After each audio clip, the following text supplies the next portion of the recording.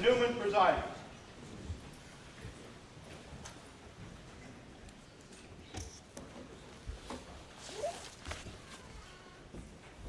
Please be seated.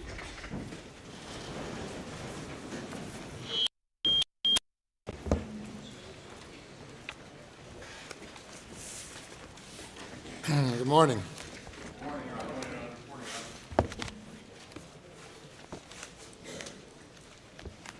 First, I want to address the ruling yesterday overruling the objection by the defense to the state's question of the witness on redirect as to whether he was aware of certain things that had occurred earlier on June 7th involving Mr. Murdaugh, or Murdaugh, Duck.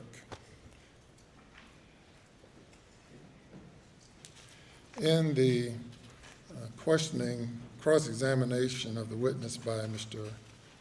Griffin, the witness was asked whether he could think of any reason, the gist of it, if he could think of any reason possible why Mr.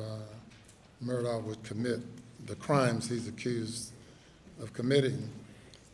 That, in effect, turned the cross-examination of that witness from dealing with the specific issues in the case to having that witness testify as a character witness for Mr. Murdaugh.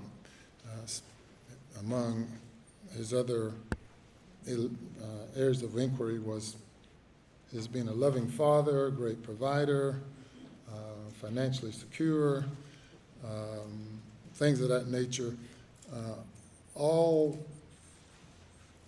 indicating an opinion by that witness as to the good character of the defendant, either through direct statements or circumstantially through the evidence that was adduced from that witness. In the court's view, that opened the door for the state to respond by asking questions, as the state did.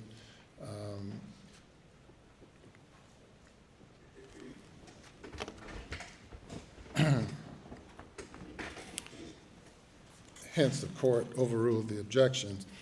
In addition to all of that, the objection was totally inappropriate. As the court laid out and reviewed with the parties early in the trial, that objection should be made and the legal basis stated. An objection of totally inappropriate is, in the words of Judge Joe Anderson, in effect, no objection at all. That's not a legal basis for an objection. That summarizes the basis for the court's ruling on that issue as to those questions yesterday. And that character type evidence was not only sought by, from Mr. Gibson, but also, was it Loving? But also Mr. Loving.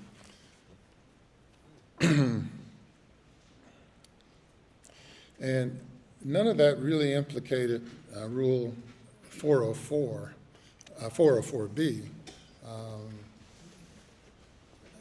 One, it opened the door. Number two, is 404A type reputation, questioning that the state had a right to respond to per the rules.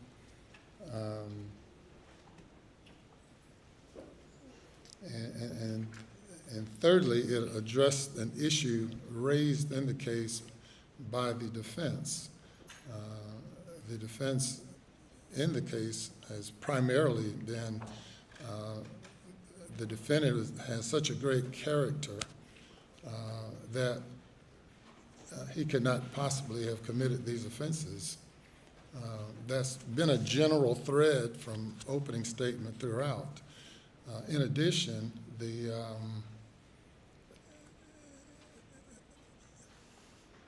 defense introduced through that witness, which was also introduced through other testimony in the case by the defendant, that the boating case was a reason for the murders to have occurred. And by the defense inquiring of the witness yesterday as to his knowledge and belief concerning, or his knowledge concerning the boating case, that likewise opened the door for the state to address that issue. And that's the basis for the court's ruling as to opening the door, introducing the boating case, and reputation type evidence that the state had a right to respond. Under Rule 403, yet to be addressed by the court is Rule 404 issues. And those issues will, to some degree, have to be addressed in camera. And I'm wondering if the state has other witnesses to testify as to other things, since we have the jury here ready to go, prior to addressing any other. Well, we do have first of all, we do have a Snapchat custodian who has flown in that we need to get in so that person can make the flight. Based on how things ended yesterday, I was prepared this morning. We were planning on going forward with some of the witnesses from the law firm, and that's going to, there's certainly stuff beyond 404, but that's also going to put some of the 404 issues squarely into play. So that's kind of where we were planning to go this morning, Your Honor, with the testimony that we have. I can certainly get some more forensic people rolling. I apologize if I sort of misread what we needed to be ready to do, but that's kind of what we focused on last night and are ready to address this morning. Yeah, well, the court didn't have a lot of time to do jury planning issues, and it might have, the jurors typically come at 9:30. It might have been a better idea had, with greater thought, to have had them come later. And I don't know how long these issues will take to be addressed. I think with the two law firm witnesses out of the gate, I think once the court has, we could do some very focused in-camera testimony, and I think that for those witnesses, the court can then rule on what's admissible and what's not, and once that's done, then we can get underway with the jury for those witnesses and proceed accordingly. And then, of course, we can certainly have a discussion as far as other witnesses, and then perhaps arrange a time to do any other in camera. But I think setting the table with these two witnesses is going to set the table for many of the issues that, whether they're in or out, that the court has to decide. All right, well, first, as relates to Rule 404, and Rule 404B states that evidence of other crimes or wrongs is not admissible to prove the character of a person in order to show action in conformity therewith. In other words, not admissible to show propensity to commit the crime or a crime, but it may be admitted for certain other reasons, including motive, identity, intent, and perhaps the existence of a common scheme or plan.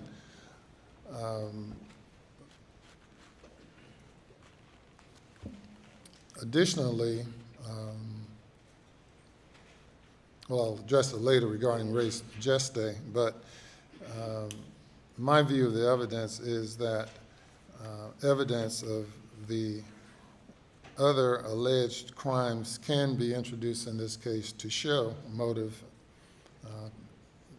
intent, common scheme or plan.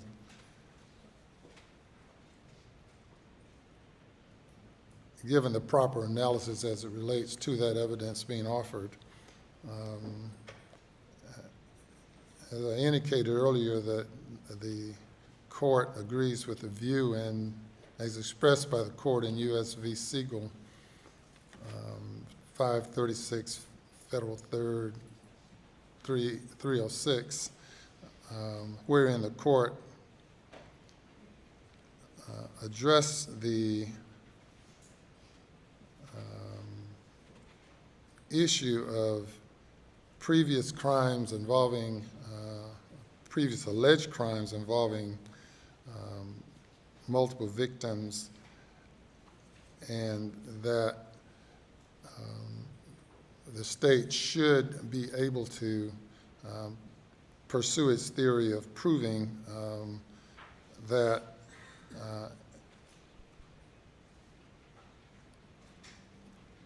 why suddenly, or why some such tragic, the motive for such tragic an occurrence to have taken place on the dates alleged here.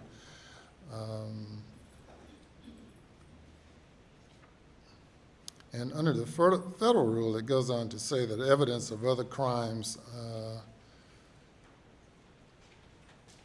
or bad acts is necessary if it is an essential part of the crimes on trial, or where it furnishes part of the context of the crime. This state has not adopted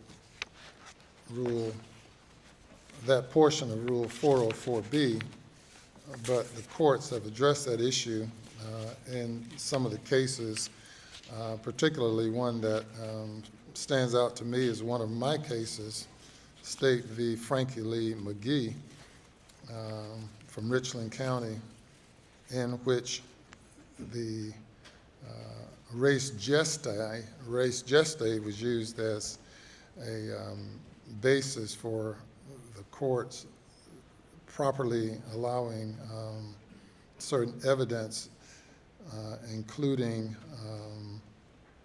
evidence of commission of an earlier crime, the test being whether it logically relates to the crime with which the defendant is charged.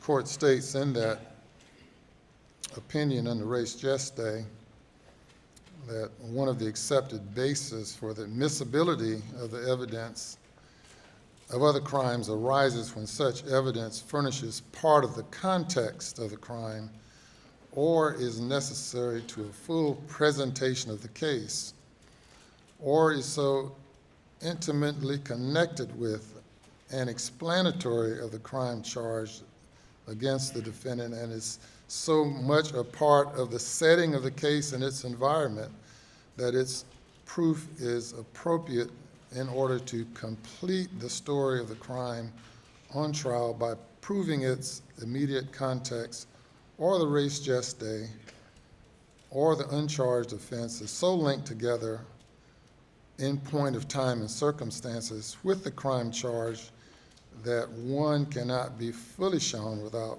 proving the other, and thus is part of the res gestae of the crime charged.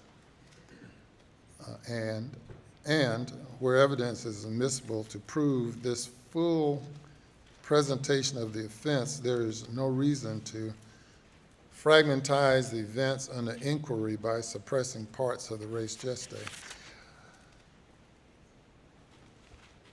And interestingly, involved in that case, the court held that did not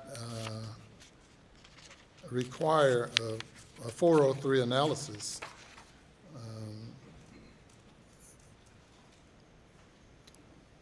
Because the evidence was properly admitted as part of the res gestae, the issue of whether or not a 404B analysis was done was not necessary. And at this point, the court hasn't addressed any particular issue under 404B, but I find that it is admissible provided that the proper scrutiny is done in relation to clear and convincing evidence and a logical relationship to the offense for which we're having this trial. And additionally, as relates to intent, evidence tending to prove a defendant's state of mind or intent at or near the time of the crime is relevant to establish possible guilt. So there are many areas under which it's appropriate for the court to consider admitting this evidence of other crimes, other bad acts, in a manner that does not address or seek to have the jury conclude that it's propensity evidence, and the court will address all of that as we proceed. Yes, sir, Your Honor. Yes, sir, Mr. Griffin. Thank you, Your Honor. I just want to get some arguments on the record for purposes. Yes, As to Your Honor's conclusion that we opened the door by presenting evidence of good character, I would respectfully disagree, and the evidence that we presented was specifically limited to the relationship between the defendant and the victim for which he's accused of murdering. In our view, that is not character witness. That's a factual issue relating to the relationship between the parties. And so I just want to put that on the record. Your Honor puts great emphasis and reliance on U.S. v. Siegel, and that's a federal case. And I want to point out that I gave the site, federal site. yes, sir. Federal second. Yeah. The federal site is 536 F3rd 306. F3rd, yes. Yes, sir. And and it's important to distinguish the federal crimes for which the defendant in Siegel was charged with. First, the defendant, she was charged with murdering the victim to prevent him from reporting fraud, and that's a specific federal statute, 18 U.S.C. 1512 A1C. She's also charged with impending an official investigation by transporting the deceased body across state lines. But further, the indictment alleged a broader scheme and artifice to defraud. And in the indictment, it listed many of the prior crimes that the defendant committed in the federal indictment. And so, and under federal rule 404B, you can prove those up. And then there were others that the court considered they were related to the whole scheme and artifice to defraud. The indictment in this case, Your Honor, is simply on June 7th, 2021, the defendant with malice aforethought murdered Ms. Maggie Murdaugh, murdered Mr. Paul Murdaugh, and used violent weapons in commission of those two crimes. There's no scheme and artifice to defraud here. You're currently addressing it as if the court ruled based on 404. And the court clearly stated that we have not reached any determination on 404, that the basis of the court's ruling was 403, the boating case, as you introduced through the witness, and opening the door by giving testimony, soliciting testimony of generally good character of the defendant, such that neither of the two witnesses could possibly imagine the scenario under which what would cause this crime to have occurred, and the state is entitled to confront that evidence in the manner in which the court ruled. But you're arguing 404. I cited that for an additional basis to say the court will need to look at all of that as we proceed with evidence of prior bad acts, but the basis of the court's ruling was not 404, but 403, opening the door and responding to the evidence that you adduced. Yes, sir. I apologize, I misunderstood. Yes. Your Honors, I did not rule based on Really? U.S. v. Siegel and overruling your objection yesterday. fair enough. I guess would ask for clarification of where we go from here. Is your intentions to have a hearing outside the presence of the jury on their proposed 404B evidence? Yes, sir. Okay, then I can save all the arguments from then. Thank you. Yes, sir. And again, with regard to planning purposes for the jury, you said a witness, whatever can be done without getting into the 404 or the court's need for an in-camera hearing, where we need to dismiss the jury for whatever period of time that might be, we can press on with what you have otherwise at this time, and whatever that is what we'll hear. Yes, sir, Your Honor. Like I say, we have one short custodian, and then I think our next witness who's here would be somebody where we would need to address some of the 404. That would be Jeannie Seckinger from the law firm. If you give me one moment, I can to confer with my staff, and we can see if we can get some other people rolling so that we can kind of stagger that and continue to have presentations for the jury during the course of the day. All right.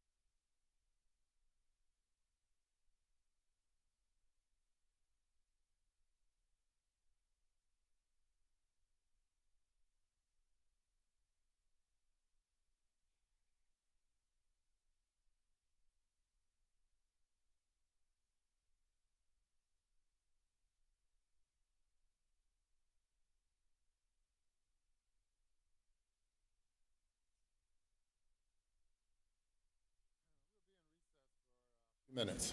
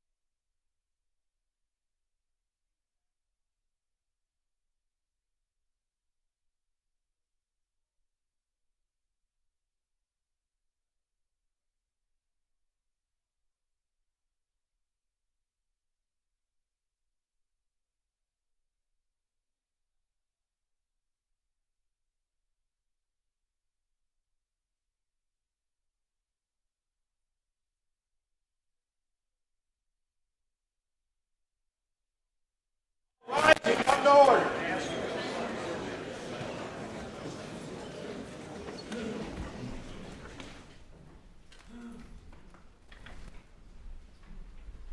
Please be seated.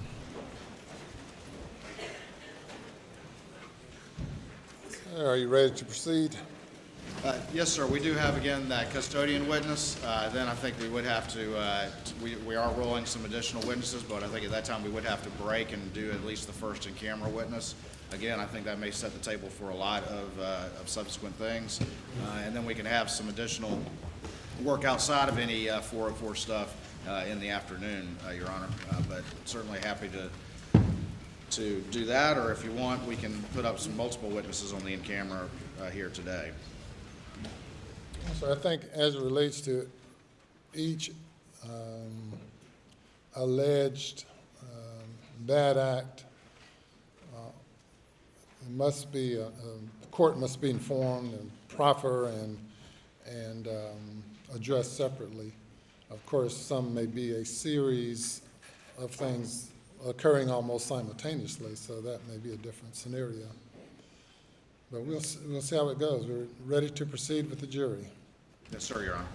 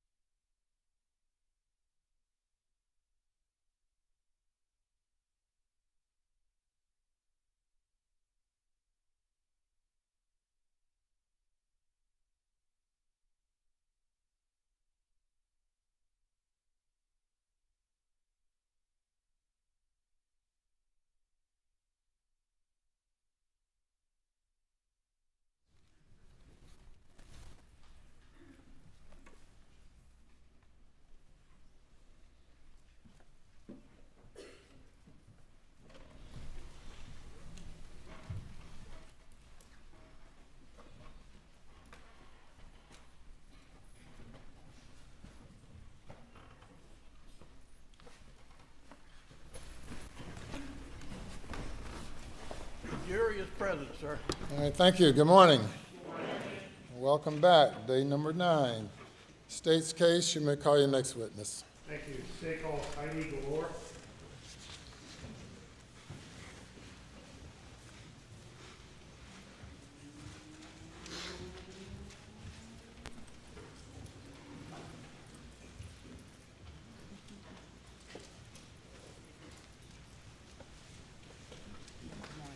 Raise your right hand, left hand on the Bible. You affirm the testimony by the court in this trial shall be the truth, so help you God. I do. Thank you. Please take a seat in the witness stand. State your name again for the record. Spell your last name, please.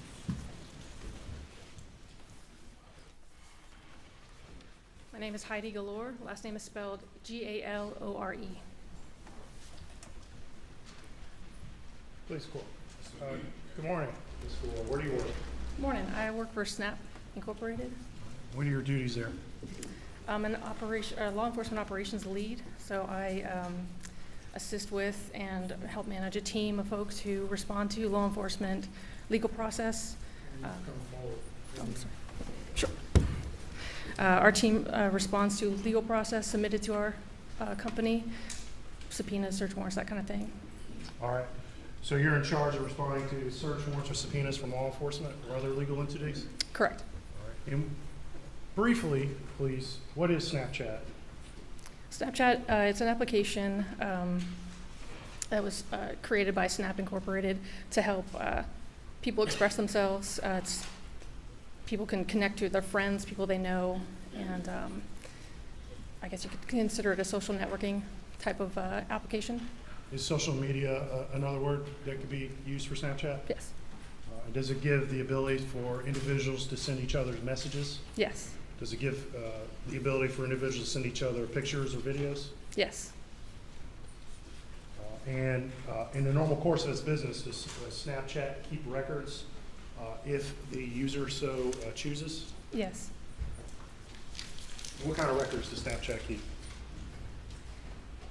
Basic subscriber information, content that was sent to and from folks, IP logs, geolocation, depending on the settings of the user.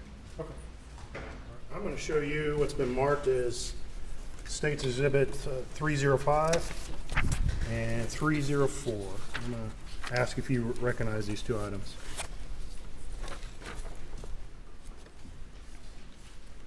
I do, yes. And what are you holding? The paper here is the basic subscriber information for the user that was produced in the search warrant. And what's that CD?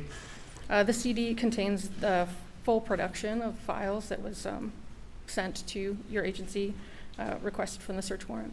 All right. And that was a search warrant from SLED Yes, that Snapchat responded to? correct. Okay. And you said there was subscriber information on that piece of paper, correct? Yes, And is that also located on the CD and the digital records? yes, yes. I'm gonna go back for you real quick. And Your Honor, at this time, state remove these exhibits. No objection, Your Honor. They're admitted without objection. I'm gonna hand you back states 304. And you indicated that was subscriber information, is that correct? Correct. And can you read for the jury the subscriber information for the information on the account that you provided in response to the search warrant? Sure. The username is listed here. The username is listed here as Paul9499. Common spelling for Paul. The email address listed here is paulmurdaugh7845@gmail.com. This was created, the account was created on Saturday, May 18th, 2013. There's a creation IP, but it's not listed here. Sometimes it's captured at the time of creation of the account. This case, it doesn't seem to be. Phone number listed here is 803-842-7845. Display name is listed as Paul Murdaugh, and the status is active. Okay. And when somebody uses a telephone number, for example, to create a Snapchat account, does Snapchat verify that number? If the user wants to verify the phone number, yes, they can, but it's not required. Okay. And what about the email? Is that required? Not required either, no. All right. I'm going to hand you State's Exhibit 306. This is already in evidence. And I believe this is a CD. Do you recognize that CD? Yes, I do. And have you reviewed the contents of that CD? Yes, I have. And what is on the contents of that CD? It's a video of a subject near a tree, and it's a short video with some audio. Okay. And did that video, was that part of the full search warrant return that we just talked about? Yes. All right. And did you take a look at that video and the records contained in the other CD to determine when that video was first uploaded and first sent? Yes. Okay. Well, first of all, let's talk about the upload. Was it uploaded to something called Memories? Yes. And can you describe to the jury what is Memories? What does that function with Snapchat? Memories is kind of like a bucket where you can save your data. You can either create a video or some sort of photo on the app itself and save it to your memories so that it's always there when you need it, or you can upload from your camera, your phone, into Memories to then send to folks later, or just have it in there. So is that a form of saving, like saving something in the cloud? Correct, yes, it'll be on the server. All right. And in reviewing these records, did you determine when this account uploaded that particular video to Memories? Yes, this video was first seen on Memories on June 7th, 2021 at 7:39 hours Okay. Eastern. And did Snapchat also keep a record when an individual sends out a communication? Yes, And did you determine, reviewing the records, whether, excuse me, that account sent out that particular video? yes, it was sent on the same day, June 7th, 2021 at 7:56 hours Eastern time. All right, thank you. And I'm going to show you, if you look at your monitor in front of you, and I'm going to show you State's Exhibit 306, and see if you recognize it.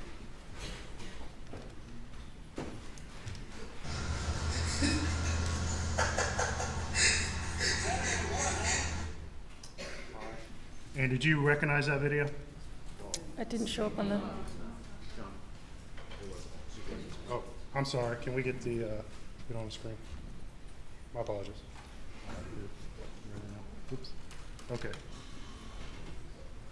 What's going on?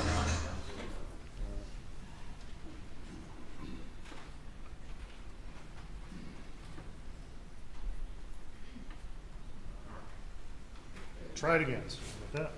Can you see the, what's on your screen right now? Yes. All right, and I'm gonna play that one more time.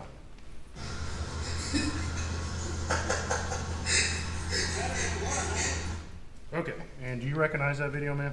Yes, I do. All right, and is that video, the video we just discussed that was part of the Snapchat search warrant return? Yes. That you just testified was uploaded at 7:39 PM and sent at 7:56 PM? Yes. No further questions?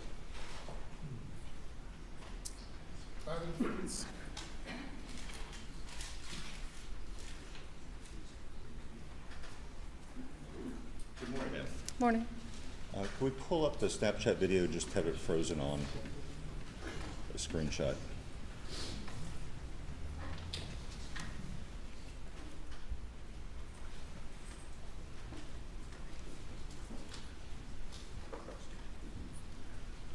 Doug? I think it's plugged into this computer.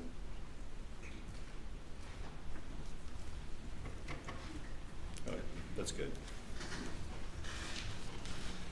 So this is what, or part of what Snapchat gave to the state on July 6th, is that, of 2021, is that correct? Correct. So the state had this on July 6, 2021, in the state's possession, I believe so, yes. this information. And you testified that this was uploaded at 7:39 PM on the 7th of June, correct? Correct. Is that exactly when this video was shot?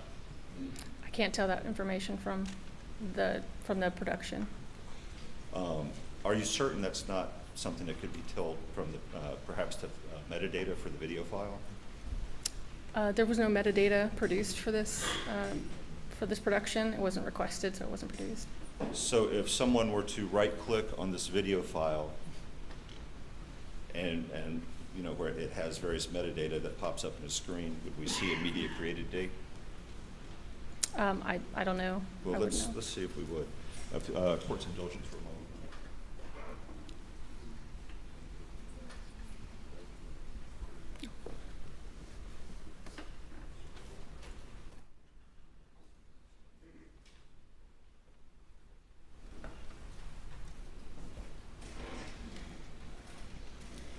Can you see on the screen the metadata for this file?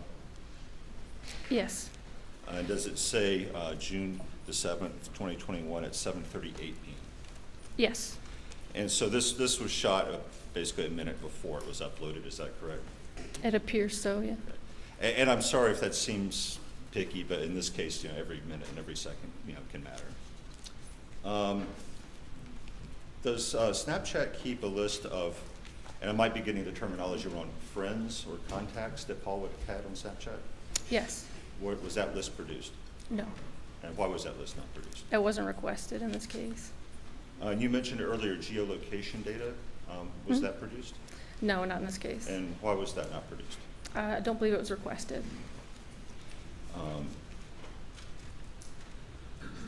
Is it possible for, I don't know how it works, for some or all of Paul's friends to have access to his location through the app?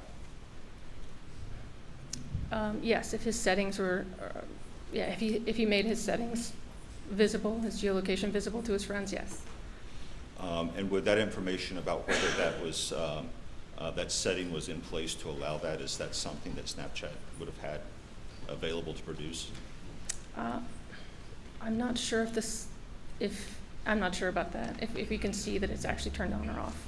Yeah. Was that requested? No.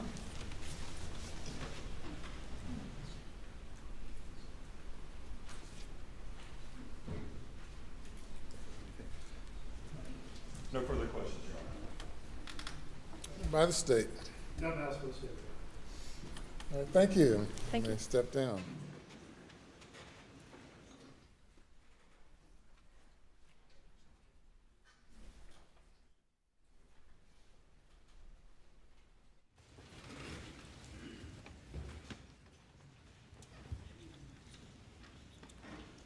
Yes, sir.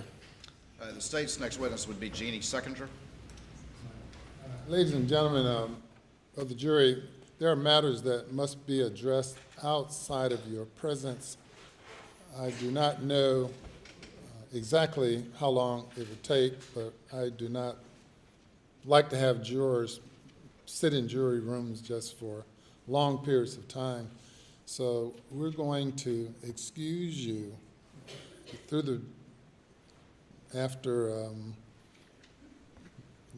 you speak for the bailiff. We're going to take a recess with the jury while we deal with these matters. Let's see now, you all have lunch coming at what time? Nobody knows. 1 o'clock, 1:15. All right. Well, we won't need you before lunch. So if you'll go to the jury room and wait for further instructions, but we'll be having you all take a break until around that time.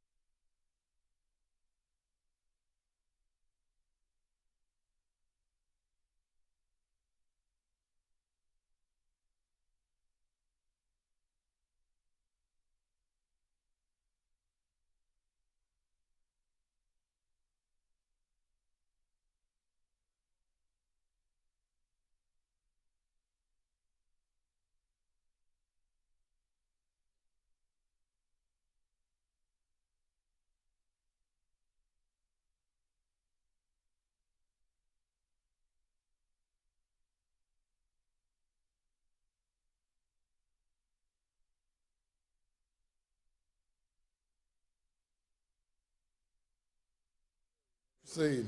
All right, again, the state would call Jeannie Seconder. Good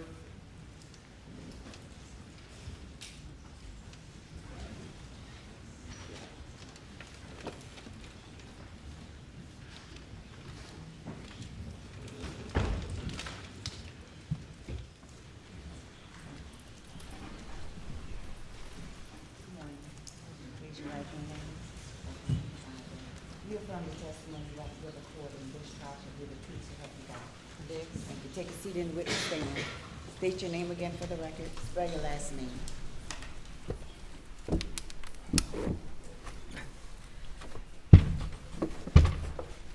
My name is Jeannie Seckinger, Seckinger. Ms. Seconder, how you doing today? I'm good. Good. Let me fix this Elmo real quick. You understand we're here right now outside the presence of the jury for an in-camera hearing to determine the admissibility of some of your testimony. I do.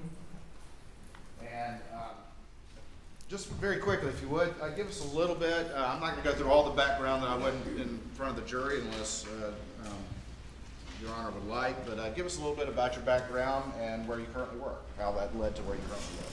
Okay. I graduated with a BS in accounting from USC, went to work in an accounting firm for a few years, then switched to industrial at Westinghouse. And in 1999, I came to work at PMPED, which is Peters, Murdaugh, Parker, as a temporary bookkeeper, and that has grown over the years to the office manager, CFO, accountant, anything business and insurance and HR related. Okay, and that's for whom? For Peters, Murdaugh, Parker, Elstroth, and Dietrich. All right, so that's PMPED, Correct. and that's the law firm that Alec Murdaugh used to work for? Correct. Does that have a different name now? We are now a new entity that's called Parker Law Group, LLP. All right, so just very quickly, you've already kind of said this, but go through sort of the financial side of your job duties as it existed for PMPED back in the relevant time periods.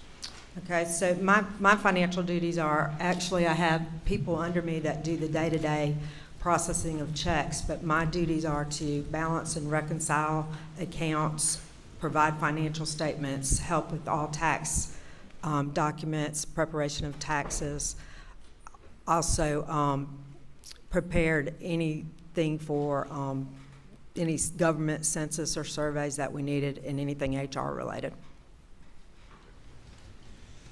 I want to ask you a little bit about the financial structure of how PMPED works, if I could. And if you could explain that a little bit. People often think of lawyers as partners, but are they called partners under the employment agreement that everyone signed? No, we're called partners when we refer to each other as they're in the business, but for tax purposes, everybody was an owner. It was a C corporation, so everybody's shareholders. And within Peters, Murdaugh, Parker, every employee was a salaried employee, including the partners. Okay. And did the employment agreement that everyone signed require that any fees or money generated by any partner or lawyer by the firm had to go to the firm? It did. And explain to me how, if you're and let's just call them quote partner, if you're a partner, how does the compensation work? What are the elements of compensation as it worked under the PMPED structure back in 2021 and prior? So every partner received a base salary that they would receive in biweekly payments throughout the year. That was set at a level of about $125,000. The majority of their pay came through an end-of-the-year bonus, which is when we closed out the books and settled on the books. And primarily, after overhead and expenses were met, the net profit was divided amongst those partners.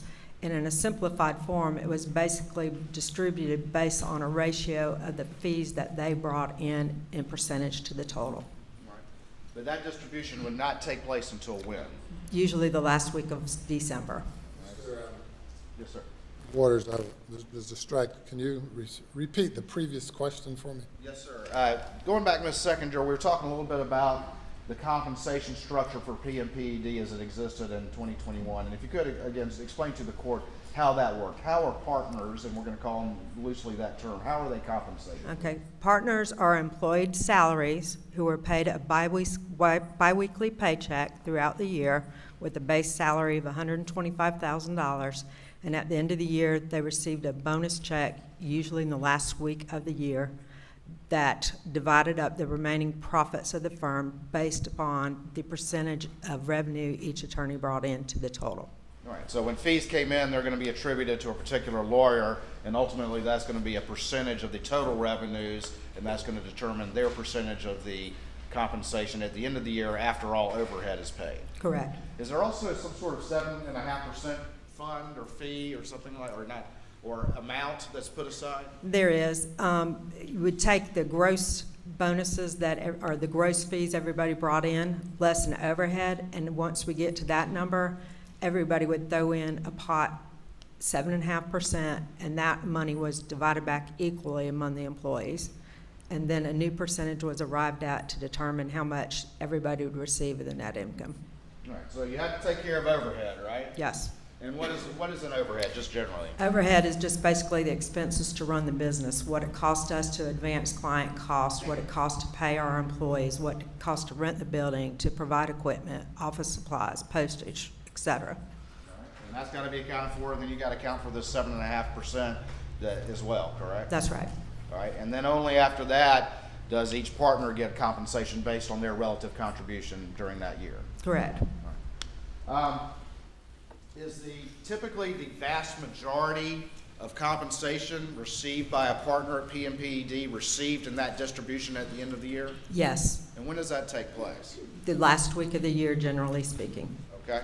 And what is the point of that goal? Why do you want to sort of clear out all the money and clear the books? So basically, we don't want to leave the money in there to be taxed by the corporation because it's a C Corp entity, so the objective is to get it out to the partners and avoid double taxation.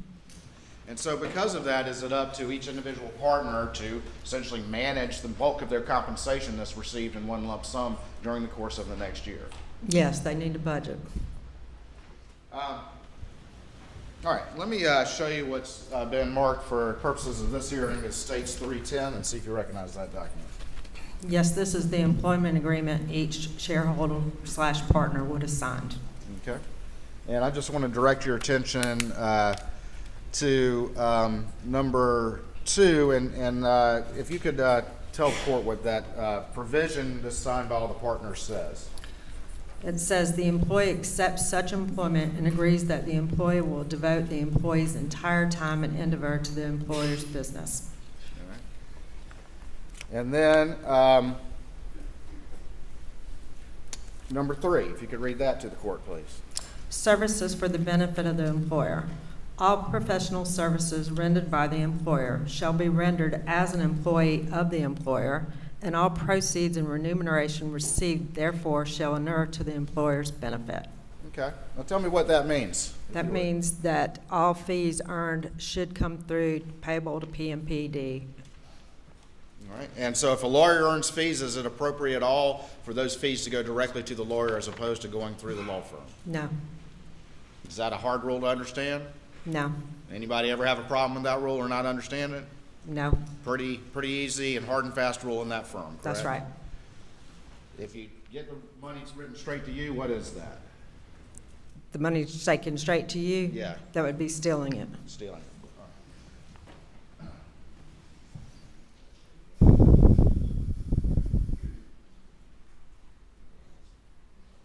Please, could y'all turn the screen for me?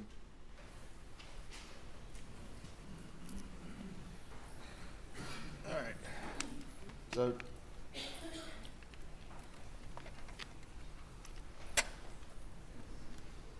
is that better? So, could you see that in a seconder? Yes, All right. So, 2 and 3 are the provisions you were just referring to. that's correct.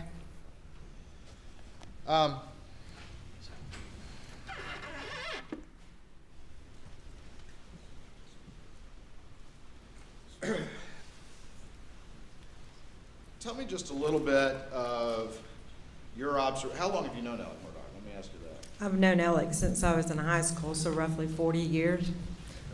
And how long have you worked with him, or did you work with him? About 23, 24 years since 1999. And did he have a lucrative practice in your observation? Yes, he did well. Was he sometimes getting as much as 7 figures in the end of the year? He has.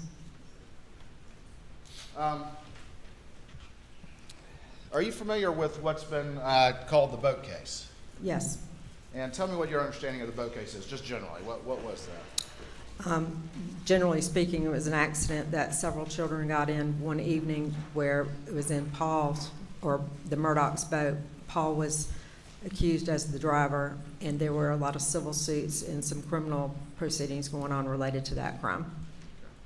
And following the boat case, is it your understanding that Paul Murdaugh was charged? Yes. Is it your understanding that Alec Murdaugh was civilly sued? Yes, And there was ongoing civil litigation at the time Paul and Maggie were murdered? that's correct. After the boat case happened, did you and Alec ever have any discussions about structuring fees? We did in late May of 2021. Okay. Right about the end of the month, we had some discussions about Hirschberger. A disbursement came through that he had tried to send his fees to a structured settlement. And the conversation was that he had done it improperly, because to structure fees properly, it has to be part of the release. It has to go straight from the insurance company, straight to the structured annuity place. And we would need to be told about it in our firm so we could account for it in our 7.5%. But in this particular case, Alec had sent the money directly to Forge. We discussed the fact that it would not be any tax benefit to him, and at that point in time he said he was not really worried about the tax benefit of it. And he said he was trying to put some money in Maggie's name due to the boat wreck, and that he was trying to figure out if he was going to structure fees for the future. Okay. Did he say he was trying to do a favor for anyone too? He did say he was friends with Michael Gunn, and who is the owner of, or one of the operators of Forge, and that he was going to try to put up to about $250,000 into a structure as a favor for Michael Gunn. All right, when you say Forge, what are you talking about? So Forge is a company that does structured annuities. Do you know the full name real quick? It's Forge Consulting. All right, let's call it Forge Consulting. Okay, Forge Try to do that. Consulting. All right, tell Yeah. me about Forge Consulting and what they are. They're a company that will do structured annuities for clients. They'll do structured fees for attorneys. They do some wealth management. They do minor pool trust. They have several different things that they do. I think they've branched out into insurance coverage now. They provide a lot of financial tools.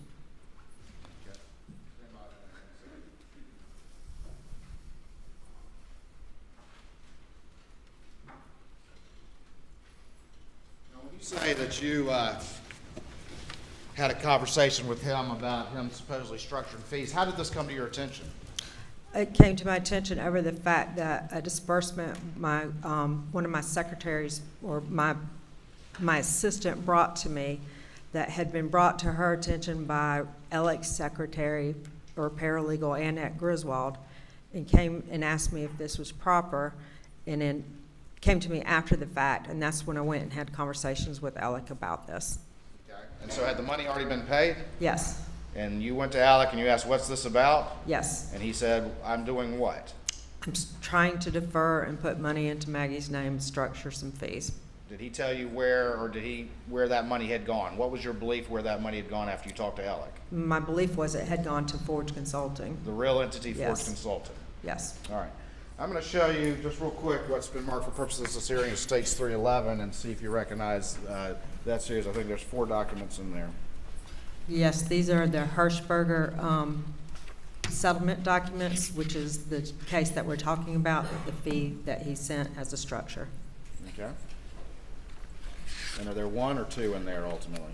There are ultimately 2. There's one that's structured to look like fee, and then the other one was structured to look like it was client's money that was being sent on the client's behalf. Which one were you aware of at the time? I was aware of the fee one for the $83,333.33. All right.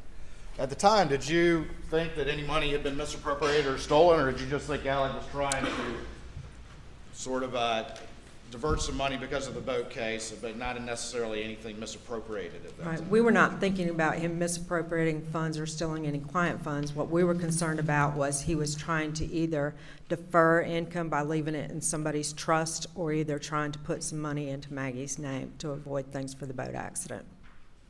And when you say we were concerned, who's concerned? Myself and some of the partners. Why are y'all concerned about him potentially trying to put money in a structure or in Maggie's name because of the boat case? Well, because that would be wrong, and we did not want any part of that.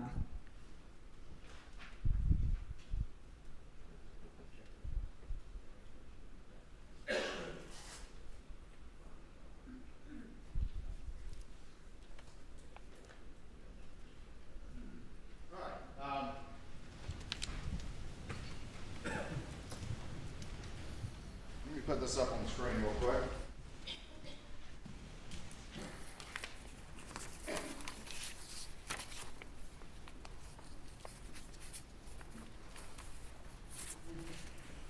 All right. Do you recognize this document right here? Excuse me. Yes, that's the document that is in question with the $83,333.33 fee sent to Forge. All right. And right there, tell me what this disbursement sheet is very quickly. Explain that to the court. So this is where the client recovered $250,000. You can see it came from 3 different insurers, and we would take a portion of our fee. Generally, this looks like a third, and our expenses of $9,300. The Sedgwick claims would have been a lien that we were paying off, and then the $140,678.55 would have been the money dispersed between the beneficiaries of that estate. And what is this line right here? That would represent the fee. All right. At this point in time, had you actually seen the check that was made out for those fees? I don't recall if I actually looked at it at that point in time. And normally fees, where would they go? Normally, if fees would come to us and we would deposit into our income account, what we call our income account. Okay. So fees come in from somebody who pays a settlement, where do they go initially? What account do they go in? To the income account, the PMPD operating income account. Okay. Fees go in there? Yes. All right. When a settlement comes in, where does it go? It goes into a client trust account for the benefit of the client. And then the portion of that is allocated for fees, it goes from the trust account to where? To the income account. Okay. It usually doesn't go out to Forge Consulting or anything like No. that? All right. After you had that conversation at ALEC, did you follow up on any more on the matter? We had a couple of conversations about it in relation to when we were having some other conversations, but we didn't really readdress this again until late September, late August, early September. Did you kind of put it on the back burner? I did. I was, at that point, it had been done, and I was trying to figure out how we were going to account for it on our books, and just kind of had it out there as a reminder to try to see, to put in my mind later to see if anything else had been done like that, or to see if he was going to try to do that again. After that particular event, you said that was in late May sometime? You're right.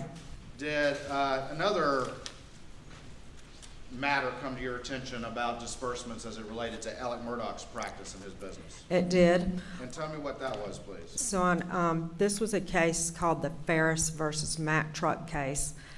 And on a Monday, I believe it was May 24th, Annette Griswold called me and said that she had something she needed to discuss with me. I was out of the office that day in our Waldoboro office, but when I returned, we met. And when she showed me, what had happened was we received a check for our client expenses. So this case was actually dispersed by the associated attorney, which was Chris Wilson. So he sent us a check for the money that we had forwarded as client expenses, but we did not receive a fee check. And that is itself is odd generally. And why is that odd? Why did Annette call you? Because y'all had received a fee check from Alec's best friend, Chris Wilson, but not the, the expense check, but not the fee check. Right. Most of the time we receive them together. Well, Annette, when she did not receive them together, called my assistant Nicole to make sure we had not already received the fee, verified that we had not already received the fee, and at that point Annette had some conversations with Vicki Lyman in Chris's office. And Vicki informed Chris that their bosses had already got the fee when the settlement was signed, which had happened in March, and this was May. And Vicki informed Chris, or Vicki informed Annette? Vicki informed Annette of that. All right. So why is that a concern to you that now you're hearing the fee's already been paid? Because now we know we don't have the check, we've never received it, so either he's got a fee, either he's got a check he hasn't turned in to us that is properly payable to PMPD, or he's received a check payable to him. All right. And when you were considering the possibility that he perhaps received a check payable to him, aside from that being stealing, as you had earlier testified to it, what's your concern then? Saying that he's trying to hide money from the boat wreck. Hide money from boat wreck. All right, stand by for me.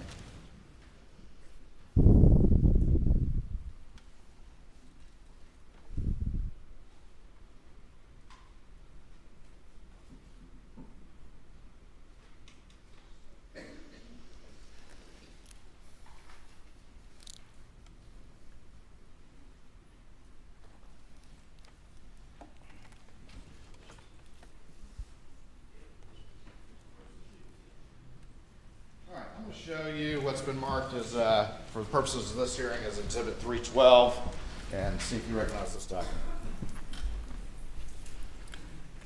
Yes, this is the expense check that we received in the Ferris matter Okay. And from Wilson Law Group. just quick flip through it and just tell me generally what's in that packet. The rest of the packet is our deposit, which is an internal record, our client cost report, which matches that expense check.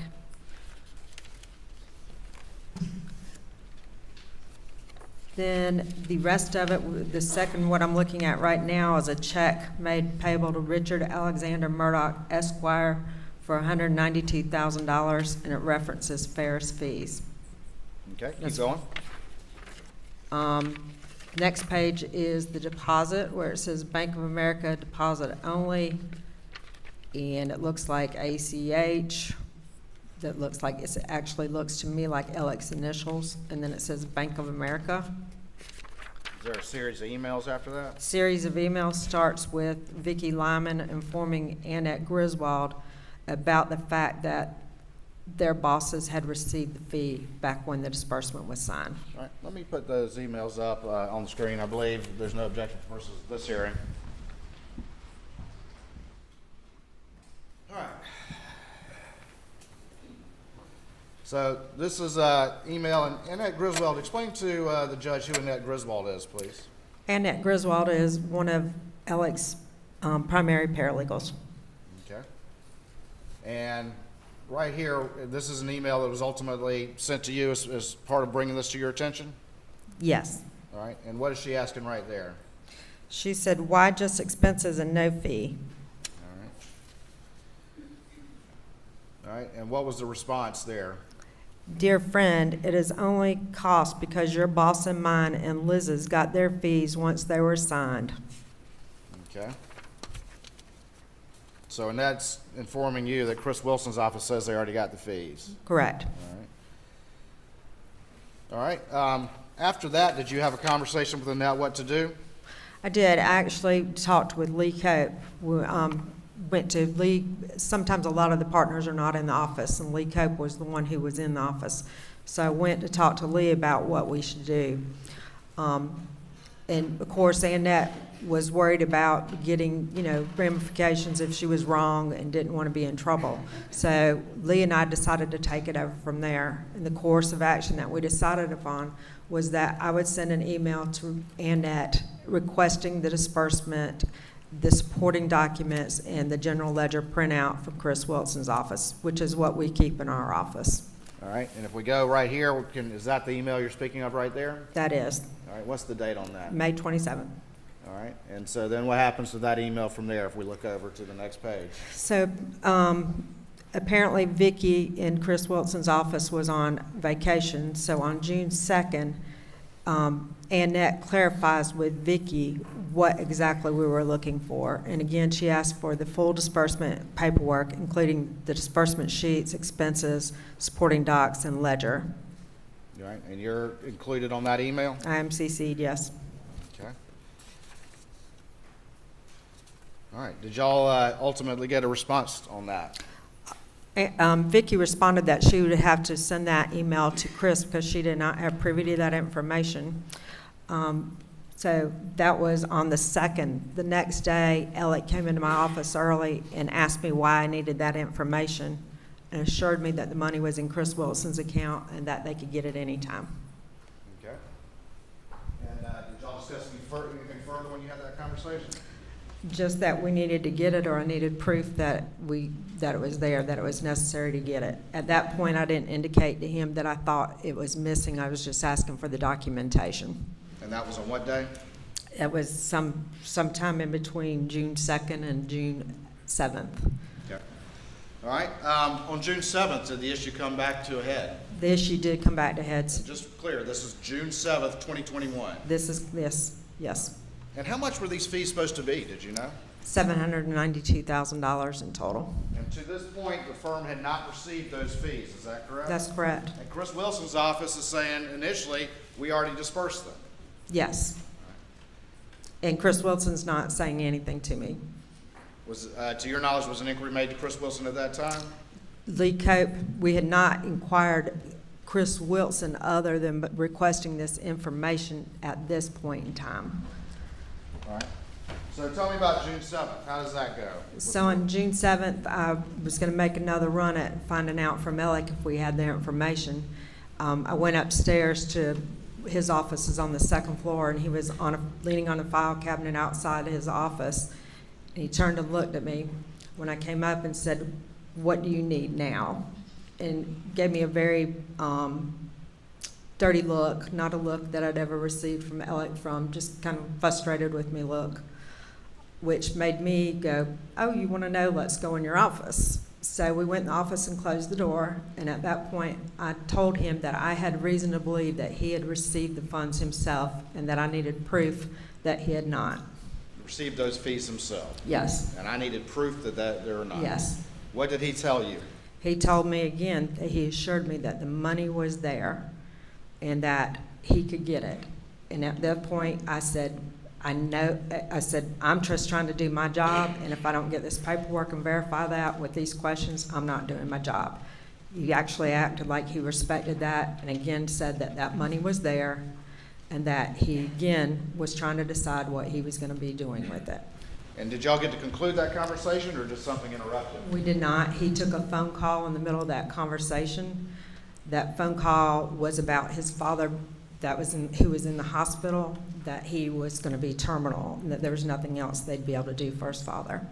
So that changed the mood of the conversation. We quit talking about business, and I immediately asked about him and his family and his dad, and, you know, we got talking as friends at that point, concern over the family.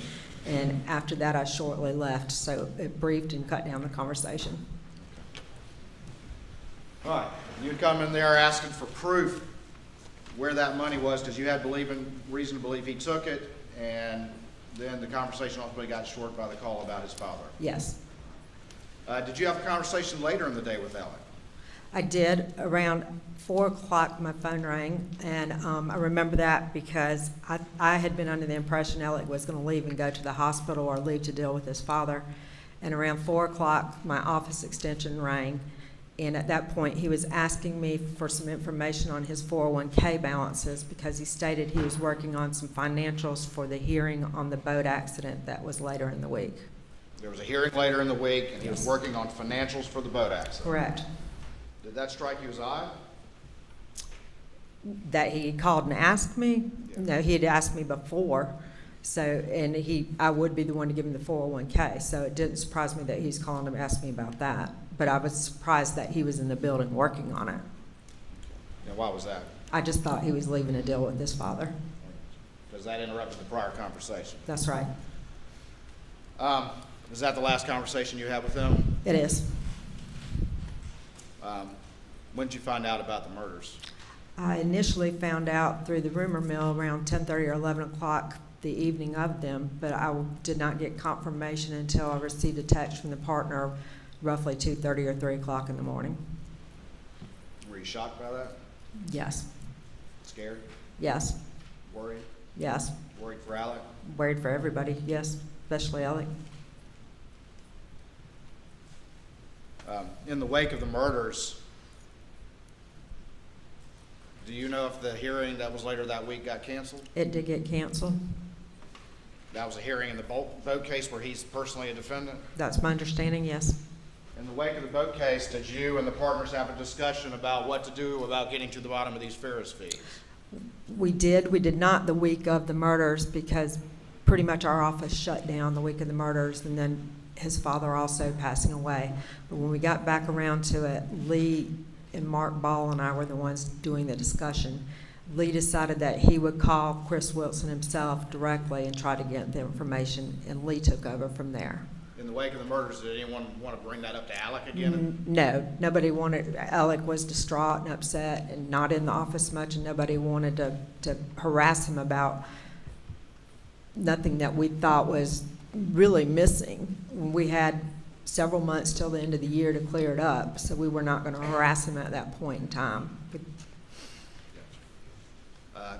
So that part just got stopped in its tracks, is that true? Yes, Lee took over calling Chris Wilson and trying to pursue it. All right, and when was that? You said in July sometime? Yes, probably early July.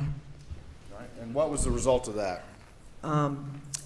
Lee said, and you could speak to him more clearly, but Lee said Chris Wilson got off the phone pretty quick with him, which was surprising because apparently Chris Wilson has the gift of gab. But again, Chris assured Lee that it was there. All right. Ultimately, did y'all get an email about this particular issue? We did. Ultimately, on July 19th, there was an email from Chris to Alec stating that the money was in Chris Wilson's trust and would have been available anytime that we requested it. That email was forwarded to Lee Cope and myself. From whom? From Alec. And what is that the email up on the screen that you're talking about right now? It is. All right. And we see 600,000 for Andrew Ferris and 192 for Denise. Explain that breakdown, if you would, please. So there's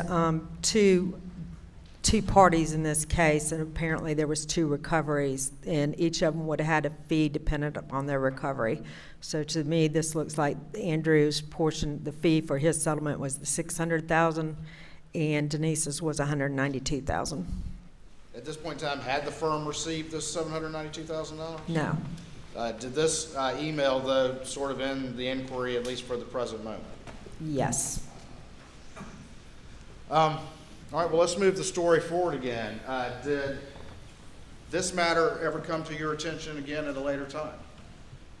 Yes. All right, and tell me when that came to your attention. That would have been in September, after we found some other misappropriations, and we had confronted Alec, and he had resigned. We ended up having more conversations with Chris Wilson right after that, and Chris admitted that he did not have all the money. Well, let me back it up. Before we get to there, I'm talking about as far as it relates to Alec. Did this particular issue with trying to get the Ferris fees come to your attention? And let me take you to early September of 2021. No, not that I recall. Okay. In early September 2021, did the Hirschberger matter that you mentioned earlier, did that come back to your attention? That came back to my attention. I started pursuing that and decided I was going to go through and look and make sure that he had not tried to already defer something else that we had missed. And at that point, I decided to print a ledger printout of our system of payments to Forge. And as I did that, I started printing all the documents that would relate to those disbursements, the disbursement statements and the canceled checks. And as I started printing the canceled checks off, I could see Bank of America on the back and Alec Murdaugh's signature. And every one that came out was just put it a little bit more in the grave for me. That's when I found that out. I had William Barnes come over, who was a partner who was in there in the office that day, and had him look at them. He also believed that they were Alec's signatures on the back of these checks. All right, and just real quick, these are checks coming from the client trust account? Yes. And they're made out to what? Forge. But what's unusual to you that's causing you to have that feeling that you just described? The endorsement and the Bank of America on the back, and the fact that it looked like Alec's signature. Okay. All right. And so you talked to William Barnes, is that right? Yes. And did you talk to other partners about what you were finding? We did. William and I then called Mark Ball, who had been aware of this situation the whole time. Mark Ball was the treasurer, so he came back into the office. We showed him the signatures. He agreed with us, and he also recognized one of the disbursements as a case that could not have possibly been dispersed yet because it was held up waiting some court orders for a workers' comp lien. We also talked to Lee Cope that night about it, and we came to the plan for Lee to call Michael Gunn with Forge and see if they had banked at Bank of America. And Michael Gunn confirmed that they had not banked at Bank of America in a number of years. Did y'all send them a list of clients, the ones that you were pulling off of your system that had payments to Forge at Bank of America? We did. We gave them a few names that evening, not the complete list. We gave them a few names that we had, and he verified that Michael Gunn verified to Lee Cope that those were not any structures or any annuities, and they didn't have records of them. All right. Around this time, did Annette bring you anything, and that this is all going on? Yes, so this is completely independent and coincidental. Annette, the same afternoon of September 2nd, was in his office trying to look for something, and when she moved to file, a check fell out. When the check fell out, she looked down, and it was Chris Wilson, and it was the $225,000 check payable to Richard Alexander Murdaugh that we'd already found. And I'm going to show you what's been marked as Exhibit 313 states for purposes of this hearing, you recognize that? That's the check. This is the actual check that was found, is that right? That's correct. All right, hold on for me real quick.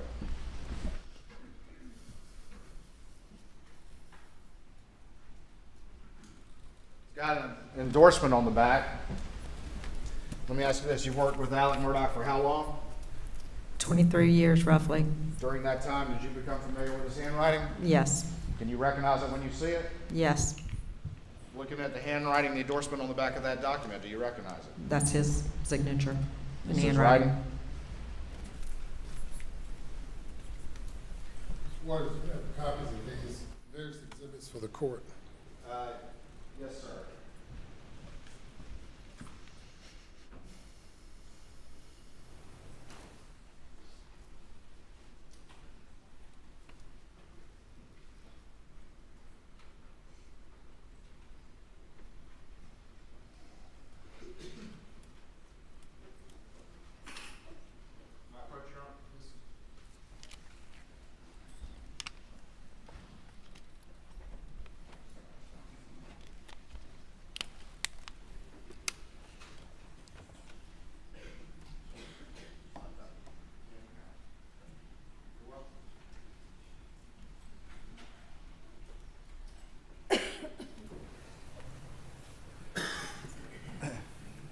And Your Honor, if you'll just give me 1 second, I'll hand the exhibits we're talking about up to the court as well. But up on the screen, is this the check?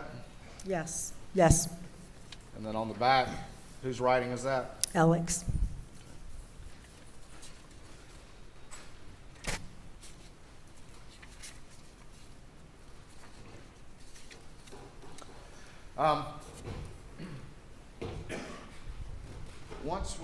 Once you started printing out all those forged ones that had Alex writing on it in Bank of America, and you contacted Forge, did you ask them whether or not they ever banked, the real Forge, if they ever banked at Bank of America? Lee Cope had that conversation, and Michael Gunn verified that they had not banked there in a number of years, more than 10 years. And they didn't have any active structures on any of the clients that y'all had given them? That's correct.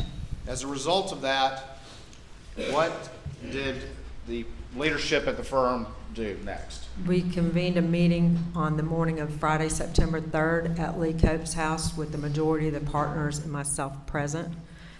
We discussed what we had found and showed everybody the documentation that we had recovered.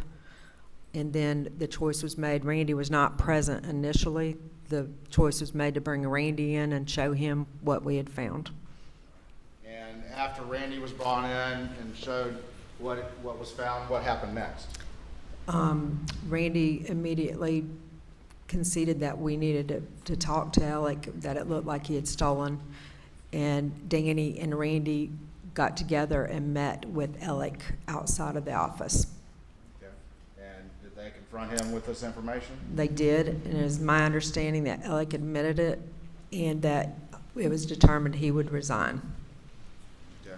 Did he ask for a leave of absence to your? I think he tried to do a few other things before resigning, but we made him resign. After the decision was made to resign, was it announced right away, or was there any statement put out or anything like that right away? It was not announced right away because the decision was made, Johnny Parker was getting married the next day, and it was late on a Friday, and that we were going to kind of hold off until the first of the week. We were going to contact some ethics attorneys and see what we needed to do and announce it the first of the week.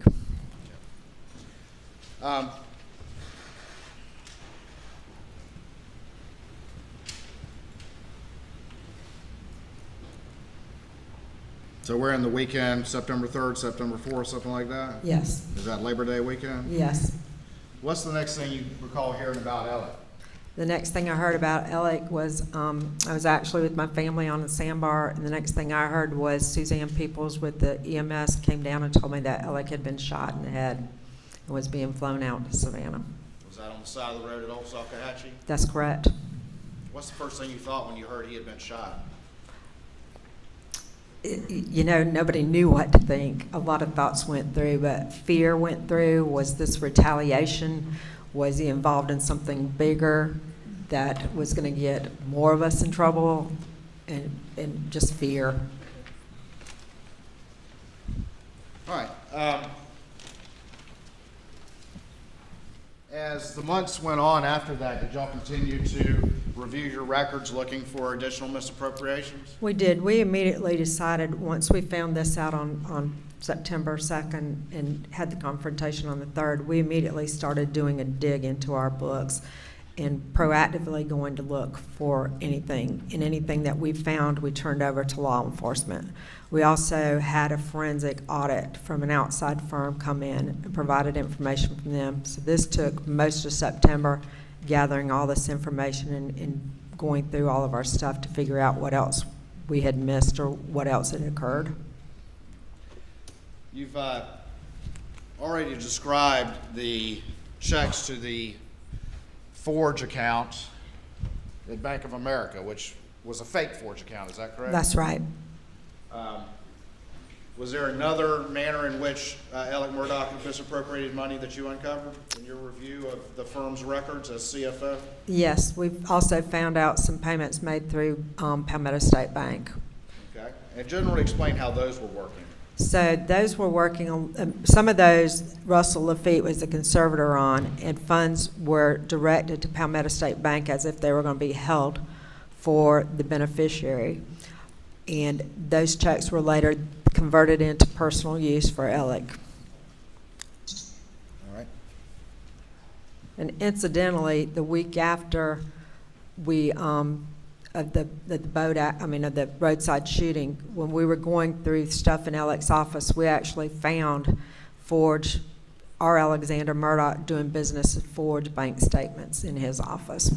Okay, so you found the Bank of America bank statements? Yes. And the title on those bank statements was what? R. Alexander Murdaugh, doing business as Forge. Okay. I'm gonna get a document marked, if I could, real quick.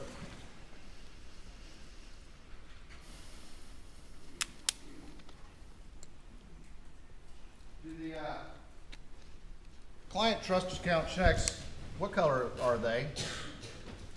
Green. All right, and the operating checks, are they a different color? Blue. Your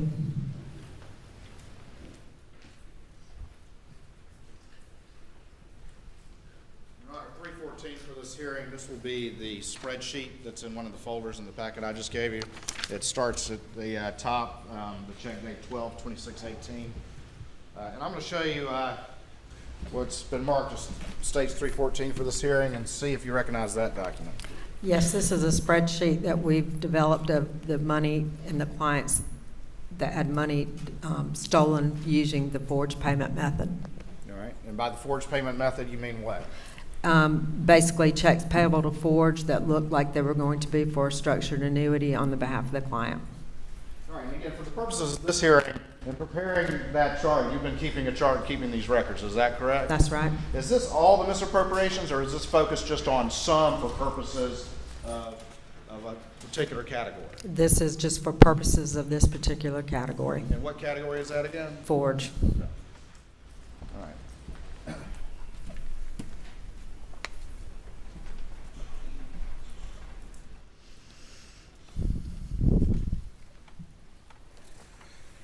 All right, I'm going to put this up on the screen.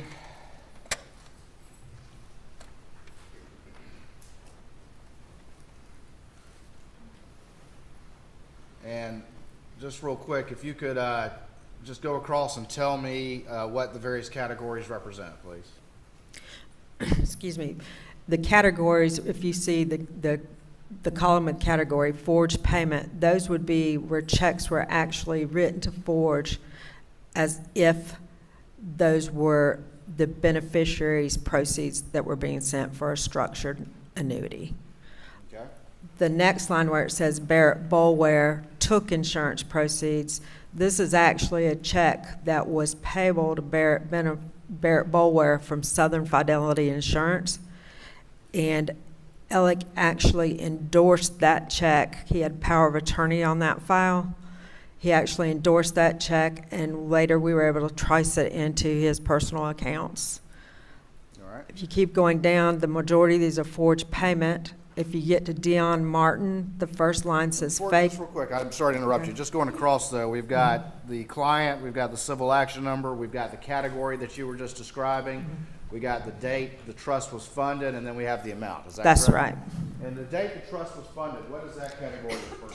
That refers to when we found out and did the deep dive into exactly what had happened on each file and deposited the money back immediately into our client trust.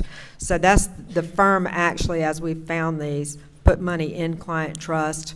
We then met with all the clients, reestablished what the correct disbursements should have been, and returned all funds to the clients. So the firm had to pay the money back that you've determined in each one of these cases that Alec Murdaugh misappropriated through the fake forge on this list. We did.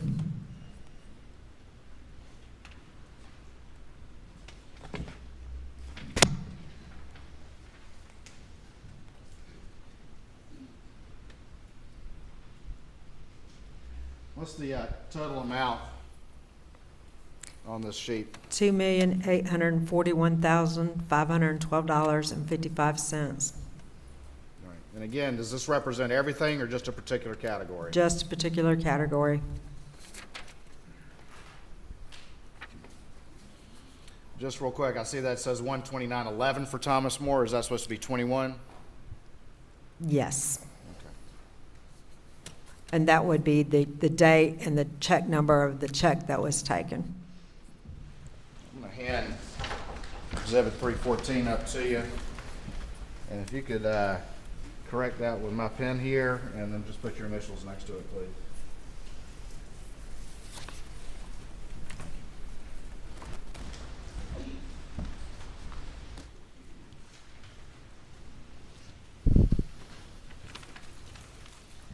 Going back to Exhibit 314, if we look at all the check dates on here, we have the earliest one being about August of 2015, is that correct? That's right.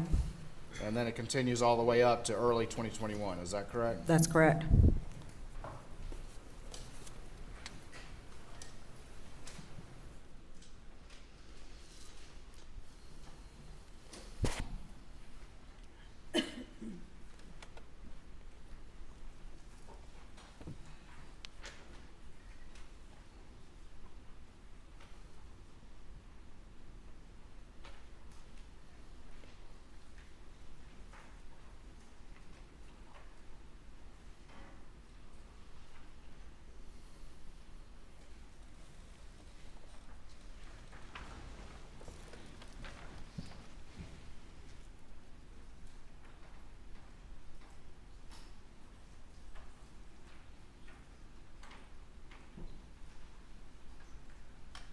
Your spreadsheet that was just marked, have you also prepared some supporting documentation for each one of those transactions of misappropriation that you've identified? Yes, we have. And these are from the records and your investigation into the records at the firm? That's correct. And each one of these, has the firm had to make the clients whole because of the defendant's misappropriation? We did. All right, I'm going to show you what's been marked as 315, and this is particular case is Elise Mallory. And just as an example, and see if you recognize that document. Indeed, this first document is the disbursement which would have been drafted at the end of the case that states the recovery, expenses, fees, and payments to clients. Next, we have, this one actually had a payment to forge, so I have a copy of that canceled check. And then the third and fourth pages are where we did our correcting disbursements with footnotes about what had happened and explained everything to our clients when we reimbursed them. Okay. Let's put that up on the screen real quick. And are there similar documents, supporting documents for each one of these transactions that's on your spreadsheet? There is. All right. So this is a disbursement sheet, is that right? That's correct. And I didn't ask you, but very quickly, tell me what a disbursement sheet is and how they're supposed to work. So a disbursement sheet just shows at the conclusion of a case, once the recovery, it will show the recovery amount, list out the fees that were sent to the attorneys, shows fee splits if there's multiple attorneys, Shows the amount of expenses we collect back, any liens or loans that were payable that were in the scope of that case, and then the final amount would be the payment to the client or the client's beneficiaries if they had beneficiaries. All right. And then down here at the bottom of this particular one, do you recognize that signature? Yes, that's Alex. Okay. And going to the second page, what is this right here? That is a copy of the check that was payable to Forge that you saw on the bottom line of that other disbursement, as well as the back of it showing the endorsement. All right. And is that the real Forge or the fake Forge? That's the fake Forge. All right. And then what is this document right here? This is the correcting disbursement. The yellow totals would signify what the correct amount should have been and the corrections that would needed to have been made. All right, going back to this first page, in this particular one, how much was the recovery? Can you see that? $183,528. All right, and then was there an attorney fee taken from PMPED? There was an attorney fee taken. In this case, it was $30,000, which was a reduced fee. We generally get a third or 40%, but there are instances where the attorney will reduce their fee for some reasons. And do you know why who requested the fees be reduced in this case? That would be Alec would have done that. Alec did that, and so, but those fees got paid to the firm from that recovery, correct? They did. All right, great. So the rest of that money went to the client, didn't it? It did not. It actually went to the fake Forge account where Alec stole the money from the client. Every last bit of it. Every bit, the $152,866. That client didn't get one dime until y'all had to make it right. That's right. And that's similar to the rest of the examples we have. It's exactly like the rest. Been going on for years. Yes.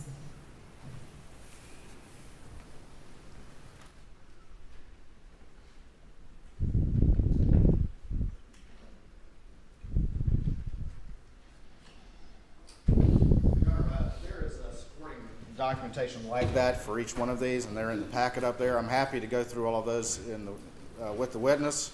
I don't want to sell myself short if I need to. I don't know if the point for purposes of Your Honor is made, or if you would like me to go through each one of those. I'm happy to keep going. Who's this? Mr. Griffin? Is this yours? So you,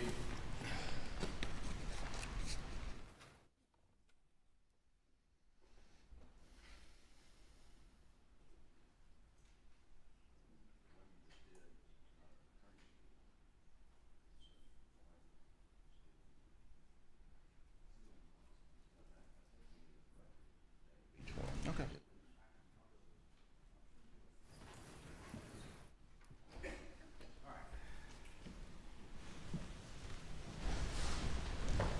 Let's indulge just one moment, Your Honor.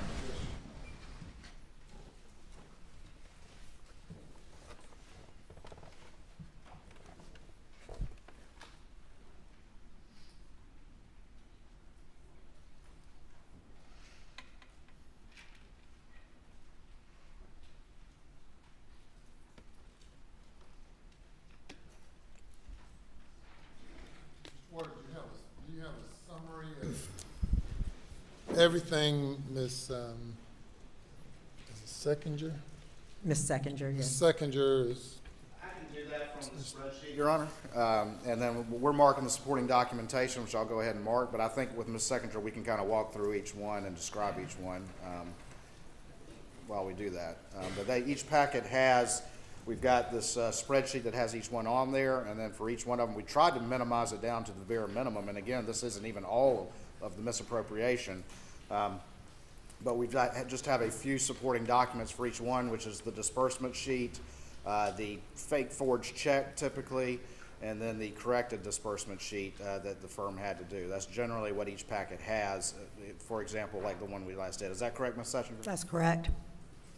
And so I can go through those quickly, and we can do that on the spreadsheet. And then we have one other category that they uncovered of manner in which he was able to misappropriate money going back to, I think, 2008, 2009, something like that. you may proceed. Thank you. All right.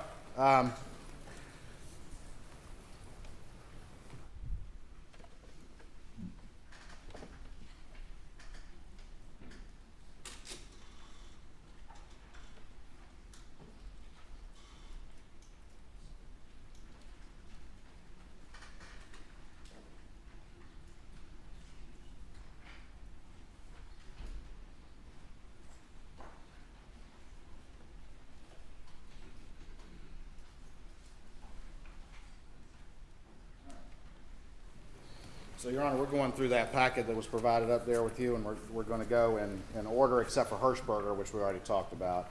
And so, Ms. Seconder, can you see okay on that screen there? Yes. Okay, all right. I'm going to just kind of move through these as expeditiously but as accurately as we can. First one, we have this particular client, Ms. Adriana. Is that correct? That's right. All right, and I'm going to put 317 up on the screen, and is this the disbursement sheet for that? That is the disbursement sheet for that, yes. All right, and down at the bottom, do you recognize the signature where it says attorney? That's Alec's signature. All right, and would typically the attorneys meet with the clients and get them to sign these disbursement sheets before any disbursements were made? Typically, we did the checks on the attorney's signature, and then the attorney met with the client and had them signed at the same time they distributed and discussed the disbursement. Gotcha. All right, and then right here on this particular one, we have a total recovery amount of how much? $247,500. All right, and then the firm gets paid its fees out of that. And again, that looks like a reduced fee of $22,000. And what happens to the rest of the money? The $225,073.46 went to a fake forge account that was for Alec's benefit. All right, and is that the check right there? That is. Whose signature is that right there? That's Alec's. All right, and that's 225 and change, and then you have the corrected disbursement sheet, is that correct? That's correct. And this is where the firm had to make good on Alec's misappropriation. That's correct.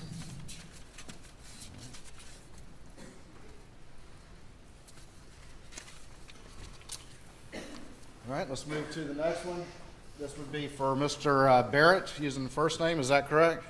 That's right, Barrett Bolware. All right, and just using the first name. We have this first one is the 75-193, is that right? That is the check I discussed earlier that was payable to Barrett that Alec endorsed directly and deposited into his account. All right, and I'm on exhibit 318. We're going to the third page, but is this that check right here that was made out to Mr. Bolware? That is, and that was actually found as we went through his desk after September 3rd. All right, and you recognize that writing right there? I can zoom in if you need to. That's Alec's writing. All right, and this is the deposit slip went along with it? Yes, And what's the name right there? Alec Murdaugh. All right, going to the next one on the list, we have this one, and the amount is $279,850.65, is that right? That's correct. All right, and we're still in exhibit 318. And this is the disbursement sheet, the original disbursement sheet right there. That's correct. Whose signature is down at the bottom? That's Alec Murdaugh's. And what does that say right there? $279,000, $850.65. Payable to Forge. Fake forge or real forge? Fake.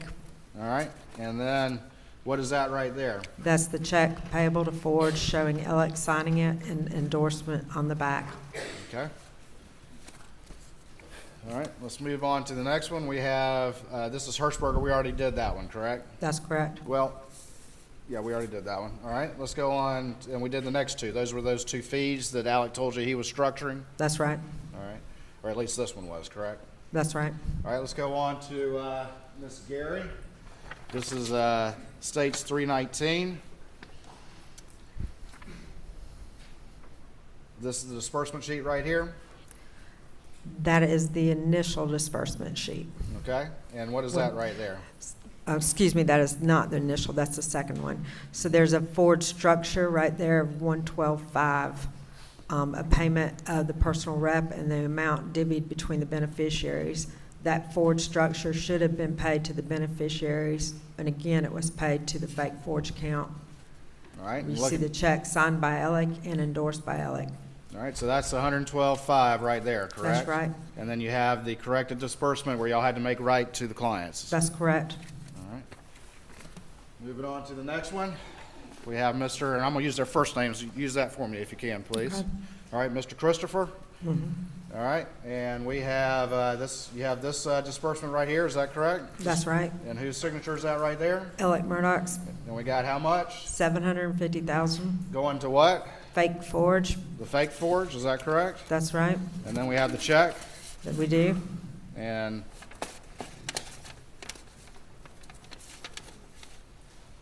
who's, do you recognize that on the back? That is Alec Murdaugh's, Okay, and this is $750,000? that's correct. All right. And then we have another disbursement sheet where y'all had to correct it and make it right to the client. That's correct. Y'all had to pay back $750,000 We did. that Alex spent, We client did. money. We did. He stole it. All right, let's go to the next one. Dion Martin, we have 3 for Mr. Martin, is that correct? That's correct. All right, let's look at that. We have, So you have a little new category here. You see the above where it says structured annuity directly to Michael Gunn for $500,000, and then it's offset by the proceeds structured annuity below. This would represent like there was an annuity associated with that case that had been properly structured and sent, and that resulted in there being a $200,000 fee taken on that $500,000 that should not have been taken from the client. so just a sleight of hand with paperwork, and Ella created a phantom real $200,000 in fees from thin air. That's right. All right, but that's not the end of this one, is it? No. Okay.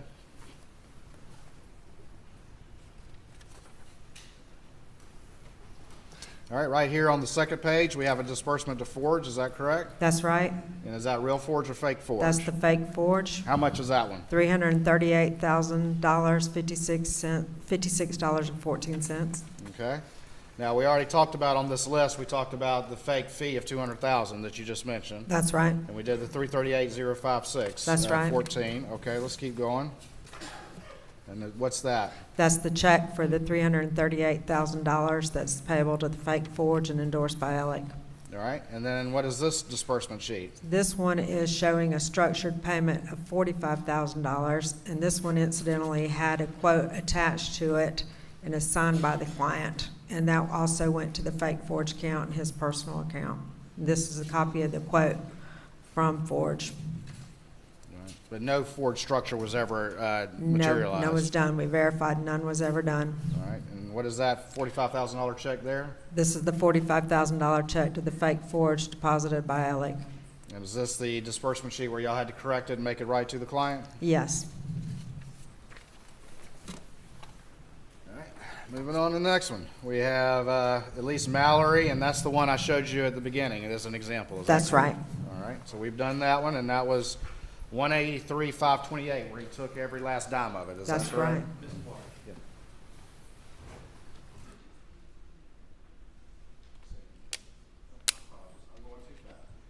All right, the last one I talked about was 321. The one before that was 320, and the one before that was 319. We are now on 322. Let me turn the page.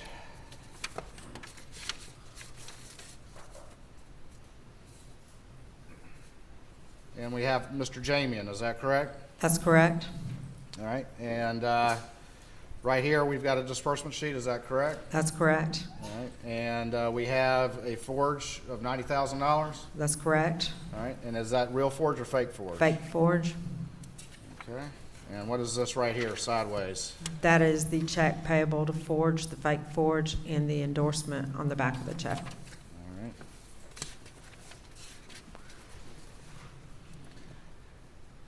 All right, and then we have an expense disbursement right there of 5541.17, is that correct? That's correct. And is that another amount that y'all had identified? We identified later that that was an incorrect charge to a client file, so we reimbursed that as well. Okay, and is this that page right here? Yes. And what did Alec bill to the client that y'all determined was improper? Some airfare To where? on a private flight. I can't recall, but I believe that one might have been down to the Keys. All right.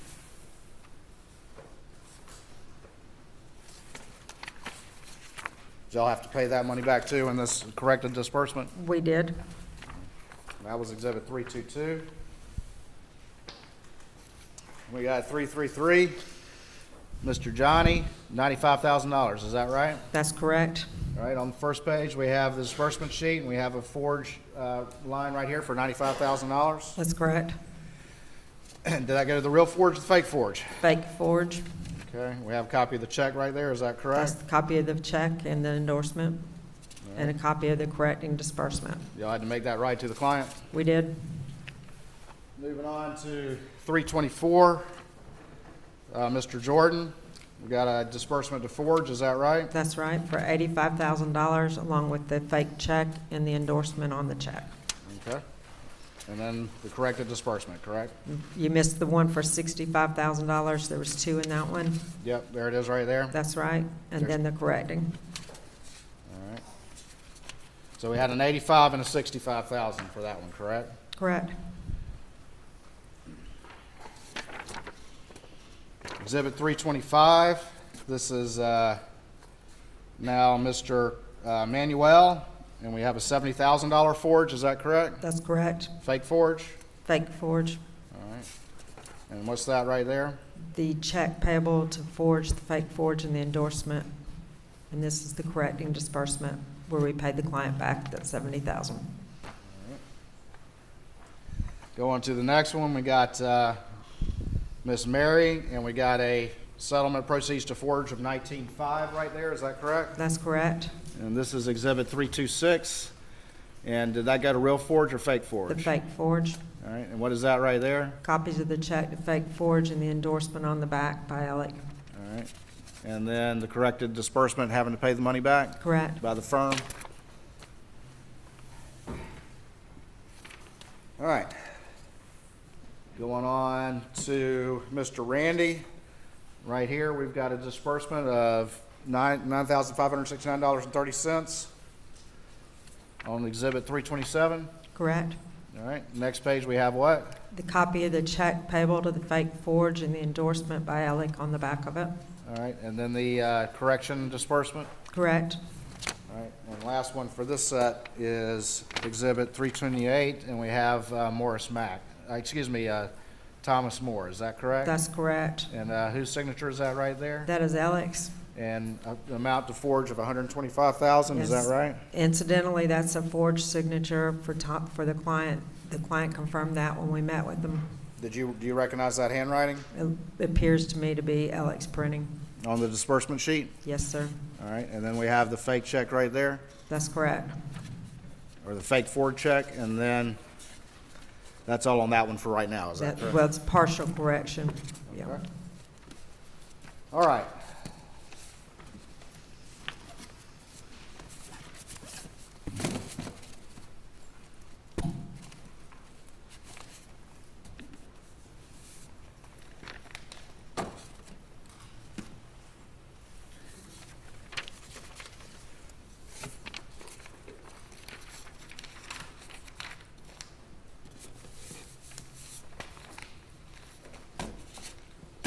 Were things like this going on in a lot of cases that Alec had?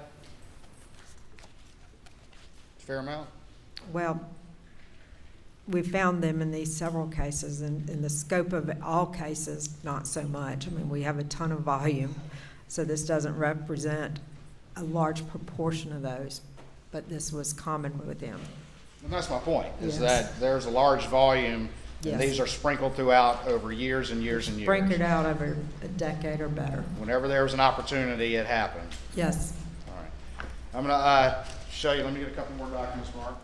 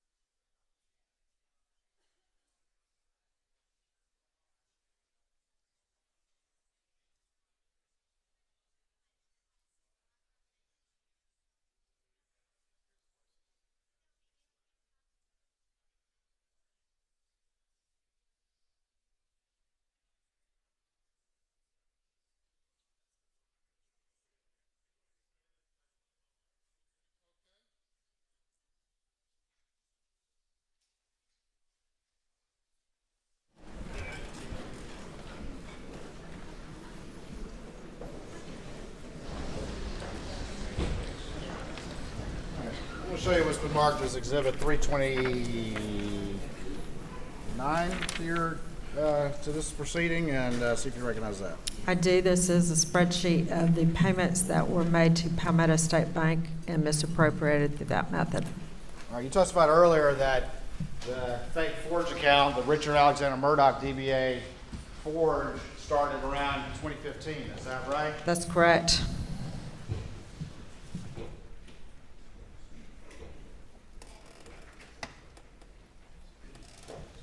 But you just uncovered a different mechanism whereby Alec Murdaugh misappropriated money from clients prior to that. Is that correct? That's correct. Most of these took place in 2011 and 2012.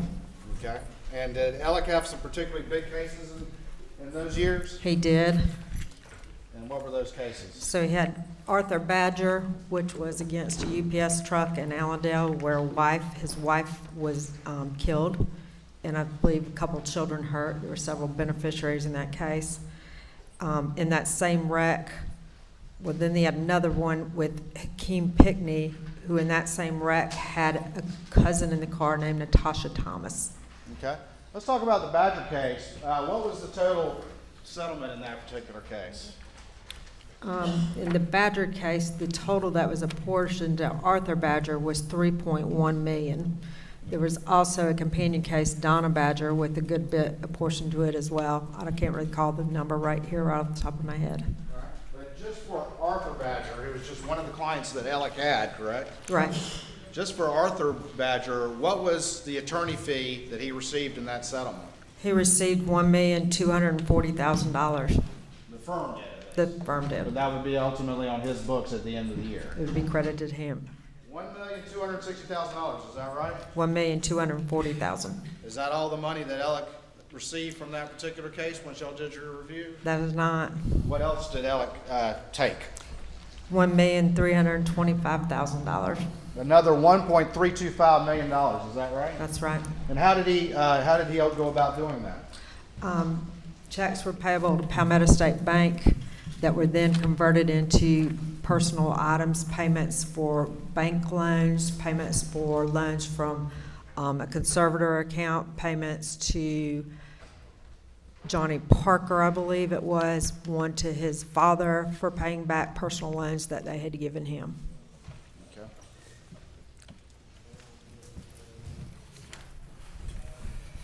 And so we've got now what's been marked as Exhibit 329 up on the screen. I'll let the sirens go by.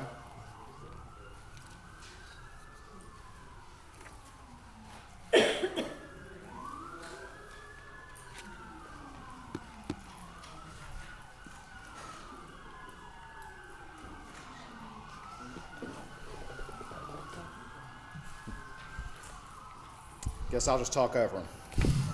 All right, we've got on this one at the top, we have Mr. Arthur Badger, is that right? That's right. And we have the date, and we have the amount, which is how much? $1,360,000, and that is because we returned the PR fee in that case as well, because the PR failed to do their job properly. Okay. And I'm going to show you what's been marked for this hearing is 330. And is this the disbursement sheet? Yes, sir.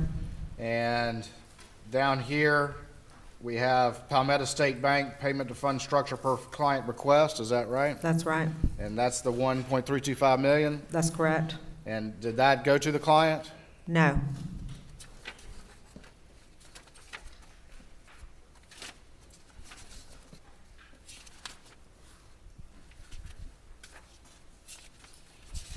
I see there's an email right here. Who is that from and to, and what's the date on that? You need me to bring it to you? So this email is from Russell to Alec. Doesn't look right. There was an email that came from Alec to Russell asking if we could recut the checks in a certain way. Then Russell independently sent an email to Alec, which was forwarded to me and my accounting staff, asking if we could recut the $1.3 million check into 4 different checks. And did y'all do that? We did. Have any reason at all to mistrust what was going on at that time? No, All right. So ultimately, and ultimately, those got broken down into all these payments. This is the payments of how these checks were written and what benefit they went to. and they were made out to what entity? Palmetto State Bank. And then after they were made out to Palmetto State Bank, what happened to them? They got converted to personal usage for Alec Murdaugh's benefit.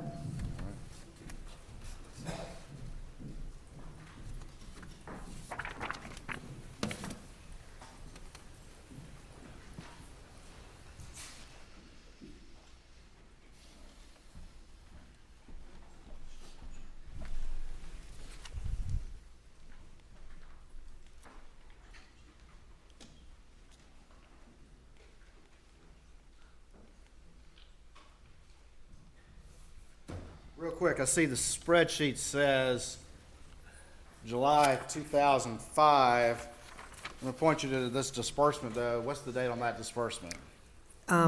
November 2012. So is that an error that needs to be corrected? I'm sure that that's an error that needs to be corrected. I'm going to bring your spreadsheet. Let's do that real quick.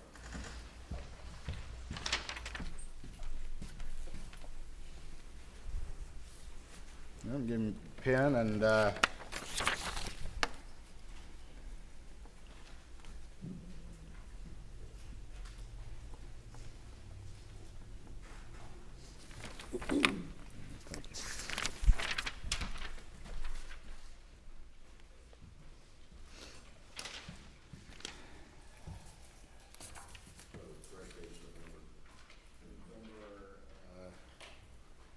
11th, 2012.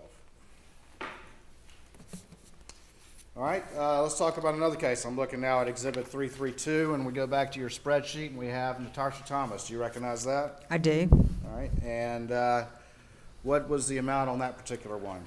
There were two payments. One was for $325,000 even. The other one was $25,245.08. All right, and looking at Exhibit 332, we have down here at the bottom, we have payment, and it says what entity right there? Palmetto State Bank. For 325. Yes. So was a check cut from the trust account for 325? Yes, And is that it right there? that is it. And did that money go to the client? No, that money went for Alec's benefit. All right. Did y'all have to pay that back and make that right for his We did pay misappropriation? that back. All right.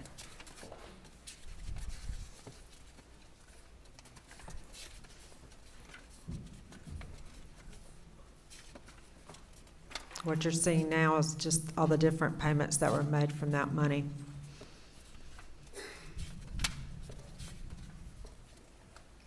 Those were converted at the bank into personal use for Alec. That's correct.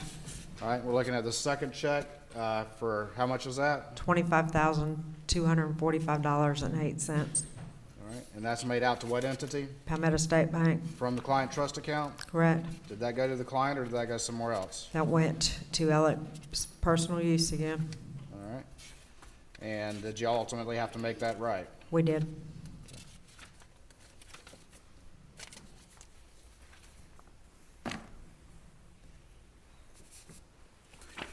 Last one is Mr. Hakeem, correct? That's correct. Is that in a companion case to Ms. Thomas? It is. Got two misappropriations, is that right? That's correct. Okay. Looking at this disbursement sheet, we have right here on the disbursement sheet, what entity is that? Palmetto State Bank, For how much? $309,581.46. All right, and that's signed by who on this? Russell Lafitte, conservator. And is that the check right there? That is the check. Made out to what entity? Palmetto State Bank, In what year? December 2011. Okay, and did that money go to the client? It did not. Did y'all ultimately have to pay that back? We did.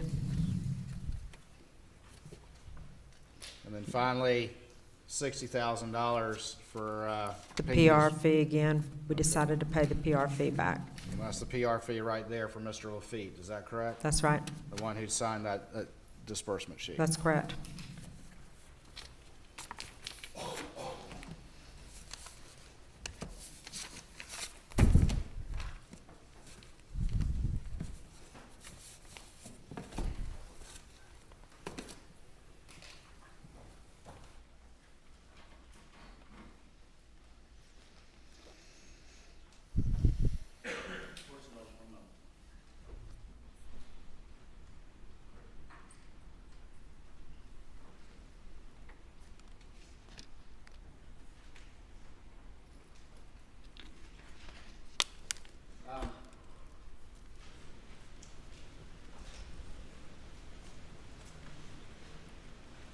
mentioned Russell Lafitte. Do you have a relation to Russell Lafitte? Russell Lafitte is my brother-in-law. He's married to my husband's sister.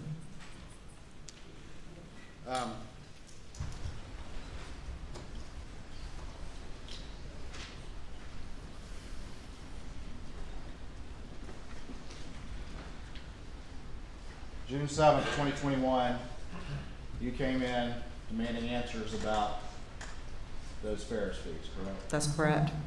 And that conversation ended because you got a call about his father, correct? That's correct. And the inquiry got pushed to the side because of the tragedy of the murder of Maggie and Paul, is that correct? That's correct.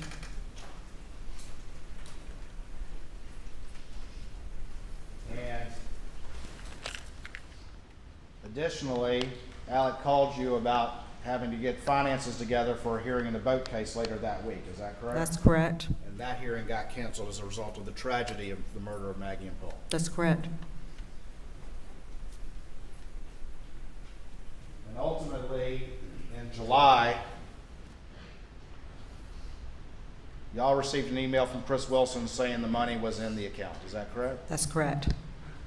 What did you later find out about whether or not all that money was in the account? We found out after September 3rd that all that money was not in the account. Chris Wilson called us and actually wanted us to pony up the other portion of the money. And what portion was that? There's a couple $100,000 that was still missing.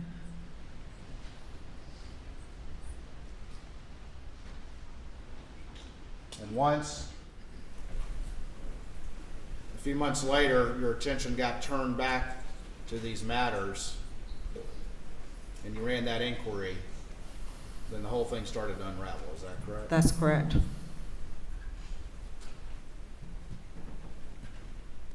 Not further this time, Your Honor. Mr. Griffin? Yes, thank you, Your Honor.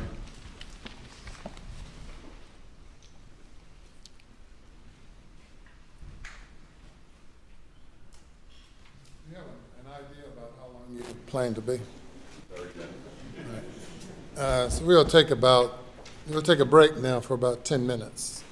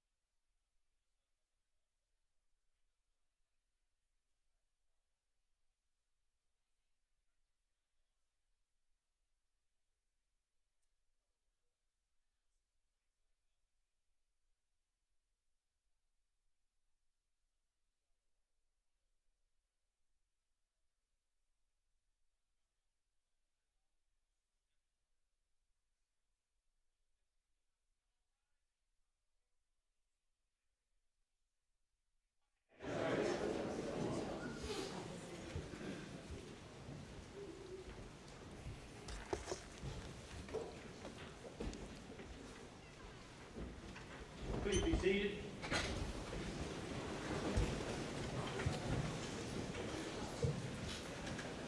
Mr. Griffin?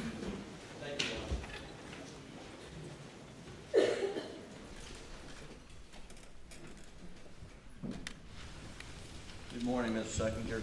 Good morning. I want to first just go to June, I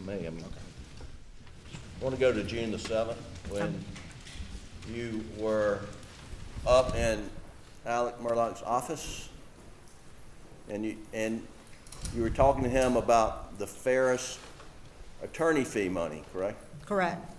And while you were in the midst of this conversation, he received a telephone call informing him that his father was being readmitted back to the hospital, correct? That was my understanding, yes. And his father had just gotten out of the hospital either that Saturday or Sunday, right? I don't know. Okay, and do you know that he spent the Friday night in the hospital with his dad? I don't know. Do you, well, his father was Randolph Murdaugh, who was one of the principals of that law firm, correct? I know who his father was, yes. Was he a principal of the law firm? He was previously. He wasn't at the time of his death. Was he beloved by the partners in the law firm? Yes. And his father, and when Alec got the phone call that his father was going back into the hospital, and you mentioned that, you know, the belief was that it was terminal. Correct. You stopped your work and turned into a friend, right? That's correct. Provided him sympathy, correct? That's correct. And backed off of what you were doing to allow him to whatever he was going to do with his father, right? That's right. And so when you walked out of the office, things had come to a standstill as to your investigation through Alec directly as to where's the Ferris fee money, right? That's right. And Mr. Randolph Murdaugh passed away. Monday was the 7th. He passed away on the 10th, I believe, didn't he? I'm not sure of the date, but that sounds right. That Thursday, right? And if Alec had stayed out of the office from that Monday when he got a phone call that his dad was going back in the hospital and terminal until his dad passed, and shortly after he passed, I mean, no one would have said a thing in that firm, would they? I'm not sure if they would have not. Now, what you were looking at, investigating, was where is the fee due to the law firm on the Ferris case, right? That's right. And that was a case where Alec was associated with Chris Wilson, and they represented plaintiff, I assume, Mr. Ferris, or Ms. Ferris, or the state of Ferris, or Correct. and they got a excellent result during the case. It was a verdict, a non-jury verdict of it after a trial in Richland County. You remember that? I don't know the details of the case. Okay. And that and you were the firm got a expense check but no fee check, and the immediate question went out to Chris Wilson's paralegal, where's the fee for the law firm, correct? That's right. And the paralegal said, our bosses got paid, and then that caused you to look into the matter. That's right. Okay. Now, and Alec told you, no, the money is still in Chris Wilson's trust account, right? That's right. And he said that to you on multiple occasions. That's right. And in fact, Chris Wilson sent an email saying the money's in my trust account He did in July. in July that was forwarded on to you, right? That's right. And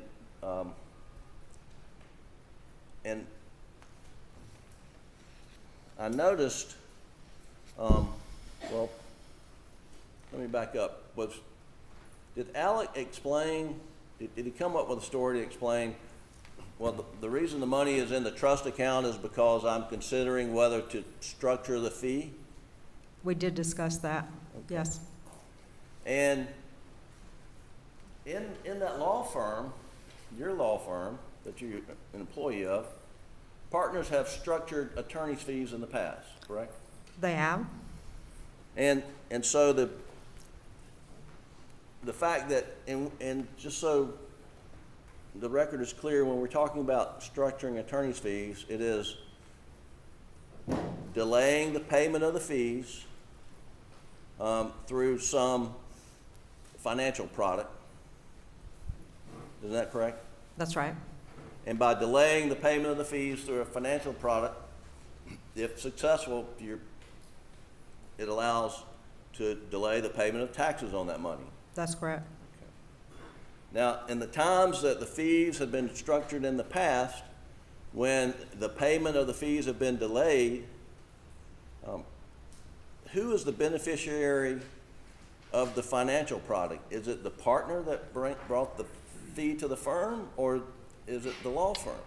So we've only done it once or twice in the past, and when it was done, it was the beneficiary was the partner, but it was also contributed and figured into our allocation at the fee breakdown at the end of the year. So there's no, I mean, the fact that there's a structure the time you did it, when it was disclosed above board, it is, and just use, say, a $100,000 fee, for example. I mean, to allocate it to the firm, that partner who delayed receiving $100,000 till sometime in the future would still have to put his 7.5% or her 7.5% into the kitty of the firm. Right, and that would also be a percentage of the money that he would receive, that'd be taken into account of that. Well, would it? I mean, if it was $100,000? It did. So he got credit on, or she got credit for the $100,000, even though it never went to the firm? Yes. Okay. So if a partner, If a partner did it correctly, it would be recognized and it would be accounted for correctly. The question wasn't whether he was going to structure a fee, it was whether he had received the fee personally. understand, and he had said he had it and it was at Chris Wilson's office. That's what he stated. Now, the spreadsheet and the files that you were asked about, I noticed the Ferris matter wasn't on any of them, correct? That's right. And the Ferris matter wasn't on any of them because the Ferris matter, the firm ultimately got paid $792,000, which was what the firm was owed on the Ferris case. We did. And after Maggie and Paul's murder, and after Mr. Randolph's death, murder on the 7th, Mr. Randolph Murdaugh's death on the 10th, how long of a delay was there before you got in touch with Lee Cope and Lee reached out to Chris Wilson? There wasn't a delay in me getting in touch with Lee Cope. Lee Cope knew about it. The decision was made to call me off of it, and that Lee would deal with it from there with Chris Wilson. Okay, so as far as you know, there was no delay. It was just taken over by Lee Cope. There wasn't a delay on my part. It was taken over by Lee Cope. And you don't know whether Lee, how long it took Lee Cope to reach out to You would Chris? have to ask Lee. And so, and you can't testify to that. We would have to ask Lee, right? Yeah, I don't know.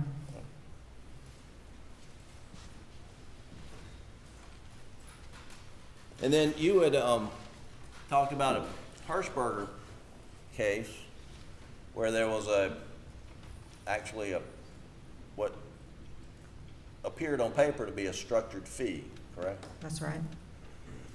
And you're, having done one in the past, it did not appear that that the proper procedures were followed so that Alec would have to pay income tax on it, That's whether correct. it's structured or not. That's correct.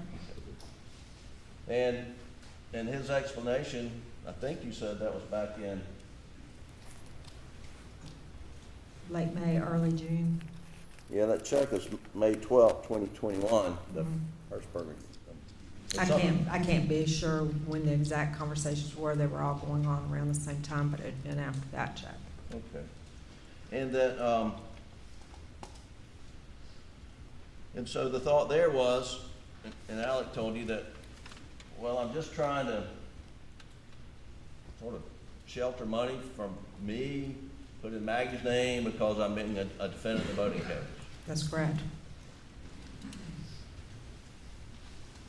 Now you and your firm, and you've had outside forensic accountants looking at everything, and you don't have any information or evidence or documents that would suggest that any of the Hershberger fee went into Maggie's name. I did not pursue that portion of it. We have testimony from Michael Gunn that there was no annuity set up. Right. And I guess, right, so as far as you can tell Judge Newman here today is that Alec put that money in a fake Forge account that was Alec Murdaugh doing business as Forge. Correct. And you don't have any information that that money then went into Maggie Murdaugh's investment account, personal account, or any sort of account, right? I know that it went into his Forge account. After that, I don't know how it was used.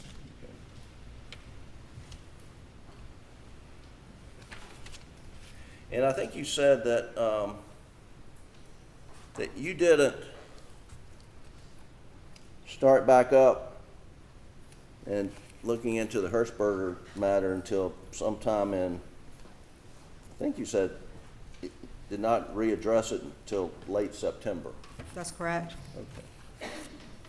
And early September, you were sitting in your office and you had a epiphany, or just a thought. Well, let's just see what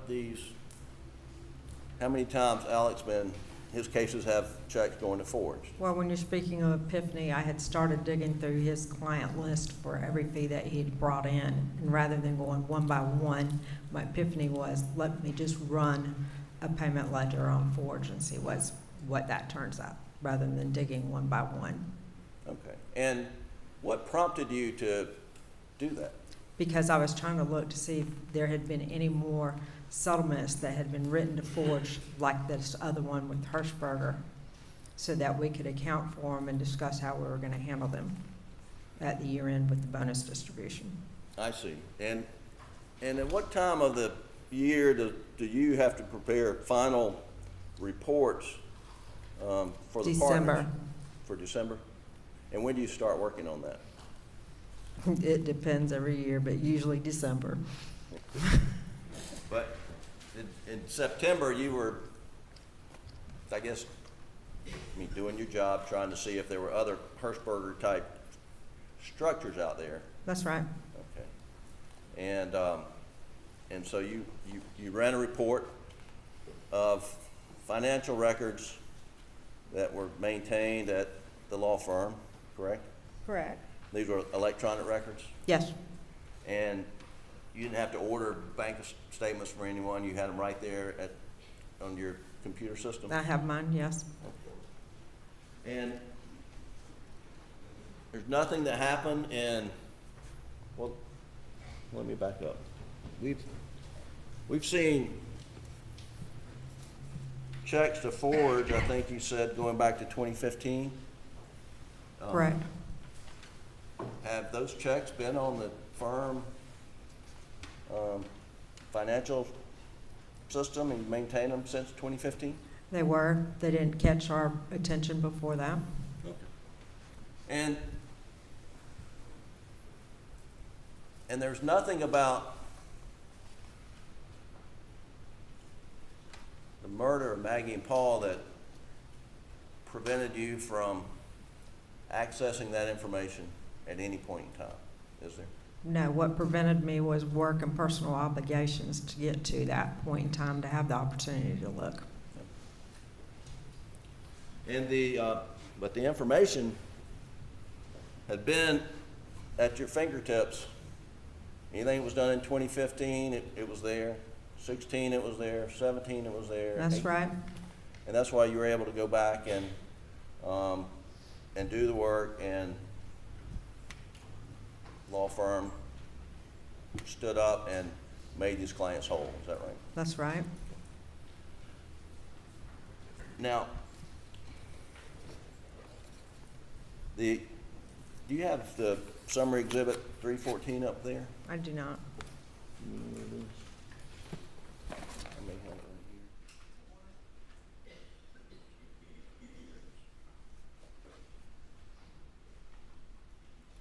Well, I guess I can put on Mr. Elmer here.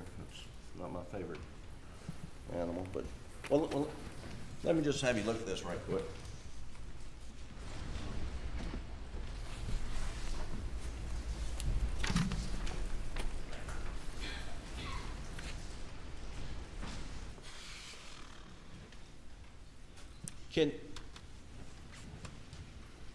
Can you go through Exhibit 314 and there, the grand total is $2,841,512.55, and tell us, just identify anyone on this list that is just straight diversion of fees that were due to the law firm. Both Hirschbergers were straight diversions of fees that were due. Is there any other one on here? Partials of some of the other ones, I can't remember the breakdowns, but I know like at least Mallory or one of those two, some of them should have been firms' fees due to them. Right. But all the other ones, but the Hirschberger matter, involve proceeds that should have gone to the client, right? Which your client stalled, yes. Right. And that, well, you investigated it and you came to that conclusion and the law firm came to that conclusion, right? Yes. Okay. But as part of the investigation, did you have to interview the clients and ask the client, hey, did you authorize Alec to put this in a fake forge account? We did interview the clients, most of them, we met with them. Most of them were very surprised and shocked and stated that they had no idea Right. that they had been stolen from. And so to establish that the clients didn't authorize Alec to do what he did, I mean, you had to go to the clients Correct, and get their response. correct, And you accepted their response, rightfully so, correct? correct.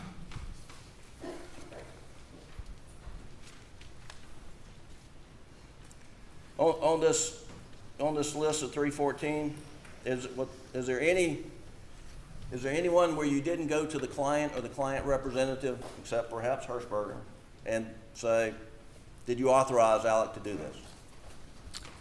I might not have met personally with all of them, but somebody within our firm did. Right, okay.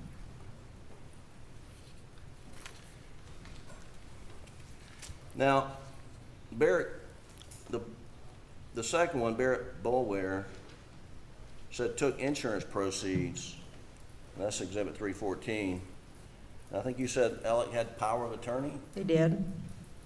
and was Mr. Boulware alive in 2018? I don't remember. And how is it that you know that Alec did not have permission from Barrett Boulware to keep that money personally, that perhaps Mr. Boulware had owed him some money? When I believe Ronnie Crosby's the one who spoke with Jarrett Boulware, who is his PR, so that'd be a better suited question for Ronnie than it would be for me. So we would need Ronnie Crosby and Jarrett Boulware to come in and testify as to what Barrett Boulware may or may not have agreed to do with Alec. You may have one that he could come in and testify that too, but the rest of these on these lists, people have told me that they either did not know about it, was covered up, or was forged. And they would need to come in and tell the They court. would, and they have. Oh, they've testified? They believe they have, Not in this proceeding. not in this proceeding.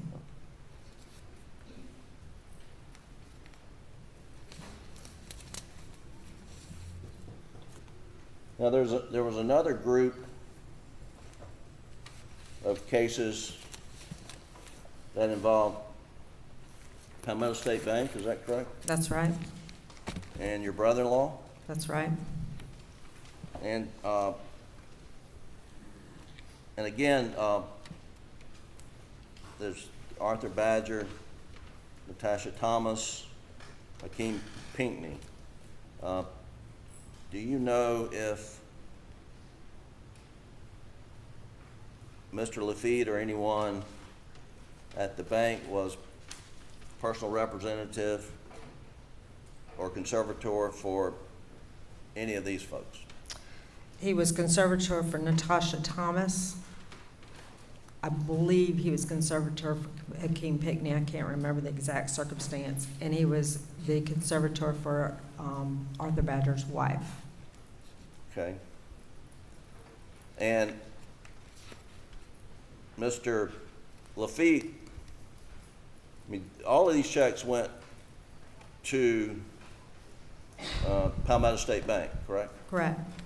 And then from Palmetto State Bank, they were sent out to pay, according to your investigation, expenses that Alec owed. Is that right? Correct. And repayment of loans that Alec owed, right? Correct.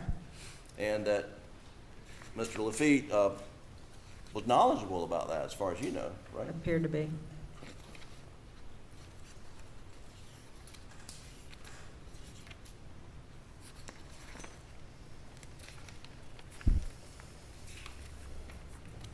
Now, I want to go into a little bit more detail on some of these.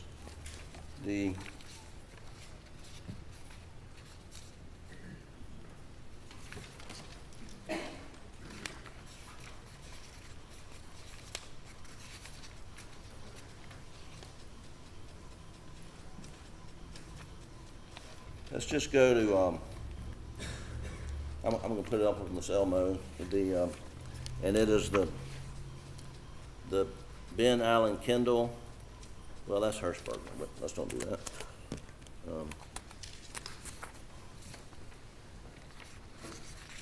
Let's do the next one, Adriana. And let's see if I can do this right.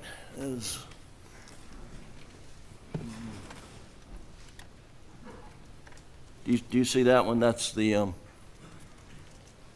disbursement sheet. Yes. And the recovery amount here is, and it says settlement proceeds to Forge Consulting, and that's $225,000. Correct. And that, according to this document, represents what the client should have gotten and didn't get. Correct. And then the attorney's fees here said $22,000. Is that the firm got $22,000? Yes. Okay. And then this same exhibit, there's a lengthy footnote down here. I guess, does this footnote explain what happened? Yes, it does. In this footnote, it says there were 3 previous disbursements in this matter. Is that right? Yes. And it says the first one occurred on December 13th, 2018, issuing attorney's fees and cost, $19,932.89 to Palmetto State Bank, satisfying loans and et cetera, and other matters. Is that right? That's correct. Now, do we know if any of those are fake bills? They look to be legitimate. did you confirm they were legitimate? Yes, And how'd you do that? by looking at the paperwork and observing the paperwork. Okay. And then here, there was another disbursement on December 20th, 2018, is that right? That's right. And this document referenced some exhibits. There's an exhibit A through F. I don't believe that's attached. I mean, it may be. I don't have it. Did you prepare this footnote? I don't remember which ones exactly I prepared. I prepared a lot of them, and Chelsea Van prepared a lot of them as well. So, and most all these have an explanation and a footnote as to what the entire transaction was That's about. right. Okay. And you didn't do every single one. It was a team effort, I take it. That's right. And so, people on the team investigated it and then would have to come in here and explain exactly what they did and what they learned. And That's correct. It's And this- also been through forensic audit and also looked at former FBI, and it's been provided to law enforcement who all looked over it as well. okay. All right.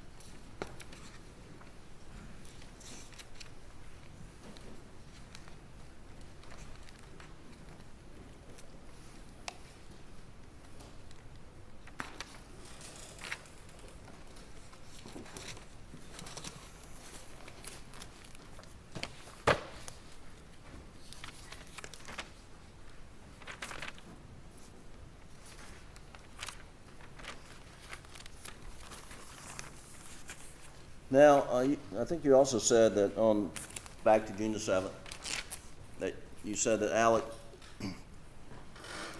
called you and asked for his updated balance in his 401k, That's right. and he told you he was putting together some financial records for civil discovery in the voting case, and there was a hearing coming up, Yes.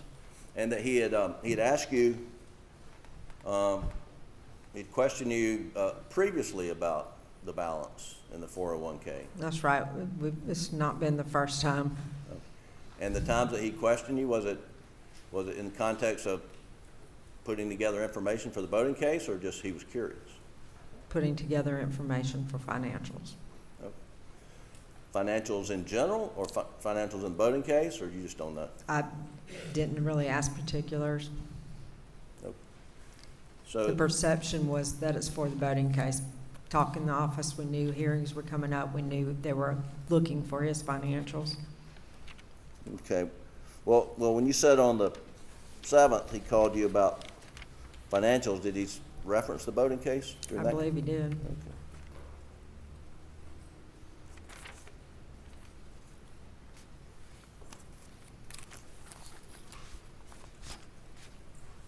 Now, do you know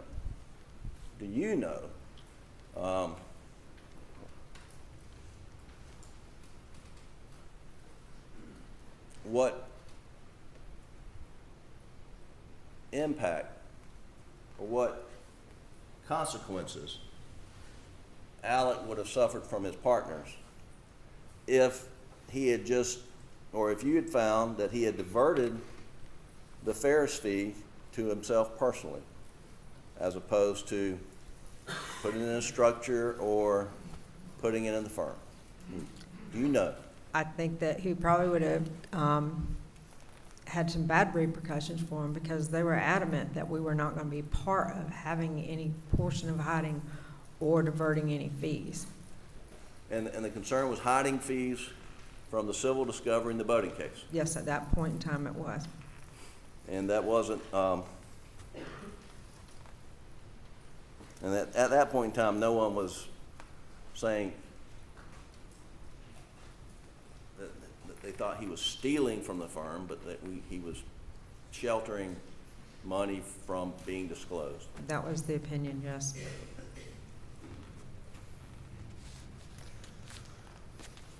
And then it wasn't until September when you ran a report and you saw all these forged checks being deposited in the Bank of America account and endorsed by Alec, you'd seen his signature, that you realize there's been something far different going on than what anyone believed. Is that right? That's correct. And that's what led to his resignation or termination. Correct. Okay. And that information had been in the books and records of the law firm since 2015. Correct. Okay.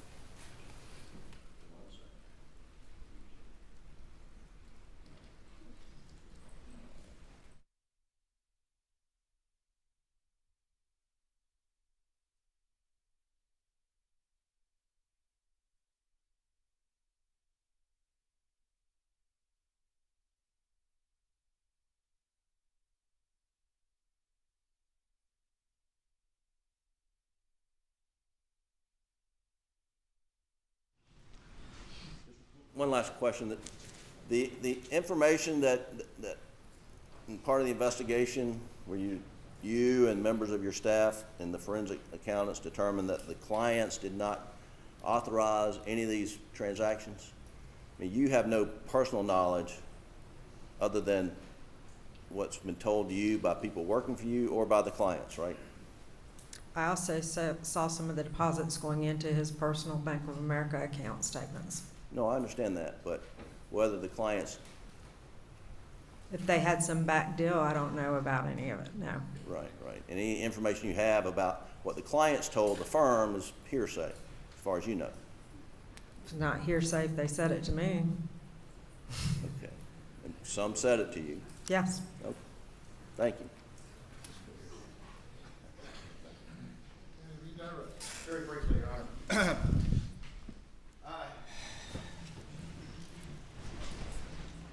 One thing you know is that the money that you've talked about for the fake forge went into an account, Richard Alexander Murdaugh, DBA Forge, correct? Correct. Is there any possible legitimate explanation for client trust funds to go into that account? No. And after you realized that they went into those accounts, did the firm ultimately refund the money to those clients? Yes. You mentioned that you actually found in his office some bank statements for that particular account. Is that correct? That's correct. And we'll show you what's been marked as Exhibit 335.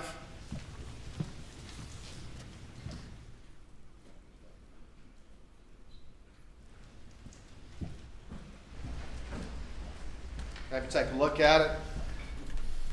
Is that consistent with the Richard Alexander Murdaugh DBA fake forge account that you saw? Yes. That you had repeated instances of client trust money going into? Yes. That there's no possible legitimate explanation for? That's correct.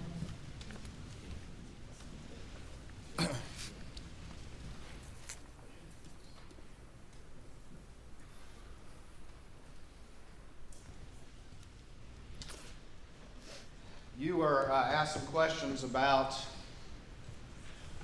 the manner of your inquiry and that sort of thing. And I want to take you back a little bit further very quickly. Do you remember, is it common for, after the books get cleared at the end of the year, for certain partners to loan money to the firm to handle operating expenses until fees start to come in? It is. Basically, we wipe out all the cash reserves, so in order to operate for the first couple of months, attorneys will loan money to the firm for operating expenses. At some point in time prior to all of this, did you become aware of an instance in which Alec Murdaugh had erroneously received a repayment that was actually meant for his brother, Randy? We did. All right. And did that happen once, or did the same thing happen twice? It actually went through twice. The check was written to him erroneously, and within a few days, he brought the check back to my staff and had it recut to him. So the first check that was recut was held for him for about a year. So the replacement check went through immediately, and the first check cleared about a year later, and that's when we discovered that going back and looking, that I discovered that he was paid erroneously, that it should have been Randolph Murdaugh and not R. Alexander Murdaugh. So it was one repayment, but he managed to get it twice. That's right. How much was that check roughly, do you recall? $125,000 roughly. $125,000. Was he confronted about this when that was discovered? Yes. What was his explanation? His explanation was that it was an accident, that he thought it was due to him and that he didn't know, and that he found the other one later and deposited it too because he thought they were due to him. Okay. And was he required to pay that money back? Yes. And after he gave that explanation of, oops, I didn't realize these $225,000 checks were for me, was that matter then forgotten or moved on from? It was shelved, yes. It was shelved. Nothing, no repercussions happened at that point in time or anything like No. that?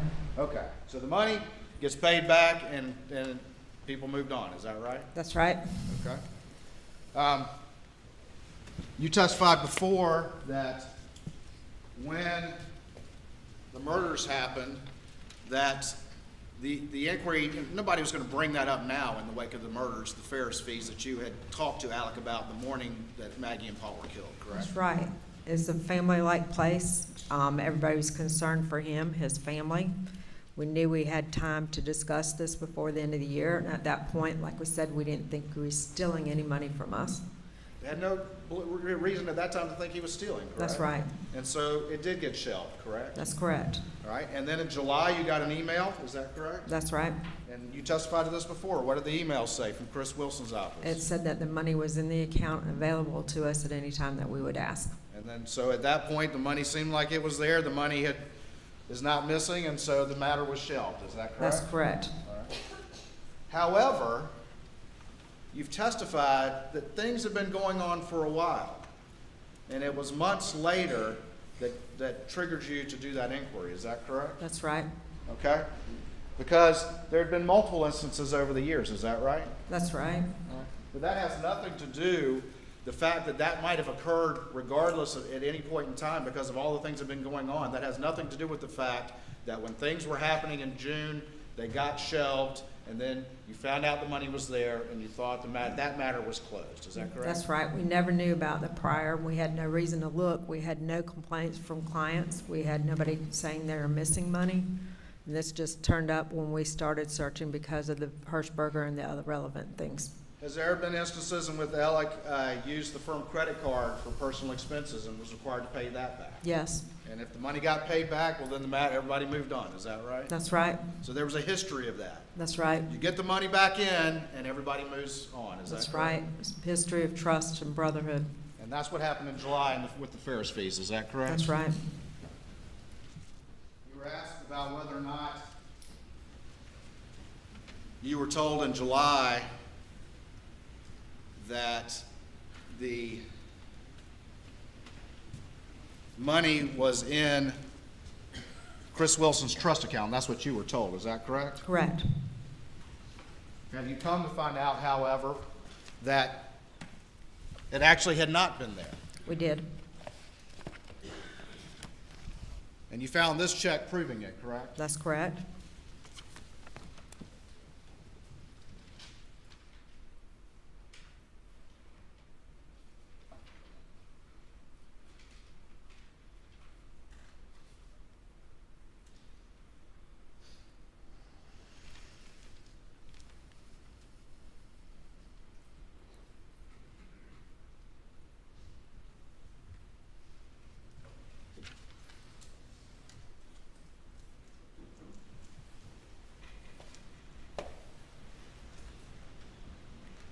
The bottom line is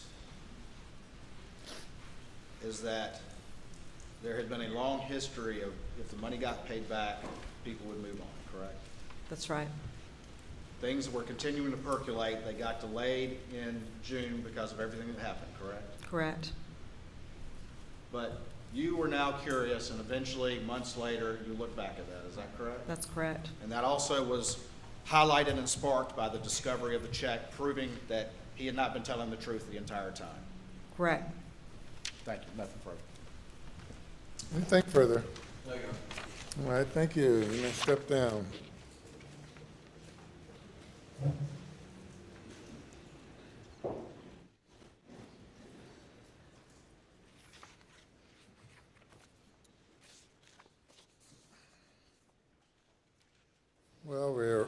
running up on lunchtime. Mr. Waters, what's next?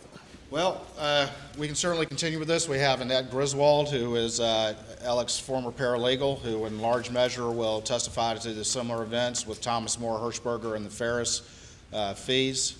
Again, I don't want to be cumulative for purposes of this, but she will certainly add to that.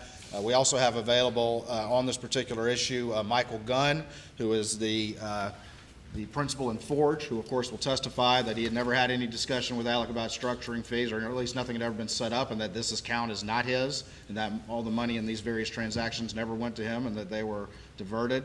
And then we have Chris Wilson as well, who can describe the circumstances of those Ferris fees. All of that would be very lengthy, but we have all of that available in as much as that's necessary to complete the story for purposes of the in-camera hearing.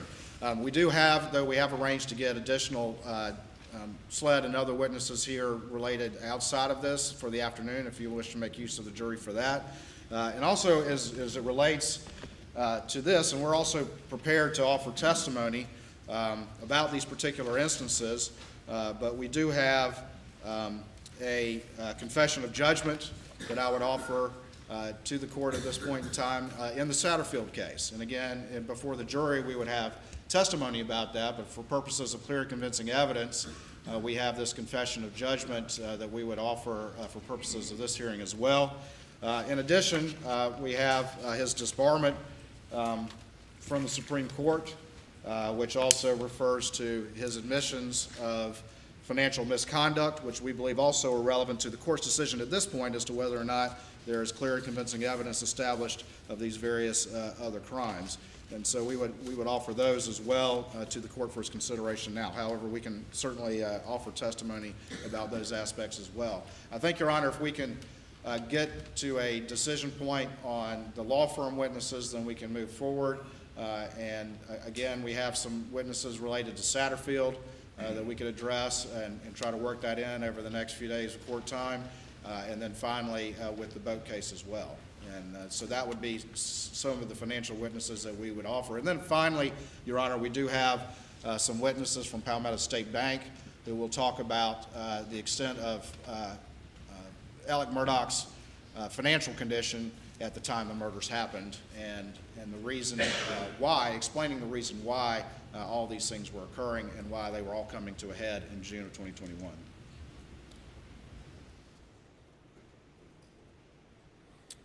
Mr. Griffin? Your Honor, I think there's more than enough in the record from this witness to establish that this evidence is not admissible under 404B. And, I mean, without even getting to whether they can prove it up by clear and convincing evidence. I'm happy to make that argument at any point in time, but if the whole landscape that he just talked about, Your Honor, 403 also includes a component of undue delay. And as he just described, all the financial misdeeds or crimes that he wants to prove up, we're going to be here until end of February, I suspect, or March, because that's adding 2 weeks to this trial.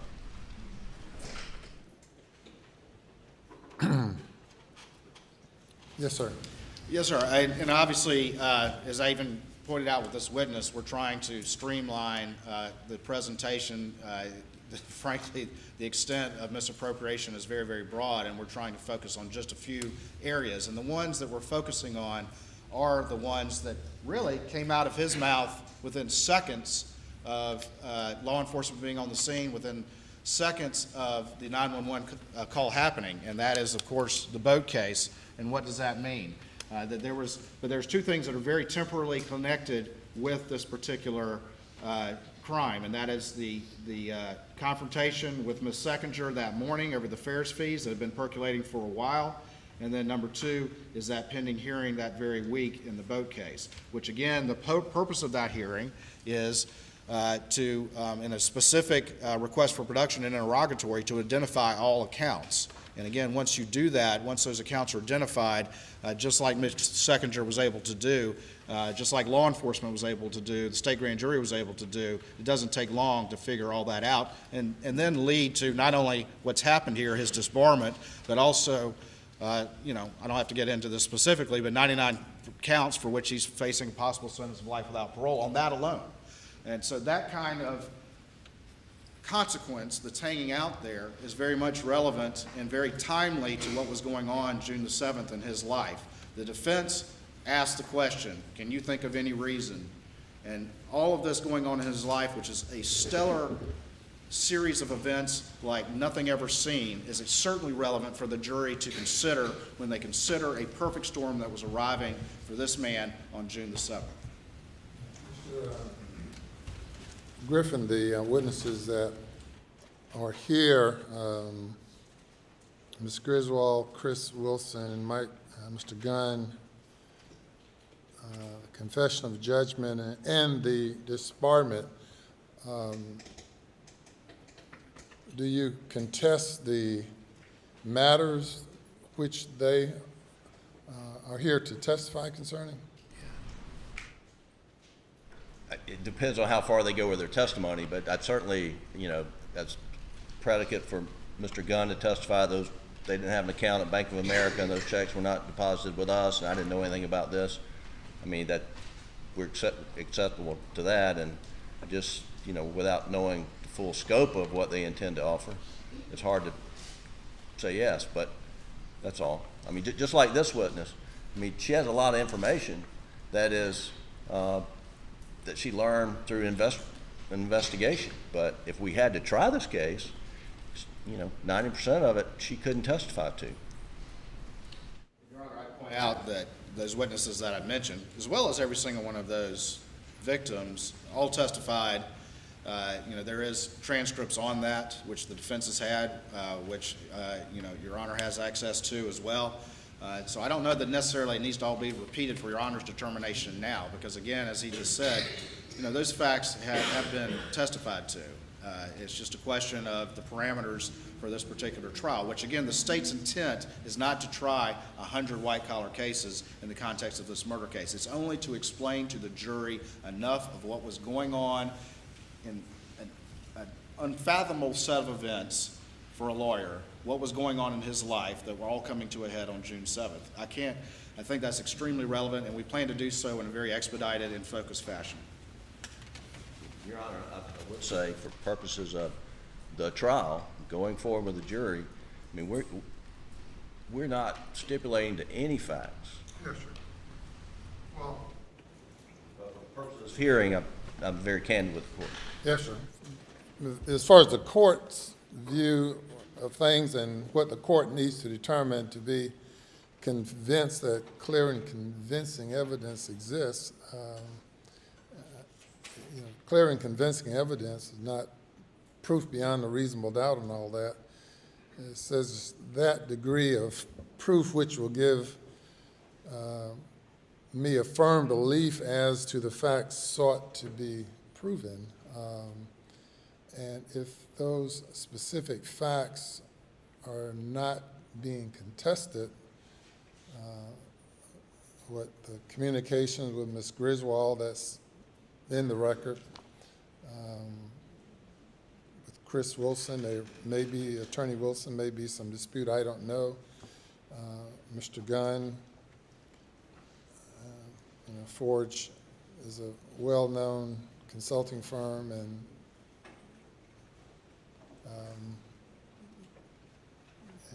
the Bank of America account says Richard A. Murdaugh, sole proprietor, DBA Forge, confession of judgment, disbarment. You know, I'm happy to sit and hear any and all of the testimony. You know, one of the things that did occur in the Siegel case was the judge who got reversed didn't want to spend time listening and hearing all of the evidence because of the expediency of things. And the court says, although we sympathize with the court's concern about the length and complexity of the trial,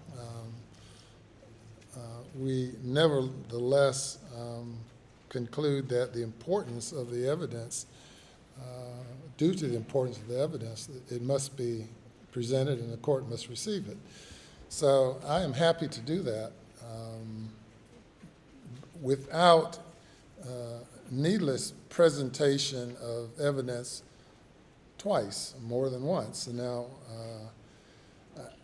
I understand the defense's position, and I'm not seeking any waiver on the question of whether or not this should be admitted or not admitted. I know you each have your arguments on regarding 404 issues, and I haven't heard much argument on the res gestae issue, which is equally important, or perhaps more important.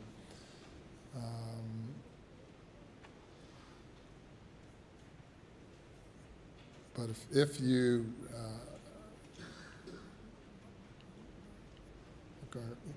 are interested in contesting the nature of each one of these witnesses' testimony, if they're here and available, we can hear them. I mean, we can.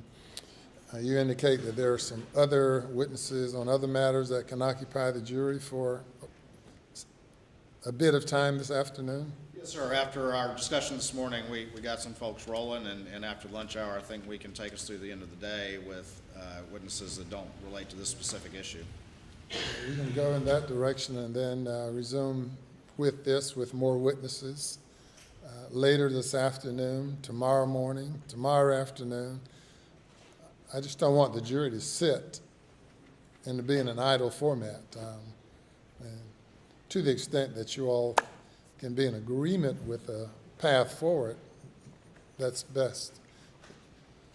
If you can't, then I make the call. Your Honor, as I mentioned earlier, I strongly believe that based on what you've heard thus far, it doesn't meet the elements of 404B, and you don't need to get to whether it's been proven up by clear and convincing. I mean, if you rule against us on that, then we have to. How about res gestae? Well, the only thing that would come close to res gestae is res gestae. Use gestae. Go ahead. Tomato, right? And so the only thing that comes close to that is, the encounter on June the 7th by this witness up there about the Ferris matter. So one matter, it's the Chris Wilson co-counsel fee issue, and that was the only thing he was confronted about in the afternoon before the murders, and. The state has to prove the state of mind of the defendant, not solely what this witness knew at that moment in time, but what the defendant knew that was subject to exposure.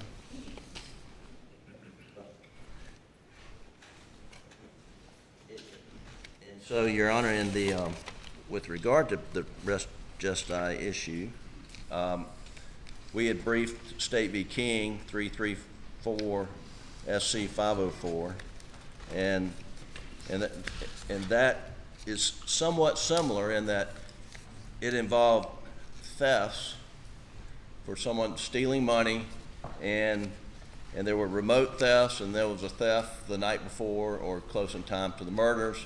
And the claim was that the murders were done to get money from the victim, and that we had thefts earlier in the day or the day previous, and then a number of thefts months and years before.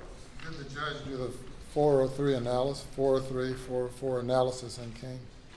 Well, the trial judge allowed it in. The Supreme Court, Justice Burnett in 1999, overturned Judge Hicks Harwell for admitting the evidence. Without conducting a 404 analysis, 403 analysis? Well, I mean, they have a footnote in there that's, You have to do what we're doing now.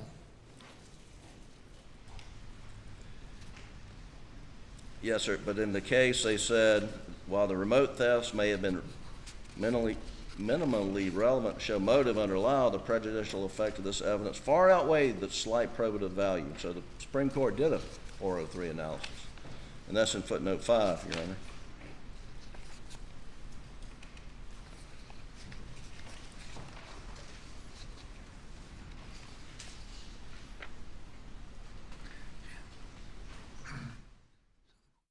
Anything else before we break? We'll resume at, where is this?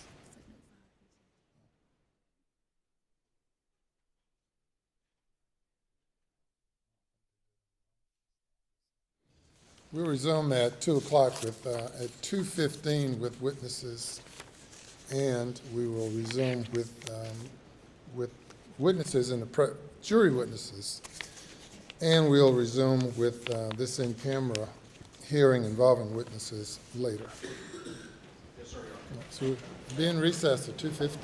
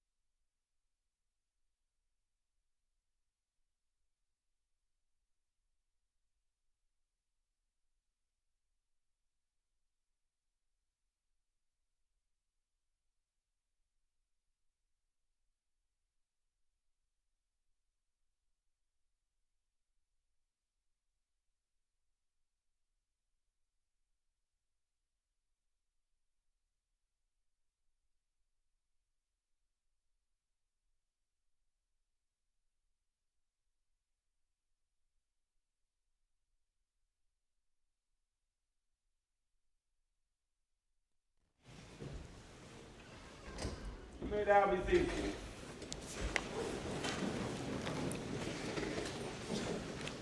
You may bring the jury.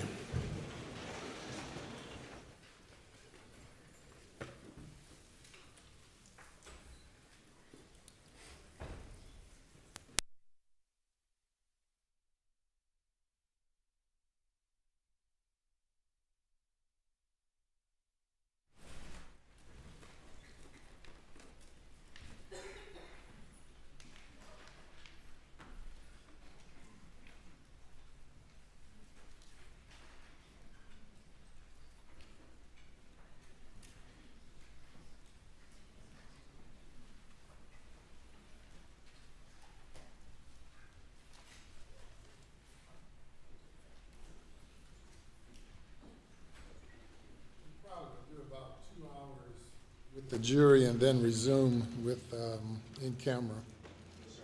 And perhaps delay the jury coming for till later tomorrow morning.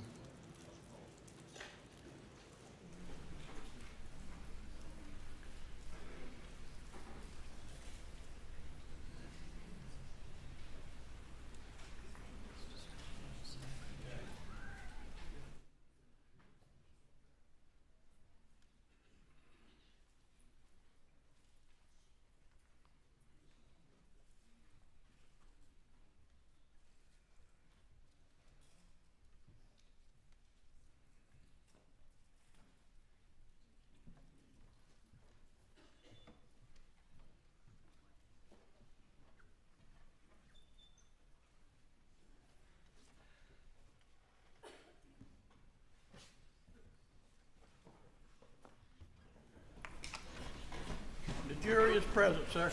All right, thank you and welcome back. You may call your next witness. State calls Investigator Dylan Hightower. Raise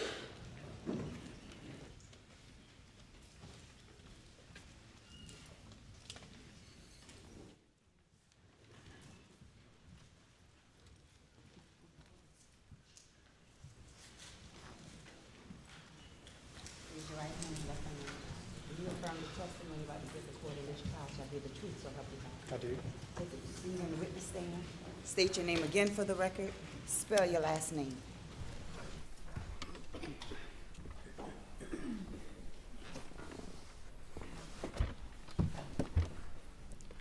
My name is Dylan Hightower, Hightower. Investigator Hightower, good afternoon. Good afternoon, sir. Where are you employed, sir? I currently work for the 14th Circuit Solicitor's Office as an investigator. I also supervise the Criminal Intelligence Unit within our office. What is the 14th Circuit Solicitor's Office? The District Attorney of the 14th Circuit, which is comprised of 5 counties, Allendale, Beaufort, Colleton, Hampton, and Jasper counties. Our office handles all general sessions-related criminal offenses in court. All right. And specifically your role as an investigator, what are your duties at the 14th Circuit Solicitor's Office? Yes, sir. My duties are to prepare cases for trial, locate and identify witnesses, interview witnesses, obtain any additional evidence that may be needed prior to trial. We also prepare witness testimony for all of our potential witnesses for all of our trials. Also, outside of preparing cases for trial, I assist with local, state, and federal law enforcement agencies with active and criminal investigations. Okay. And can you just briefly describe your background in law enforcement that led to your employment at the 14th Circuit Solicitor's Office? Yes, so in 2010, I graduated from the University of South Carolina in Columbia with a Bachelor of Arts degree in sociology. Soon thereafter, a criminal intelligence position became available within the 14th Circuit Solicitor's Office, to which I then applied and accepted. Initially, when I first was hired, I attended a 4-week on-the-job training at the South Carolina Law Enforcement Division and the Fusion Center for Criminal Intelligence Analysis School. Afterward, I attended the PennLink Call Analysis Training Center there in Columbia as well. In 2013, I became a Class 1 certified law enforcement officer. In 2014, I attended the ETS Fundamentals of Call Detail Record Analysis in Pinehurst, North Carolina. In 2015, I attended and became a Sistine SecureView cellular forensics operator to obtain the evidence from a specific device or telephone, cellular telephone. In 2016, if I may refer to my notes for Yes. timing. Later on in 2015, I attended a course, Gladiator Cellular Forensics course, where we learned about ESPA and GAR. ESPA stands for Enterprise Sensor Processing and Analytics. GAR stands for Gladiator Autonomous Receiver. Essentially, that class taught us to use specific devices and software to identify digital footprints of cellular towers within a specific area. In 2017, I attended a operator course for Black Bag Mobilize, which is a forensic tool to extract data off of a cellular telephone. In 2018, I attended the FBI CAST. CAST stands for Cellular Analysis Survey Team, on a class involving historical cell site analysis, which identifies tower activity, tower orientation, sector information of incoming and outgoing calls on a specific telephone number. And Investigator Hatter, I'm gonna stop you there.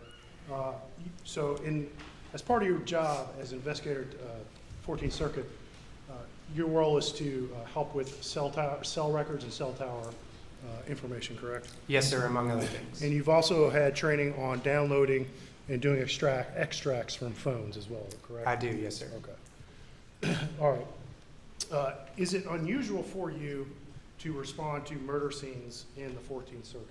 No, sir, not at all. And you've personally met the defendant in this case, Mr. Alex Murdaugh, is that correct? Yes, sir, I did.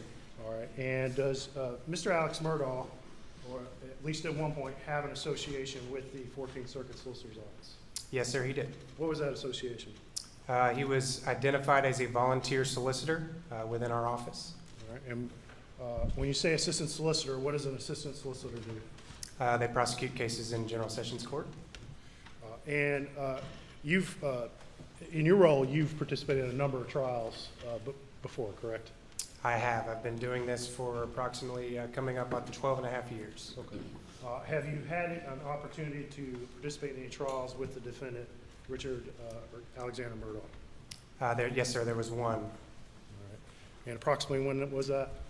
Probably 2015, 2016. It was a murder case out of Hampton County. And what role did Mr. Alexander Murdaugh fill in that case? He was essentially one of the prosecutors on the case. His father, Randolph Murdaugh, was technically the lead on the case and who I spoke with and met with prior to my testimony in the trial. Okay. All right. Let's move forward to June 8th of 2021. You recall that day, sir? Yes, sir, I do. And did you have an occasion to respond to 4147 Moselle Road here in Hampton or Colleton County? Yes, sir, I did. All right. And briefly explain how you became involved and why you responded out there on that day. So that morning, multiple phone calls were crossing through multiple employees throughout our office regarding the incident that occurred. We being myself, two other investigators, my solicitor and my deputy solicitor, traveled to Sled Low Country here in Walterboro and attended a briefing involving all the law enforcement agencies responsible for the investigation. During that briefing, we learned more about the particulars of what had occurred, and then afterward, we had all traveled together in multiple vehicles to 4147 Moselle Road. Okay. So yourself and several other 14th Circuit investigators responded, correct? Yes, sir. I drove with one other investigator riding with me. One additional investigator met us there. Captain Ryan Neal with the South Carolina Law Enforcement Division was in the vehicle with Solicitor Stone and Deputy Solicitor Thornton. And now, you just testified that it's not unusual for you yourself to respond to murder scenes, correct? No, sir. And all of the murder cases that I've been involved with and any type of criminal proceeding, probably 95% of those scenes I've actually gone to. Okay. And was it unusual for the solicitor to respond to a scene that quickly after an incident in your experience? No, sir, not at all. Again, we, as a staff involved with the prosecution team, we had always traveled to a crime scene if we go to a courtroom. All right. And just so it's clear, I don't know if you said it yet, but who is the solicitor of the 14th Circuit? Solicitor is Duffy Stone. And he'd be your direct boss, right? I go through the Deputy Solicitor Sean Thornton, but He'd be the ultimate boss. the ultimate boss is Okay. Solicitor Stone, yes, sir. All right. And once you got to the scene, what did you do? Once we arrived on scene, we met with Captain Ryan Neal, kind of all in a group. Captain Neal then walked around the scene and kind of noted different points of view, different pieces of the crime scene had already been relinquished at that point by the crime scene agents. There was no crime scene tape up. It was wide open. There are multiple members of the law firm there, other SLED agents as well.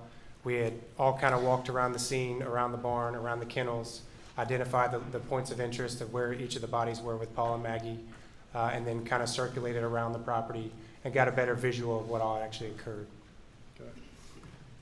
Okay.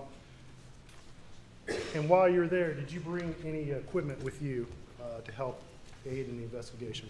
Yes, sir, I did. What did you bring? Our 14th Circuit Solicitor's Office drone. Okay. I'm going to show you some pictures. Let's see, they are marked Exhibit 242, 241, 240, 239, 237. Get these papers apart. 238. Do you recognize those pictures, sir? Yes, sir, I do. All right, what are those pictures? This is drone imagery of the scene right around the kennels and the general vicinity around the kennels. And that was from a drone you operated? Yes, sir, it is. And about what time do you recall that you took those pictures and what day? It was on June 8th of 2021 between 1:30 and 2:30 p.m. Okay. Afternoon. Take those back from me. Look at them anymore.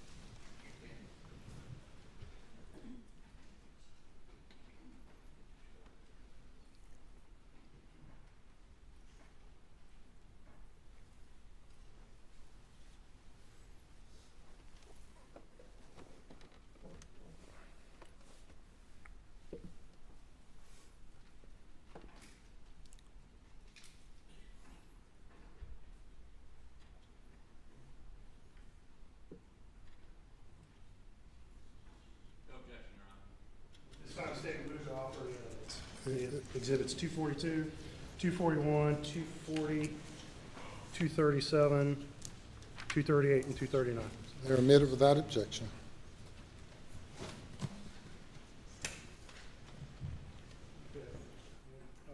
I'll need the Elmo, please.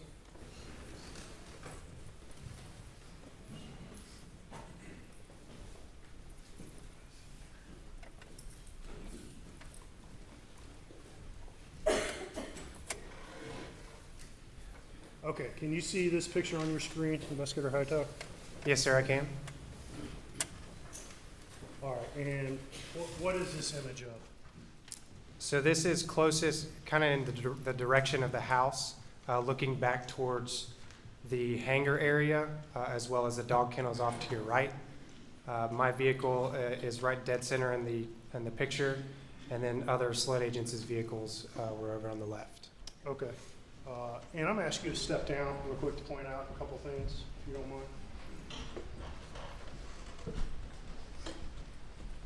All right, and you might have to step over these boxes, but can you point out, from what you were told when you're on scene, approximately where Paul Murdaugh's body was found on that picture?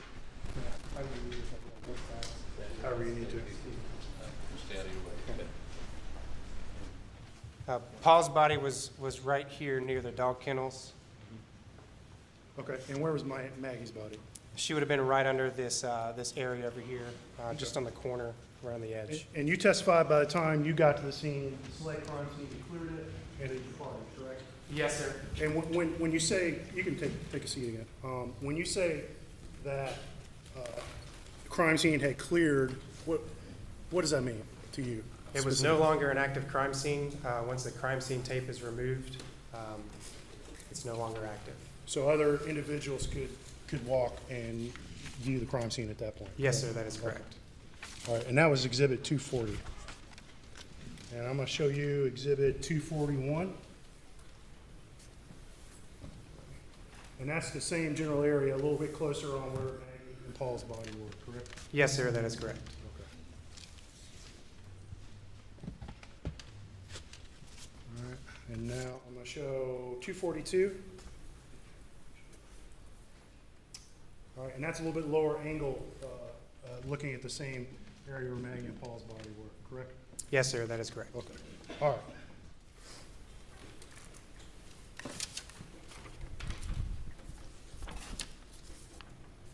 And I'm going to show you Exhibit 239. Okay, what is this? What is this angle? What is it looking at? And in fact, if you want to step down again and point to the jury, what? That glare is pretty bad.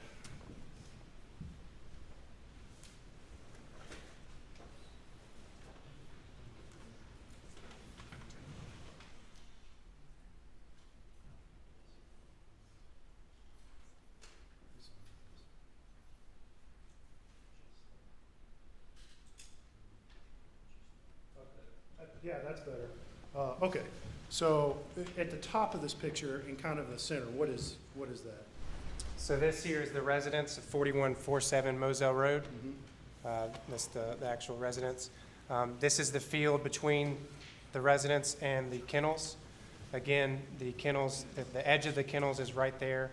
You can see the top of the hangar there as well. So this is a direction looking directly over the hangar, pointing directly back towards the residence. All right, and I'm gonna ask you to sit down a second, but I want to call your attention to this line of trees right here. You see that, sir? Yes, sir, I do. All right, in this picture, you can take a seat. This picture was taken again when? These were taken on the afternoon of June 8th, 2021. And we see some pine trees kind of running diagonally between the kennels and the house, correct? Yes, sir, you do. And you were out there at the scene personally, correct? I was. And from the best of your recollection, can you remember the approximate height of most of these trees at that time? I would approximate probably 6, 7, maybe 8 feet on certain ones. But you did get a clear channel or clear view back towards the residence. Okay. And you've been out there more recently, haven't you? Yes, sir, I have. And did you notice any differences with those trees, at least present day compared to June of 2021?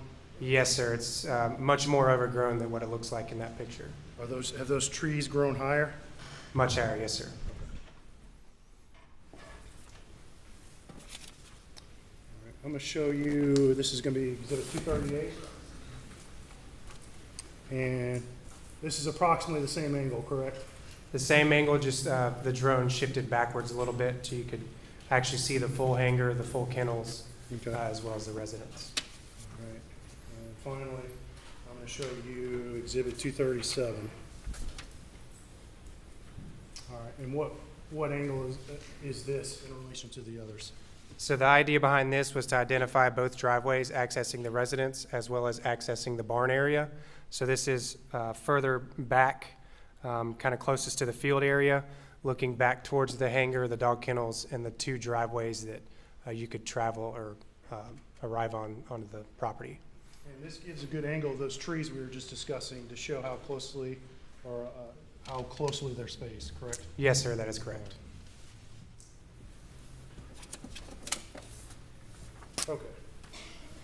Let's step back a little bit chronologically, a little earlier in the day of June 8th, 2021 for you.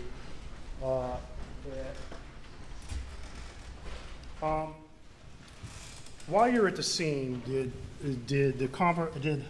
Maggie's cell phone come up in conversation? Yes, sir, it did.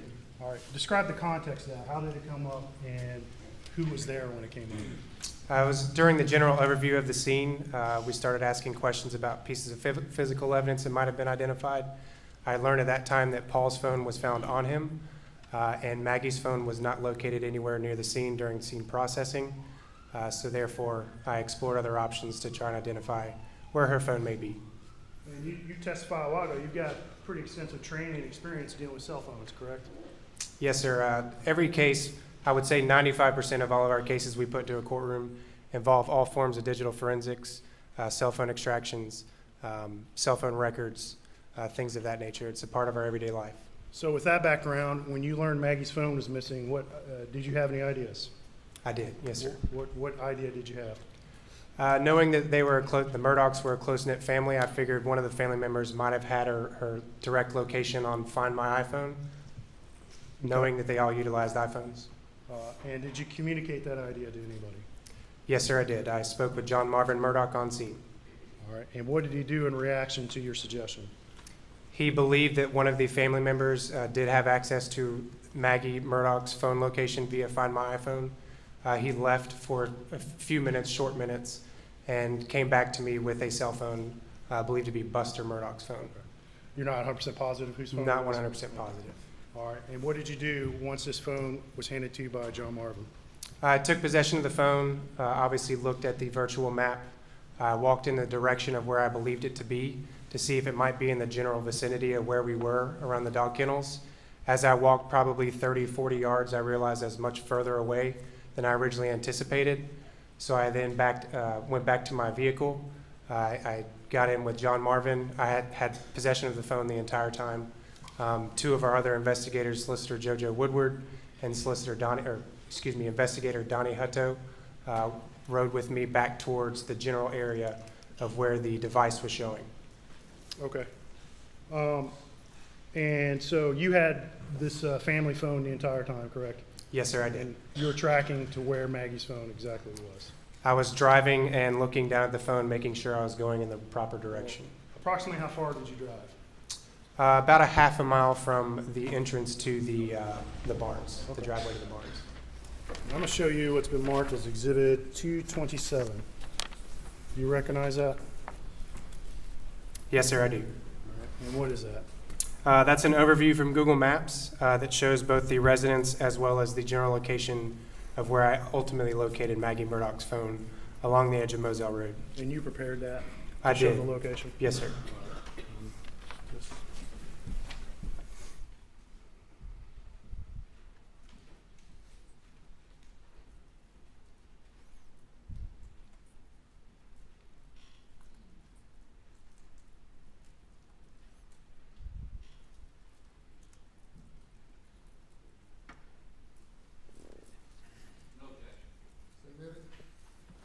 All right. And state moves 227 into evidence.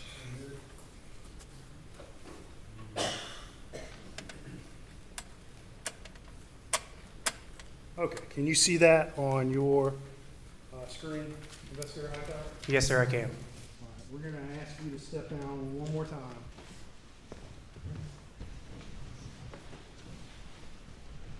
All right, on this overview, can you point out where the residence is for 4147 Moselle? The residence is here. You can see the driveway here as well. And then the kennels are up here. Okay, and there's a marker on there, correct, that says general location of phone?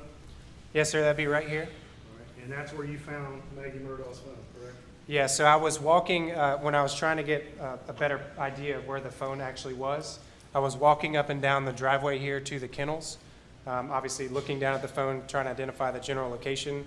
Once I started to realize the phone was much further away, that's when I jumped into my vehicle. I turned and went southeast of the residence area. Once I got to this specific area where the field kind of opened up, I started getting closer and closer to the blue dot that you would see on Find My iPhone. Once I got closer and closer, we all got out on foot and walked the property to identify where that phone was. Okay, and you can take a seat.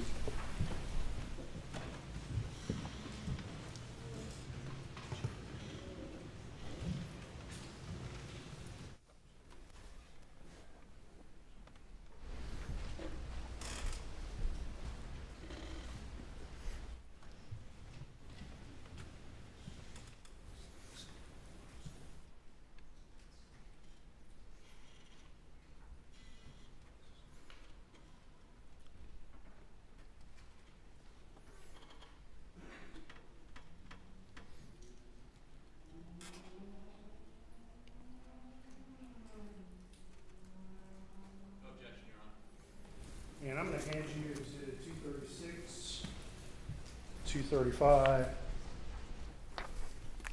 234, 233, 232, 231, 230, 229, and 228. Do you recognize any of those?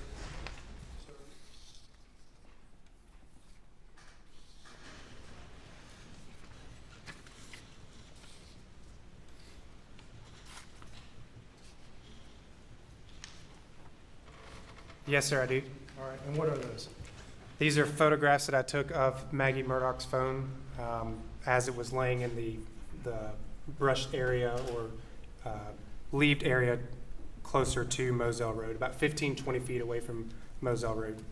And did you ever personally pick up Maggie's phone? I never touched the phone. Once I identified the location of where the phone was, I contacted Captain Ryan Neal with South Carolina Law Enforcement Division. He sent a team with Special Agent Katie McAllister and Special Agent Jeff Croft to take possession of the device. So when you took these pictures, Maggie's phone had not been touched, correct? It has not been touched, no, sir. All right. At this time, state's going to move exhibits 236, 235, 233, 231, 228, 227, 230, 232, and 234 into evidence. No objection. They're admitted without objection.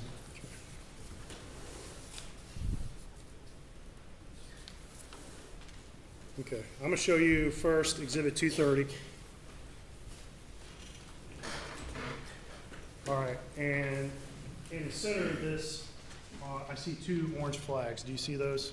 Yes, sir, I do. What are those orange flags? So once I located the device, I found some standard landscape flags laying around. I then obtained those, walked over towards where the phone actually was, put one towards the phone and one kind of where you could see from the roadway as the SLED agents were responding to collect it. Okay, so where was Maggie's phone in relation to these two orange flags again? So it'd be the furthest one away. This is just a point of view from the street looking back towards where the phone was. Okay. And we see, looks like pavement in the foreground, is that correct? Yes, sir. That is Moselle Road. And so that represents the edge of the road, correct? That is correct, yes, sir. All right. And just so it's clear, is this the north side of the road or south side of the road? This would be, Well, let's go back to the map.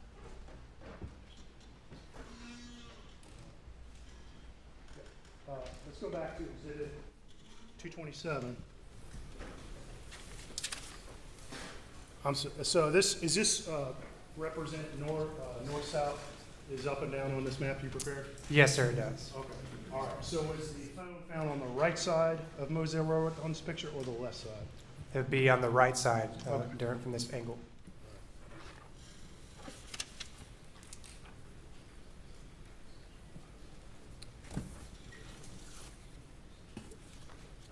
Okay, I'm going to show you exhibit 234.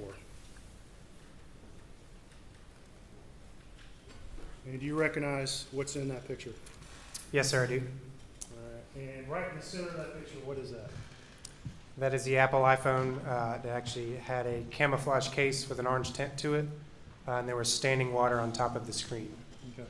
And I see a little black area if you look up and left of the phone in the center of the picture there. Do you know what that was, or was that anything significant? I don't believe it was anything significant. From what I recall, it might have been a bottle or something of that nature. Okay.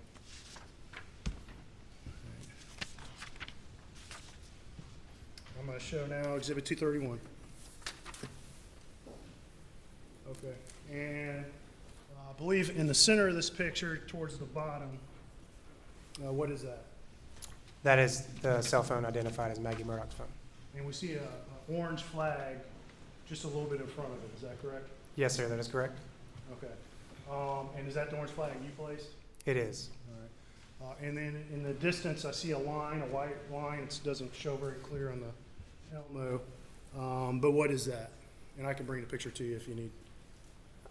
Well, I could explain what this picture is of, looking back towards, because based off the glare, I can't even see the roadway. Right. I'll show you. Okay. What? On this this far line here, What is that? This back here? In front of that? Okay, that this white. is 40, this is Moselle Road Okay. here. This is just on the opposite side of the cell phone, looking back towards the field area, the trees for line of reference to identify where it was actually located. Okay. All right, and can you approximate the distance from the road that you found this phone? I did not step it off or measure it, but I would say between 15 and 20 feet. Okay.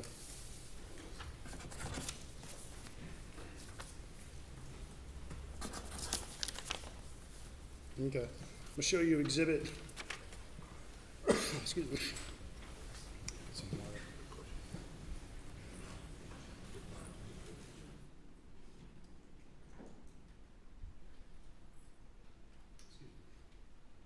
All right. We are looking at exhibit 228. All right. Describe what's in this picture, please. That is just a more close-up picture of the Apple iPhone recovered from the leaves. And do I see something on the screen of that phone? Yes, sir, it's standing water, believed to be from the moisture from the night before. And that screen, is that facing up or facing down? The screen is facing up.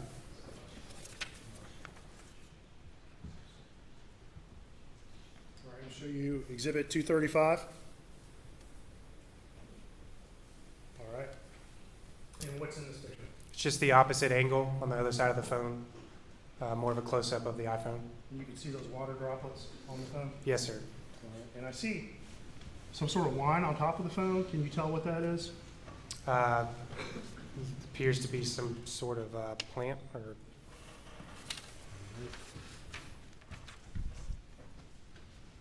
Okay. And finally, 236.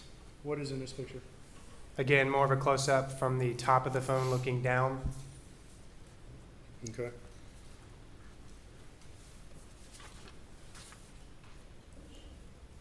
All right, and this is exhibit 233. All right, what is in it? Describe this picture. So the reason behind this is to obviously identify the location of where the device was. I had walked out to Moselle Road, gotten to the center of the roadway, and taken a picture of the trees in the field directly on the opposite side of the road of where the phone was found. Okay.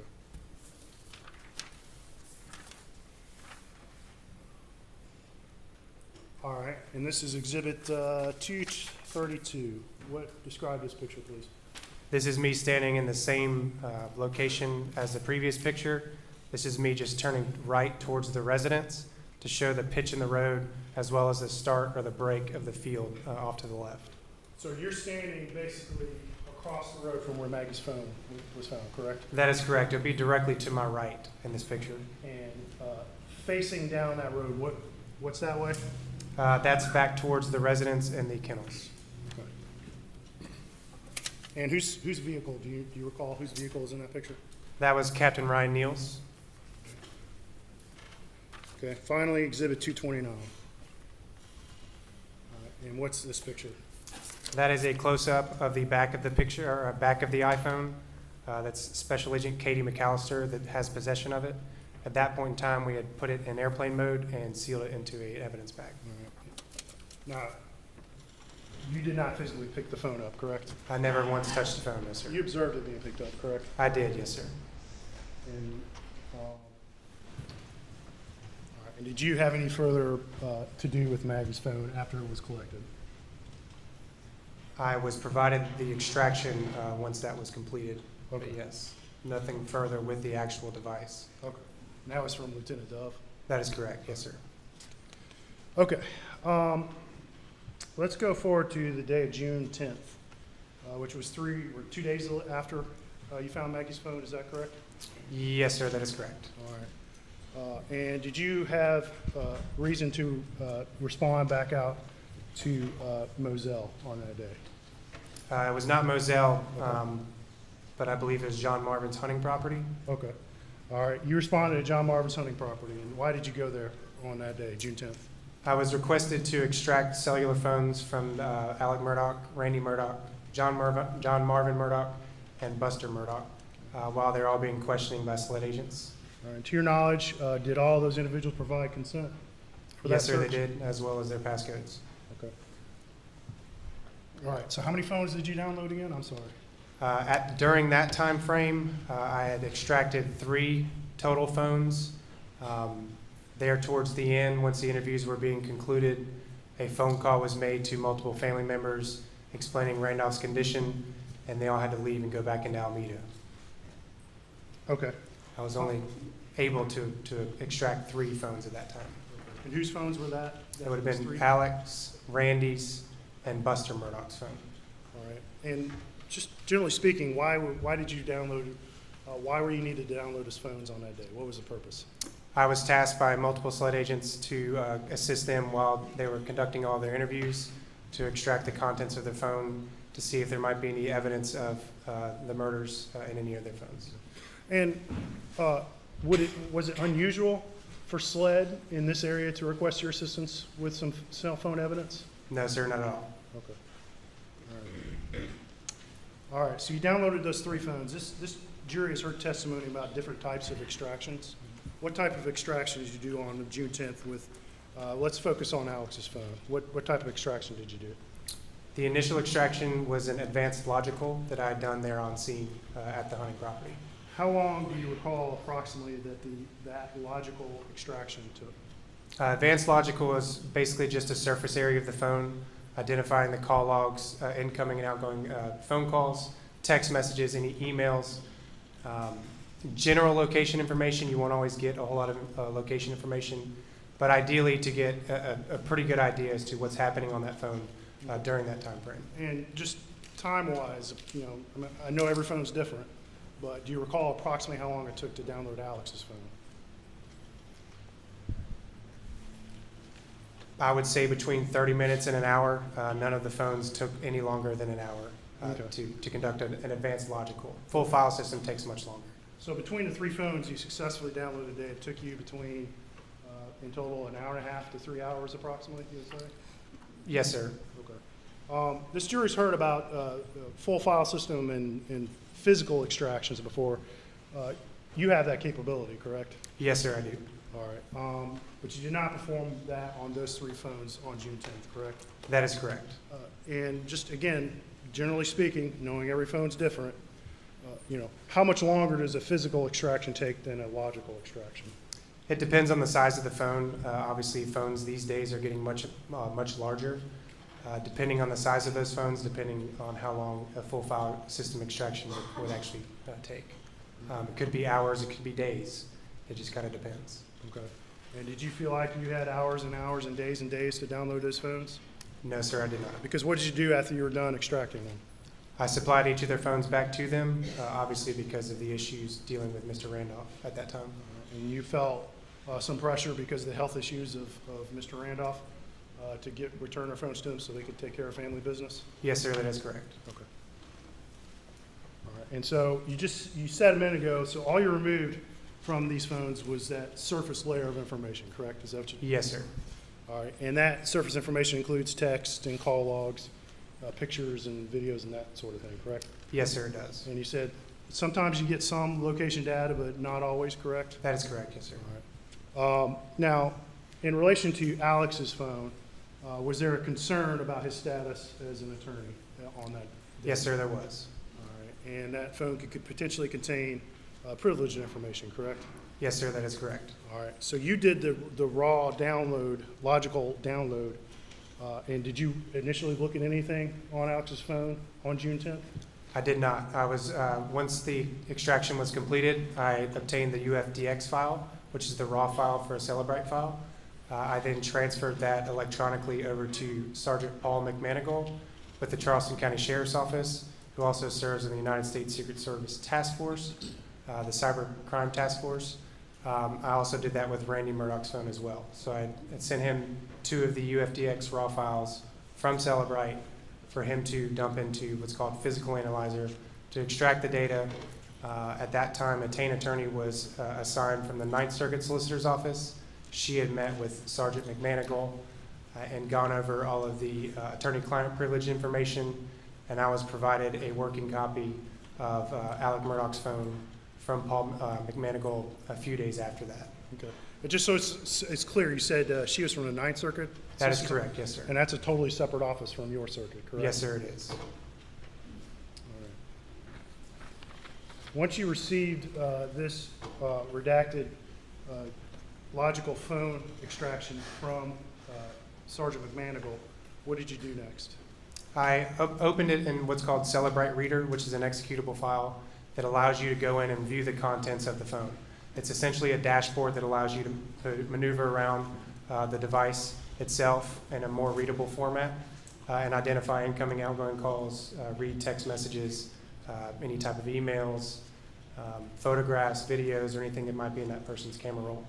And in the course of your assistance to this investigation, did you acquire any other records to assist you in looking through these phones? Yes, sir, I did. What did you acquire?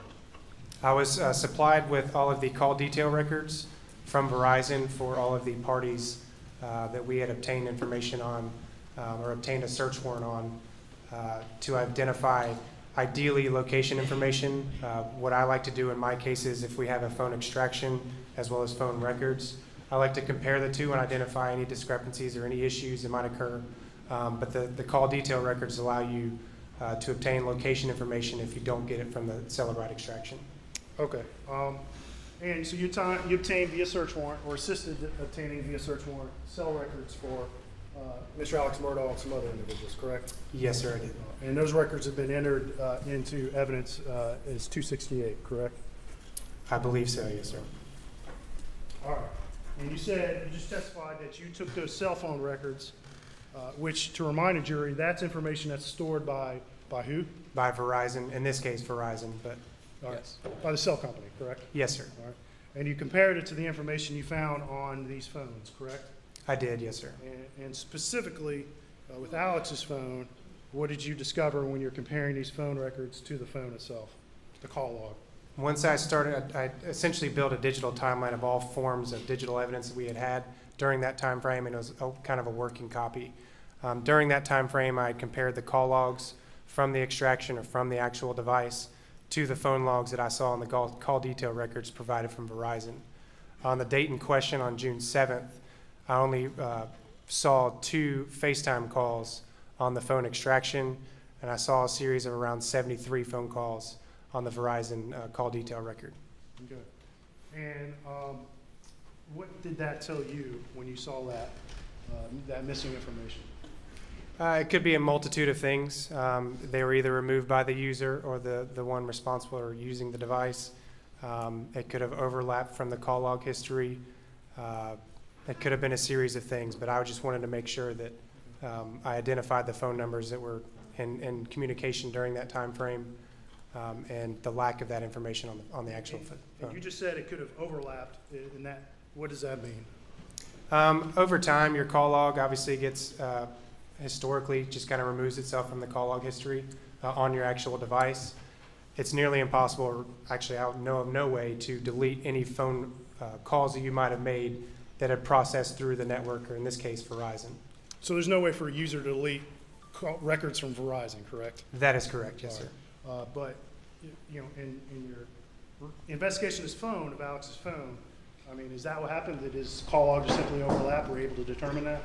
I was not able to determine it because it was an advanced logical, so I wasn't able to recover any deleted items during that time frame. So you didn't recover any deleted artifacts of the phone call? That is correct. No, sir, I did When I not. say deleted artifacts, what does that mean? Anything that was manually deleted from the device itself. All right. And there's sometimes a trace left in memory when something is deleted, correct? Yes, sir, that is But a correct. logical extraction is not going to find that, correct? No, sir. Okay. All right. But did you, in your review of the call logs, did you discover whether sometime prior to the June 7th, that there were still calls in those logs? Yes, sir, there was. All right. And so is this a case where simply the calls just simply overlapped and the oldest went out as the new calls were made? It's possible. Well, if there's a gap, you just testified there were phone calls. Yes, Your Honor, we.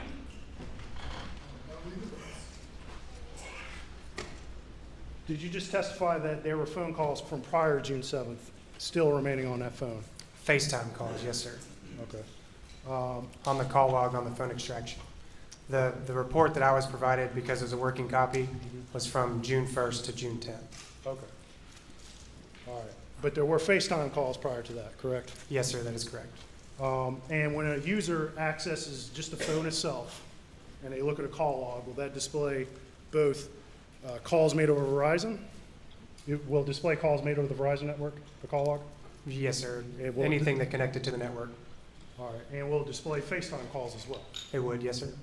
All right. And you found FaceTime calls from prior to June 7th, correct? Yes, sir, I did. All right, and, but as far as you could tell, as far as calls themselves, when did you start seeing call records start? Right around the morning, late morning, early afternoon of June 8th, 2021. Okay. All right.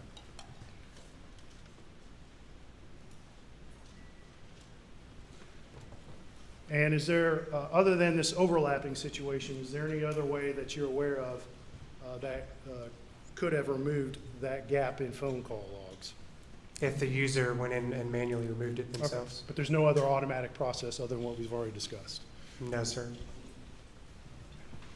And did you discuss with Sergeant McManigal whether his process in redacting certain things, did that process remove any call logs from that download? Yes, sir, I did review with Sergeant McManigal, and obviously, we had discussed the results that were provided to me, and we both agreed on the same opinion. All right. And that Sergeant McManigal did not remove those records, correct? That is correct. All right. For this witness. Yes, sir.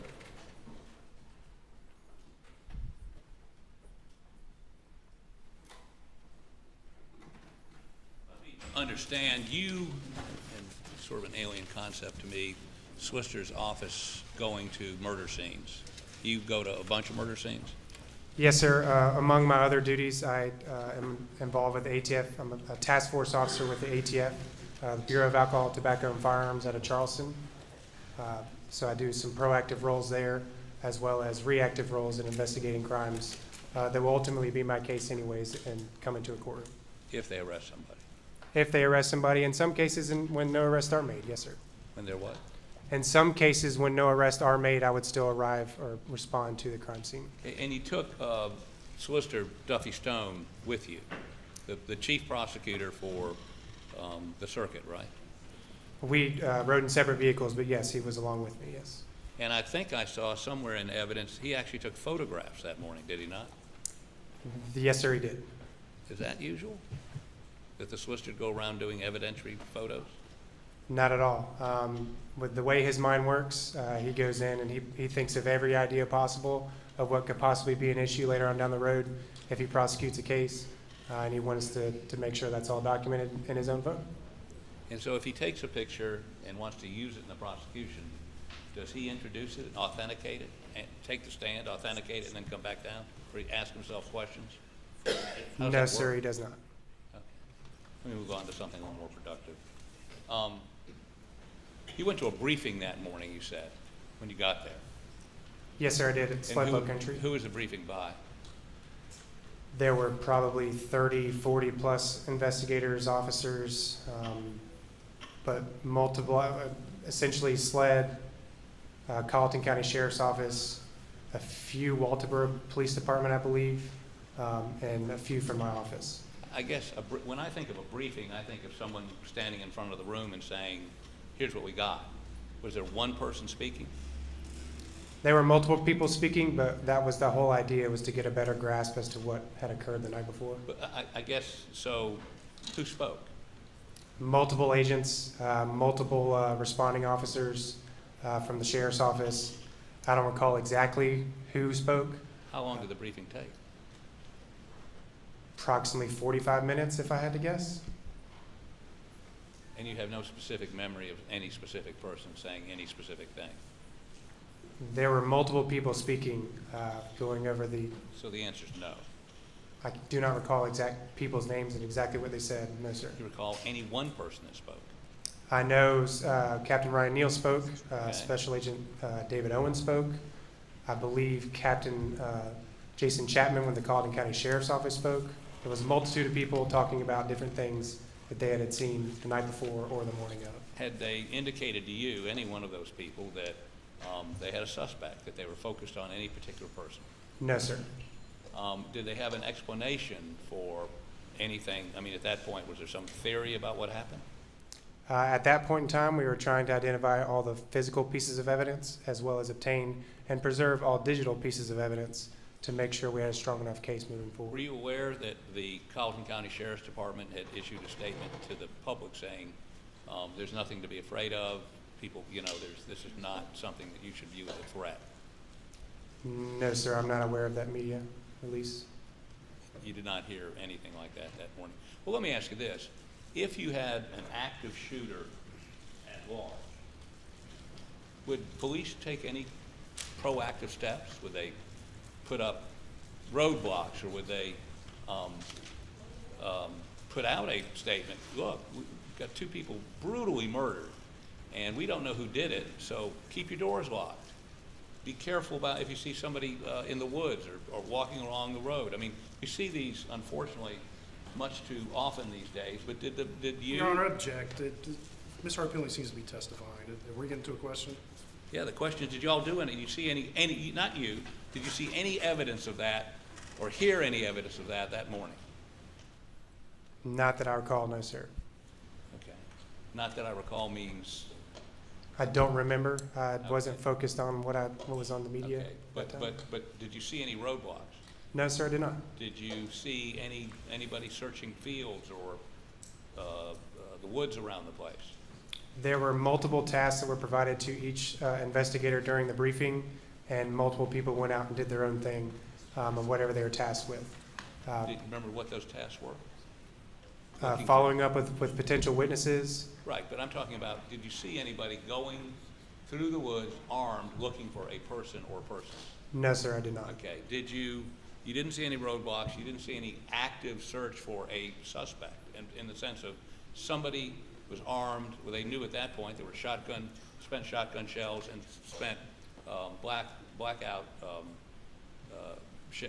casings, right? You've heard that? Yes, sir. So somebody, either 2 people or 1 person with 2 guns, was at large at that point as far as y'all were concerned?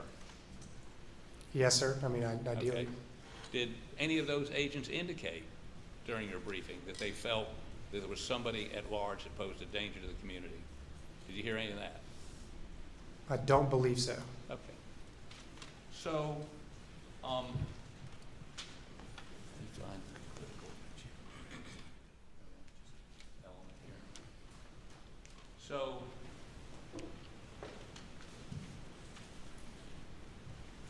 when you got there the next morning, there were no bodies, there was no physical evidence there. It was after all that had been removed. All the bodies have been removed. All of the trash from the crime scene agents were stacked up. You could see some blood stains in the ground, and as well as some body matter over towards the dog kennels. And I'm not going to belabor this and put these pictures up, but you had a drone up, right? Yes, sir, I did. And did you ever go up to the residence? I did not go all the way to the residence. No, sir. Okay, and I don't see any pictures taken from the kennels that you took or under your direction up towards the residence. Are there any? From the kennels looking back towards the residence? I mean, but looking from the murder scene back up towards the residence. Yes, sir, I did take those photographs. That was during the day, not the night, correct? Yes, sir, that is correct. Okay, so you don't know what somebody from the house could see at night looking down towards the kennel? No, sir. Okay, I just want to make sure it was clear that you weren't testifying somebody up at the house at night would have an unobstructed view of where the bodies were found or the front of the kennels. You're not testifying to that, are you? No, sir, I'm not. Okay.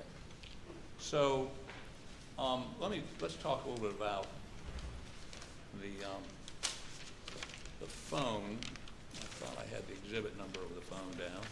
You don't know it off the top of your head, do you? Anybody? What? Oh, up there, okay. It's, I think it's 204, which I would find in that box.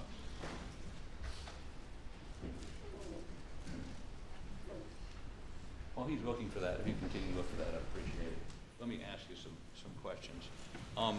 You indicated the distance from the shoulder to the road, shoulder of the road to the phone was about 15 to 20 feet? Yes, sir. Okay. And you took a number, did you take those pictures of the phone? Yes, sir, I did. Was there any other person there taking pictures other than you? I was the only one with a camera, so I took the photographs. Okay. And were you there the entire time until the phone was removed? Yes, sir, I was. I stayed right next to the phone until Special Agent Jeff Croft and Special Agent Katie McAllister arrived on scene. They took possession of the cellular phone and placed it into an evidence bag. Okay, and during that period of time, did any sort of forensic team come up and measure how far the phone was from the shoulder of the road? No, sir, they did not. Did anyone attempt to come up with a specific location for that phone in terms of measurements, a forensic assessment of where that phone was? No, sir. And what are those exhibits that were just introduced? Yes. So, for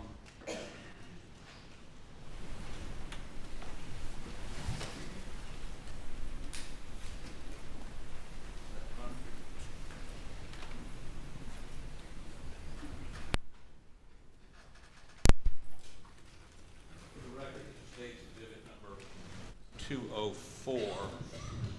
It looks like the case and the phone are separated.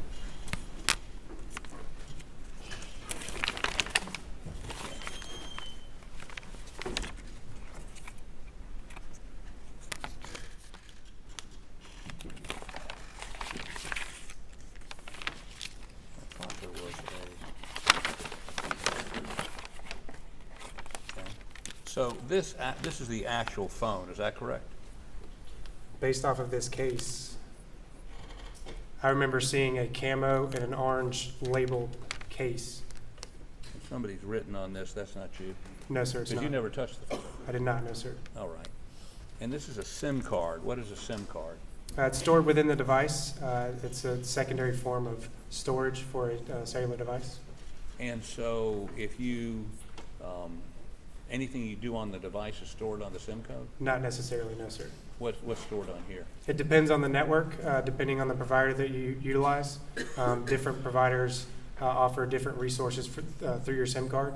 But Did you ever examine the SIM card? I never examined anything on that phone, no, sir.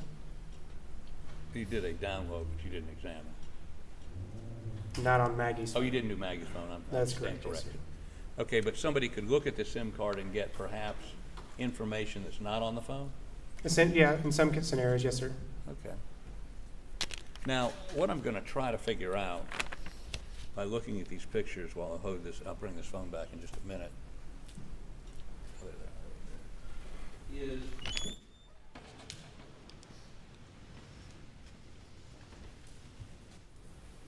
I want to. Is it still on? Okay, how about get that so we can see it?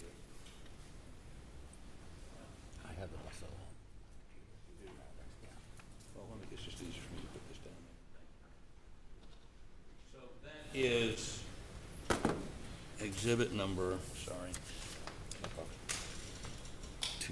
228. How about push that again? And that's what you saw when you came upon the phone, correct?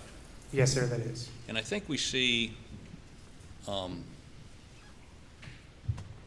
I think he pointed it out a little while ago, there's pieces of straw and other things around it, right? Yes, sir.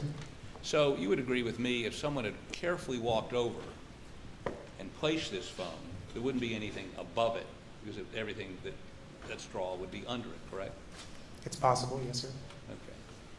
And in addition to that, did anybody forensically check the area around it to see if there were footprints? No, sir. I mean, it was heavily treed, heavily wooded, a lot of leaves. You could not see any foot impressions around that phone. Okay. A lot of leaves. Yes, sir. And so is this sitting, I mean, when it's sitting there with the straw over it, is it sitting flat on the ground? Is it tilted? Is it, what do you remember? Or if you don't? There was a slight tilt, probably centimeters, nothing major. Nothing out of the ordinary around the phone, no holes, no pushed up leaves or anything like that. So you couldn't, I mean, strike that. Okay, let's look at, let me make sure I get the right one.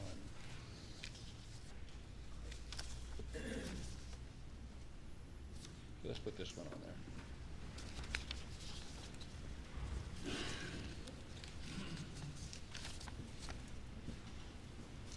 Okay, so, again, that's another picture taken by you of the same phone in the same location, correct? Yes, sir, it is. And it's heavily wooded in that area, correct? Right on the edge, yes, sir. And it's almost a thicket where you found this, right? There are bushes around it, No bushes, there were a lot of trees a lot of trees, and underbrush. and underbrush, yes, sir. Okay. So, nobody actually took measurements of where this was found. No one actually measured from the road, nor did they measure, I mean, there's no way to figure out exactly, if you had to go back today and find the spot, could you find it? The exact spot? Within a couple of feet, yes, sir, I probably could, based off the angles of photographs that were originally taken. Okay. But you couldn't give us the exact spot, right? I couldn't give you an exact step from the actual device to where Moselle Road was. Okay, this is exhibit number 232. And that's a vehicle on the same side of the road as where the phone was found, is that correct? Yes, sir, that is correct. And so that car window that we see in this photo, the driver's side,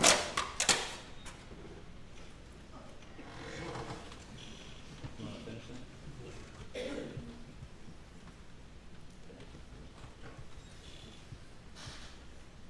The driver's side window would be 15 to 20 feet from where that phone was, correct? I would add a few more feet just because of the roadway. Yes, sir. Okay, you add, so 28 to 30, 25 to 30 feet? Fair? It would be fair, yes, sir. But nobody measured it, so we don't. No one measured it, no, sir. Okay. And so if that car was going towards Almeda, you know where I'm talking about? Yes, sir, I do. It would be on the other side of the road, right? On the right lane of the road, yes. I mean, it'd be on the right, but here it's improperly parked, correct? Sure. I mean, the driver's window is, I mean, if there's a car coming the other way, they'd head on, would they not? That is, yes. Okay, that's the point. You I'm would be making. operating the vehicle on the right side of the road, or left in that image. Okay, so if someone were driving towards Almeda on this road, and they wanted to get rid of that phone, they would either have to throw it 40 feet out the driver's side window, or pull over as this car has and throw it out, correct? It's a series of things that could have happened, the reasons why that phone got there, but it's possible. Well, it's, just assume with me for a second that they want to get rid of that phone by throwing it out the window. They could either throw it from their lane of traffic if they're going towards Almeda, or they can pull over like that and throw it out.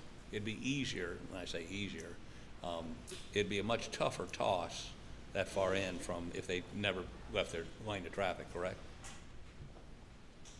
Guess it depends on who's throwing it.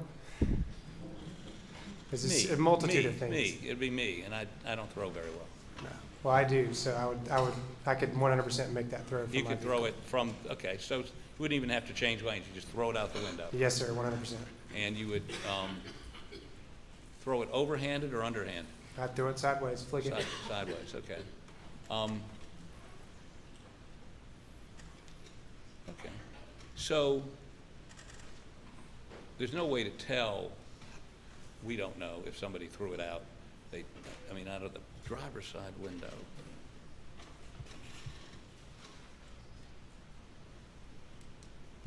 Are you throwing it with your left hand or right hand, out the driver's side window? I mean, you said you could toss it pretty far. I would throw it with my left hand from the driver's side and could easily land it to where it actually was found and located in the woods. But you right-handed or left-handed? I'm right-handed, yes, sir. But you could still throw it with your left hand with that much power? Yes, sir, 100%. Okay, now, let me ask you this. When you found it, you wanted to put it, or somebody with you wanted to put it in airplane mode, right? Yes, sir, I wanted to be placed in airplane mode to preserve its contents. Because in airplane mode, less chance of any data being overridden, right? That is correct, yes, sir. Now, that doesn't prevent all data from being overridden, but most data, correct?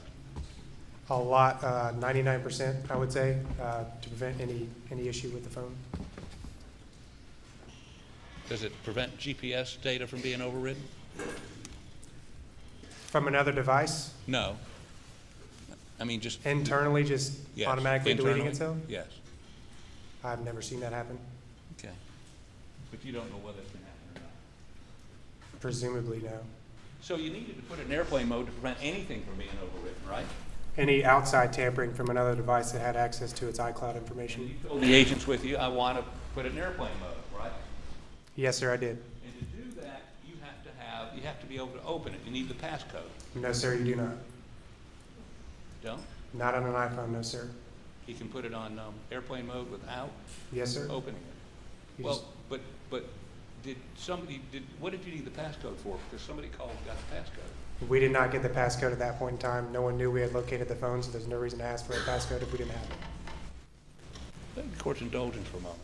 Later on, we received the passcode, but not at that point. When did you receive it? I was not present. I did not analyze the device, so Was it at the scene or was it somewhere else? I do not recall. I was not there.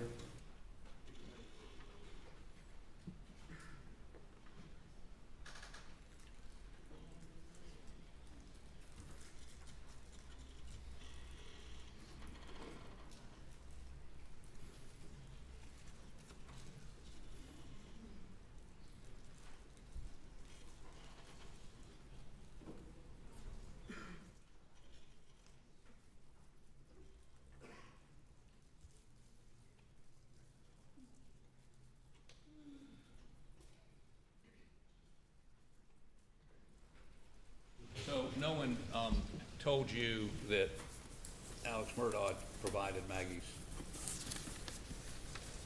No, sir, no one told me that. Now, if someone had the passcode, they could go in that phone and eliminate, delete text messages, phone calls, just about any piece of data that's captured there, correct? Even apps, you can delete those, correct? They could have, but once the full file system extraction was done by Lieutenant Britt Dove, we No, would. you misunderstand my question, I'm sorry. If you had that phone, and obviously Maggie Murdaugh had been murdered, somebody threw it on the side of the road, and during that period of time after her murder, before it was thrown on the side of the road, if you had the passcode, right? Yes, sir. Open it. Without the passcode, typically you can't open it, correct? No, sir. You agree with me? I do, yes, sir. Okay, I'm sorry. So if you had that passcode, you could open it, delete photos, delete phone messages, delete text, delete whatever you want, correct? Yes, sir. Okay. And when you found that phone, it was locked? Yes, sir, it was. Okay. And was there any evidence that you saw that anything had been deleted from that phone in any of your, after your download, extraction? Again, I did not download or extract the contents of the device. The only thing that I saw was the home screen and made sure that the airplane mode was applied at that point, and then it was placed into an evidence bag. We never got past that lock screen or home screen that allows us to turn on airplane mode. Obviously, the device was on because we were able to locate it through Find My iPhone, and the battery level was significantly low. Was significantly low? Yes, sir, it was. Okay. Beg the court's indulgence.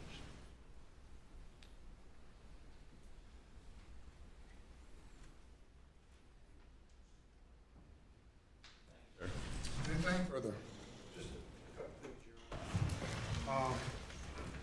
We talked about the call logs, and so you downloaded Alex's phone on June 10th, correct? Yes, sir, that is correct. 3 days after the murder, correct? Yes, sir.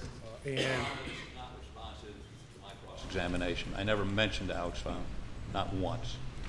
Response? I'll proceed, Your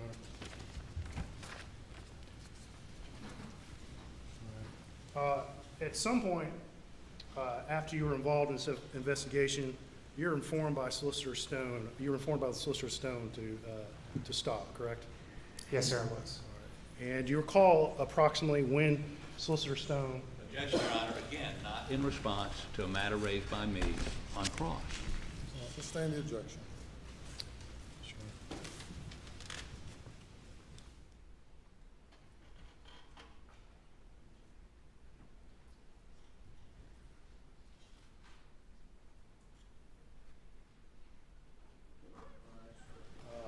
And Mr. Harpootlian asked about the crime scene in its state when you got out there, correct? Yes, sir, he did. All right. Did you notice any vandalism? No, sir, not at all. Did you notice, were you informed or did you notice anything missing? Objection, Your Honor. How do you know it was missing? Maybe the witness knows. Overruled. I knew Maggie's phone was missing, and that's it. Okay. But you noticed any vandalism or anything? No, sir, not at all. Okay. All right. And when it comes to Maggie's phone, at least her model, are you aware whether that can be placed in airplane mode without the unlock code being entered while the phone is locked? You can place that phone in airplane mode while it's locked, yes. Okay. So you don't need a code to just simply put it in airplane mode, correct? No, sir. All right. And did anybody manipulate any data on that phone in your presence? No, sir, not at all.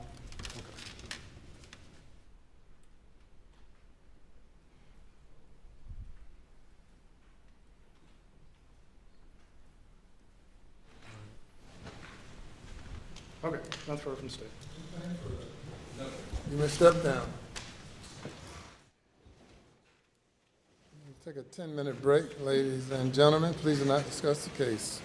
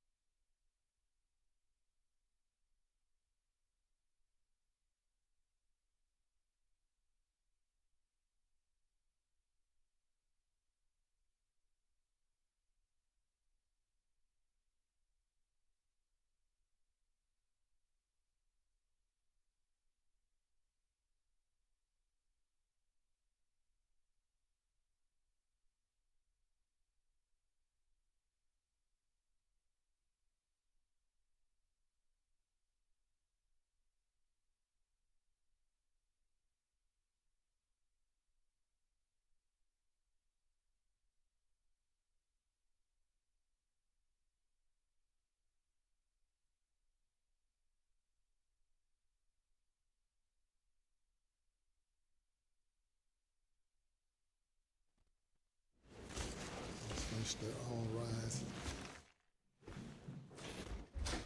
You may now be seated.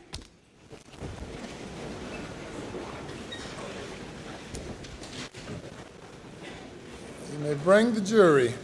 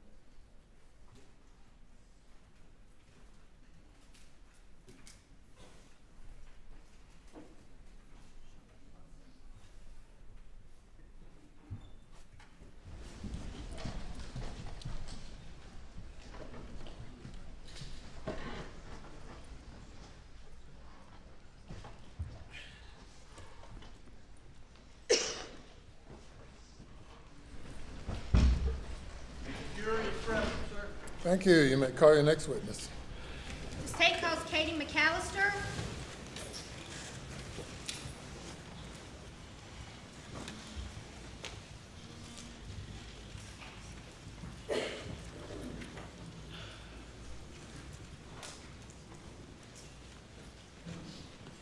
Raise your right hand, left hand on the Bible. Do you affirm the testimony about the judge of court in this trial shall be the truth? So help you God. I do. Thank you. Take a seat in the witness stand.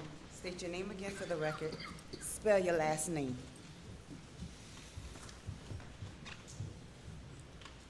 It's Katie McAllister, McCallister.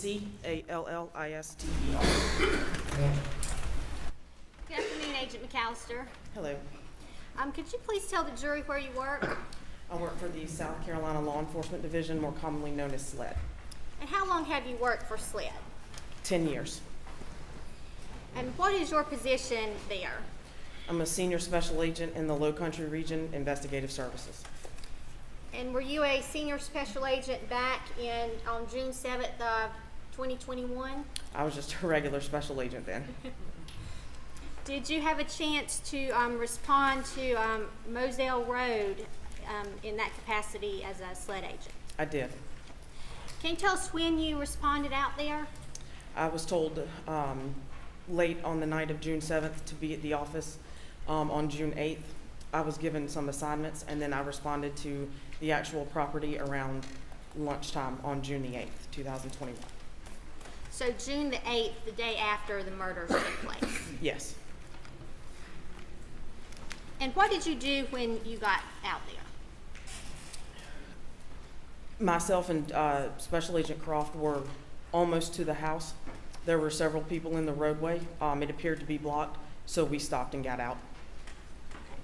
Did you, what were those people up to? There had been a phone located on the side of the road. Okay. And whose phone was that? It was Maggie Murdaugh's cell phone. And can you tell us about your involvement in the collection of Maggie Murdaugh's cell phone? Yes, so once we got out of the car, I had gloves. Captain Neal retrieved the phone from where it was laying. I was standing right beside him when he got a phone call. He handed me the phone with my gloved hands. I held the phone for Investigator Hightower to take a picture of it. The phone call was Captain Neal receiving the passcode. He asked me to confirm it. I typed it in. We confirmed that it was the right passcode. I locked the phone. At that point, Investigator Hightower asked me to put it in airplane mode, which I did. And so what was the point of you putting the passcode into that phone? To confirm that the passcode we were given matched the actual phone that we had. To confirm that was Maggie Murdaugh's phone? Yes. Okay. And when you unlocked that phone, did you delete any calls? I did not. Did you delete any text messages? I did not. Did you alter any data in that phone? I did not. You locked that phone back immediately? Yeah, as soon as it opened, the screen clears to show that that is the right passcode, I immediately locked it back. And then what happened to the phone as far as you know? Captain Neal, who was standing right beside me, took the phone back. All right, let's move on. What else did you do? So once I arrived on scene, myself along with Special Agent Croft were asked to go up to the main house to do a search of the property, or of the home. Did you have a search warrant? There was a search warrant, yes. Was that search warrant executed? It was not. Why not? At the time of my arrival, multiple family, close friends were at the house. Rather than executing the search warrant and displacing all of those people, we asked for consent and we were given it. And were a lot of people at that residence at the time? There were. You could give us kind of a rough estimate of the amount of people that were there. I would say maybe 20 or 25 people were in the home. And you didn't want to have to ask all those people to leave? Some of them were very upset and we thought it was better to simply ask for consent. Tell us what you found in the search of the house. So upon consent, I walked through the residence. I was looking for weapons and ammunition and observant to anything else that may have been of value. I found nothing, and once I came back downstairs to the gun room, Agent Croft had located several items of interest, some weapons and some ammunition. He and I collected those. I completed a property receipt. Let's go back to your search a little bit. When you walked through the house, were you alone? I was not. Who was with you? I believe it was John Marvin Murdaugh and Lee Cope. And who were those people? John Marvin Murdaugh is Alec Murdaugh's brother. Lee Cope is an attorney from their law firm. And what rooms of the house did you search? All of them. And these John Marvin and Lee Cope were with you when you went in every room? They were. Did you search any other places? We searched bathrooms, tubs. There were several attic-type spaces where different holiday decorations were stored. We looked in there, or I looked in there, and we didn't locate anything of value. Did you look anywhere that you thought there could be a long gun? Yes. Did you observe any bloody clothing when you were searching the residence? I did not. And you said you were observant? I was. You mentioned that Agent Croft had collected some weapons and some ammunition. He did. Would that be the 3 shotguns, a Mossberg, a Browning, and a Benelli Super Eagle, along with a .300 blackout rifle? Yes. And then some various ammunition? Yes. Okay, and what did you do with those items? So we gathered them together. I filled out the property receipt. We took them back to the SLED office here in Walterboro, where we met with the crime scene agent, Agent Worley, and I receipted those items to her. So Agent Worley took custody of those items? She did.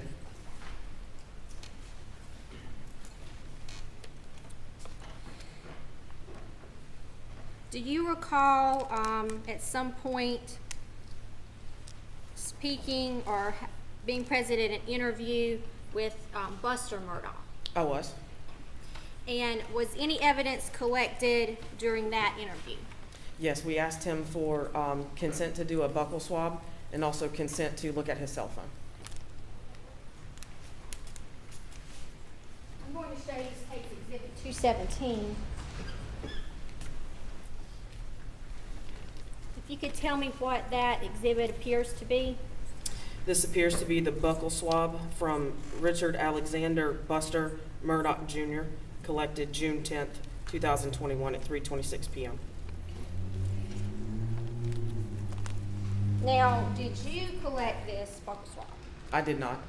Who collected it? Lieutenant Charles Gint with SLED. Okay. Were you present when it was collected? I was. How did Lieutenant Gint collect this swab? A buccal swab is just 2 cotton swabs. He opened them from the packaging, swabbed his mouth, sealed them back up, placed them in the envelope you see there, sealed it, initialed it, and dated it. And he would have sealed that up so it was not tampered with. Is that correct? Yes. Your Honor, at this time I move State's Exhibit 217 into evidence. No objection. Admitted without objection. Your Honor, I have no further questions for this witness at this time. Cross-examination. Please, Your Honor. Yes, sir. Let me get.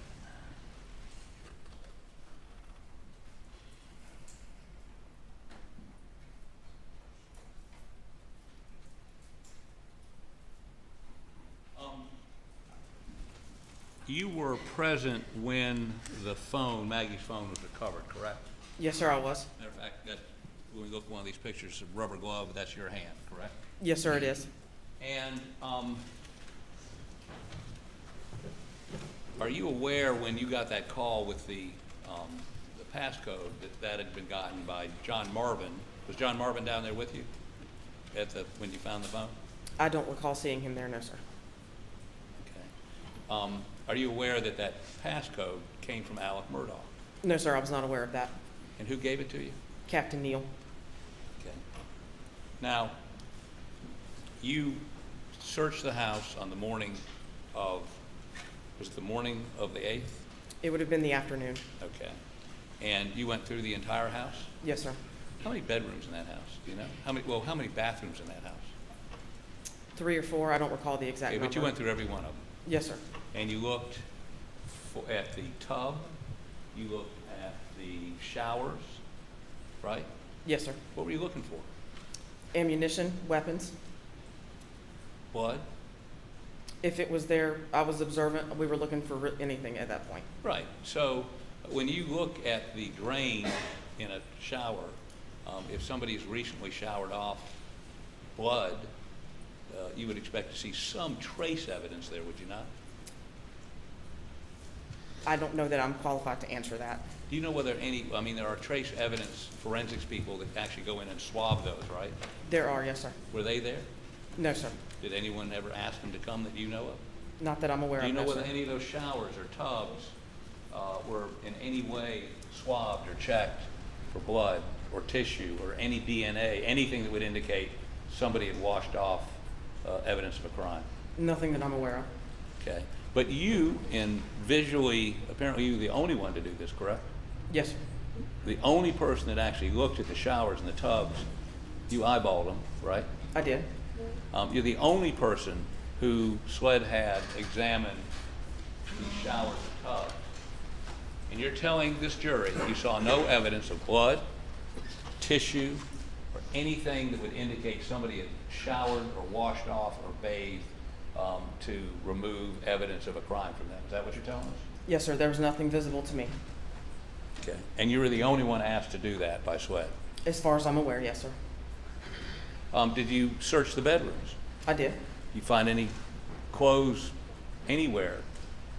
Shirt, pants, shoes that would indicate? Objection, Your Honor. Could we ask one question at a time, please? Well, I'm just including a class rather than asking it individually. I apologize. I can do it individually. Take a little longer. Thank you.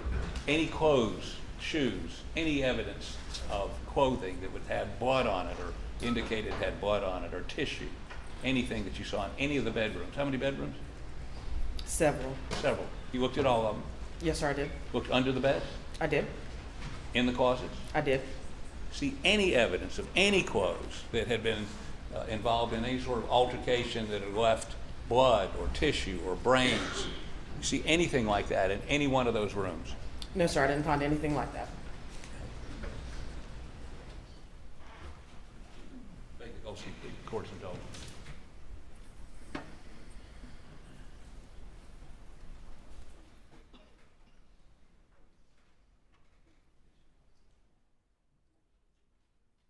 Thank you. No further questions.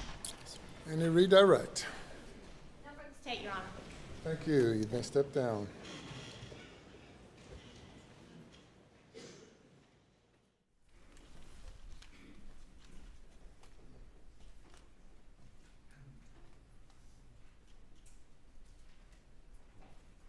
Ladies and gentlemen, we're going to have you leave for the day and to return tomorrow at 11:30 will be our start time tomorrow.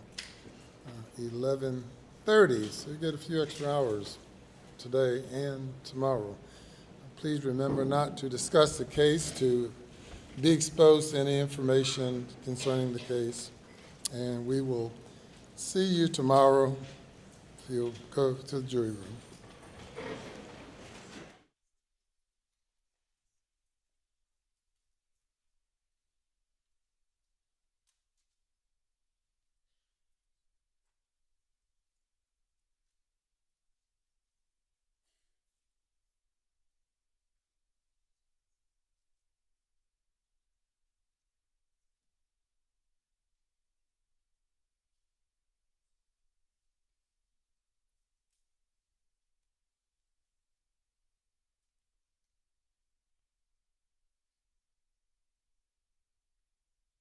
Be seated.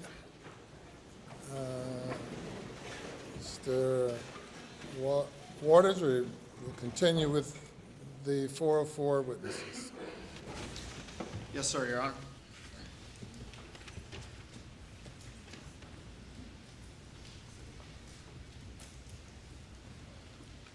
I might have miscalculated by about 30 minutes, so I apologize. The witness is close by. If you'll give me one moment, please.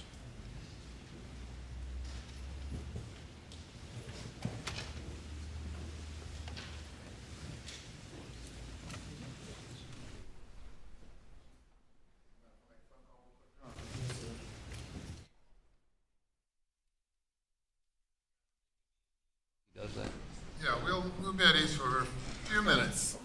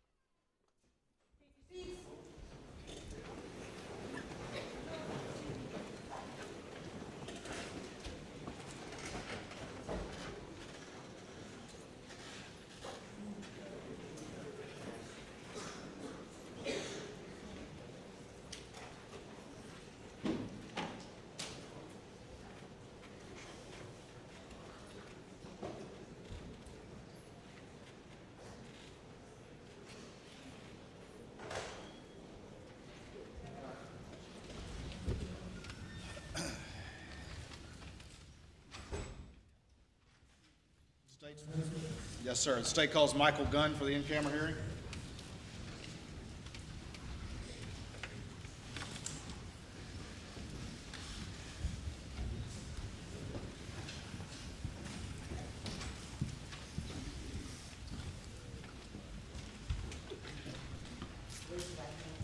Left hand on the Bible. Do you affirm the testimony about to give the court in this trial shall be the truth, so help you God? Yes, ma'am. Thank you. Speak loudly. Take a seat in the witness stand. State your whole name. Spell your last name for the record. Yes, ma'am. Michael Gunn. Last name is Gunn. All right, Mr. Gunn, this is obviously an in-camera hearing to determine the admissibility of some of the testimony. Do you understand that? Yes, sir. All right, and so I'm not going to go into all the background and everything for purposes of this hearing, but just very quickly, where do you work? I'm a principal at Ford's Consulting and also do some lobbying work for the South Carolina Association for Justice.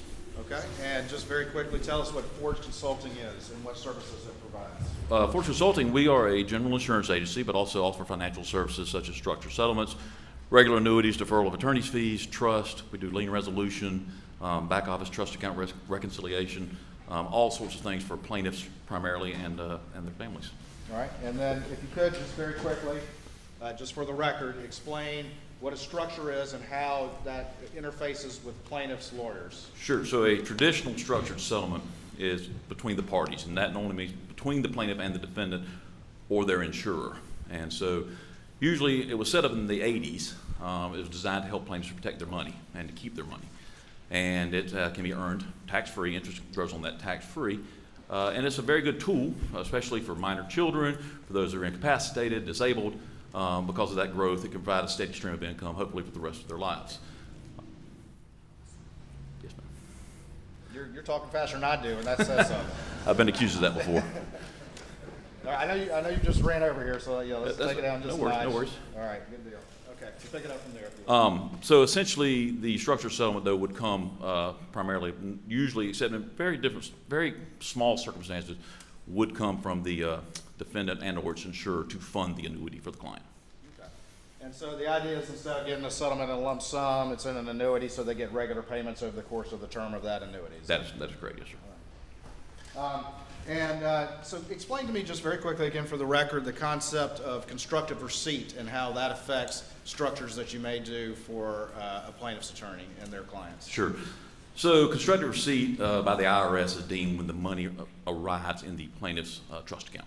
That would be considered they have received the funds, and therefore the ability to do a structure has been taken off the table.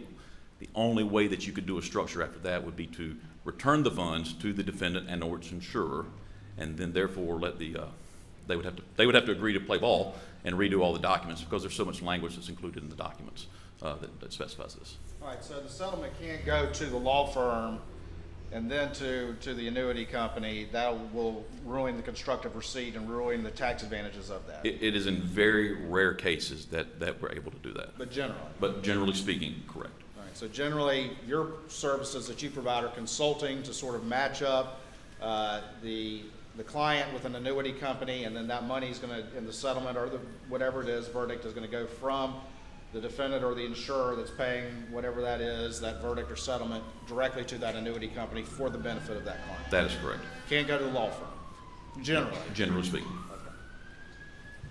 All right. How long have you been with Ford's Consulting doing this work? It'll be 18 years this summer. All right. And what's the actual full legal name of the entity that you are part of? Ford's Consulting, LLC. Okay. Over the course of your involvement with this business, have you gotten to know the defendant, Alec Murdaugh? I have. All right. And just very quickly tell me the capacity in which you got to know him. It bore from a professional relationship, doing work with the trial lawyers, conventions, CLEs, things of that nature, which ultimately turned into a friendship born out of business. Okay. And when you say friendship, was it a close friendship or more like a business relationship type of friendship? I would say a business relationship type of friendship, but one that you would text with and call on occasion and things. Okay. Did you ever do any structures for any clients that were represented by Alec Murdaugh as a plaintiff's lawyer? Yes, we did. All right, and just roughly, you remember how many? I would probably say around 5. Did you ever, what's the last one you remember at least having some discussion with him about doing a structure? The last one that I remember having discussion with, I believe, was the Deion Martin case. Okay, and tell me about that. Did that ever come to fruition or not? It did not. All right, and tell me what you made. We sent over some quotes. We got some information back from the defendant. He sent us information, a signed option, which I would assume was Mr. Martin's. Sent some information back, and annuities, you have to understand, are priced on a daily market. Sometimes that rate is good for a week or two. I sent several emails back saying, hey, this rate is going to expire. We need to move forward, and ultimately we ended up closing the case cash because we never got a response. All right, when you say you sent emails asking for a response, who were you sending those to? I was sending those to Mr. Murdaugh as well as his paralegal, Annette Griswold. Okay. And so ultimately got no response, so you just closed the file without any services ultimately being provided by Forge Consulting LLC? That is correct, yes, sir. I'm going to show you very quickly what's been marked as Exhibit 321 for this in-camera hearing, and specifically direct your attention to the 5th page of this exhibit and just see if you recognize that. And then you can flip to the next couple of pages, please. Yes, sir, I do. All right, and tell us what that is. Just kind of flip through first. That's just an annuitized payment stream showing you when the payments will be made. Okay. And what the amount is. And that's kind of the market rate thing you were talking about? Yes, sir. Yes, All sir. right, and what are the next documents? Just in the next few The next page is a disclosure page where we list all our disclosures, and it appears to be had been signed by Deion Martin. Okay, keep going. That's the only Forge-related documents you see? Well, let's see, that's the only Forge-related documents I see, yes, sir. All right, let me take that back. Yep. All right. Put those up on the screen real quick.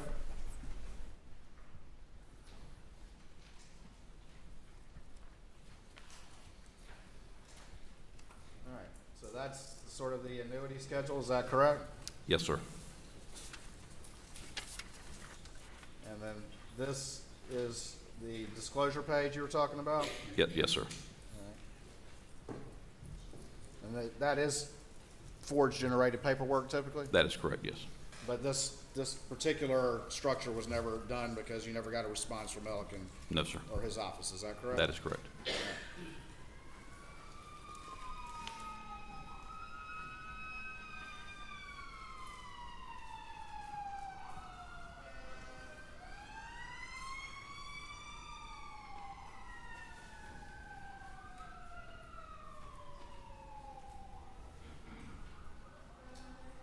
Sirens pass.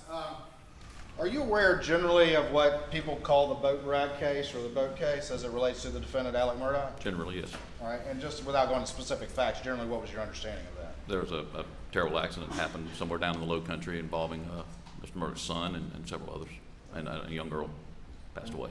Were you aware that his son had been charged in that particular case? I was. And were you aware that Alec Murdaugh had been sued in a civil matter relating to that case? I believe I was made aware through the news, yes.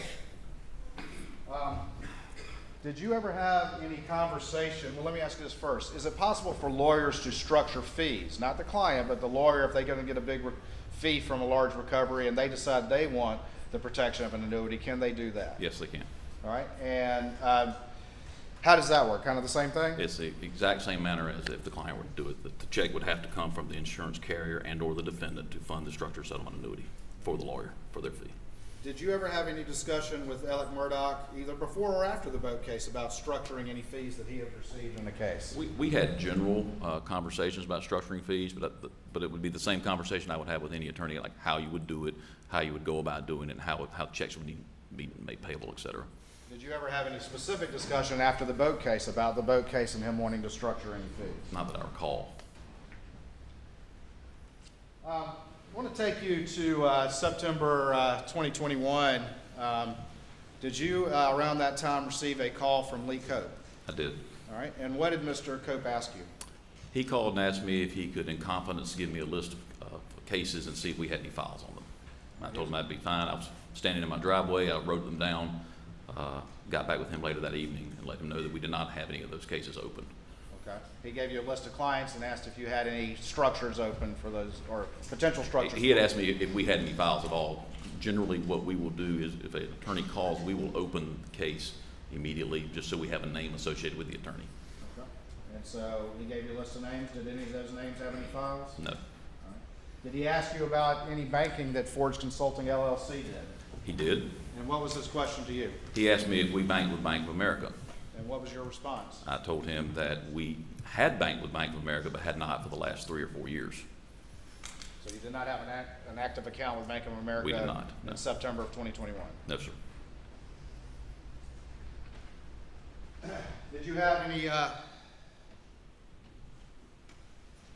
subsequent conversation with Mr. Cope about the issues that he had raised with you? I did. He called me the following day as well, which I believe was a Thursday, with another list of cases. All right. And what was his inquiry to you? Same inquiry.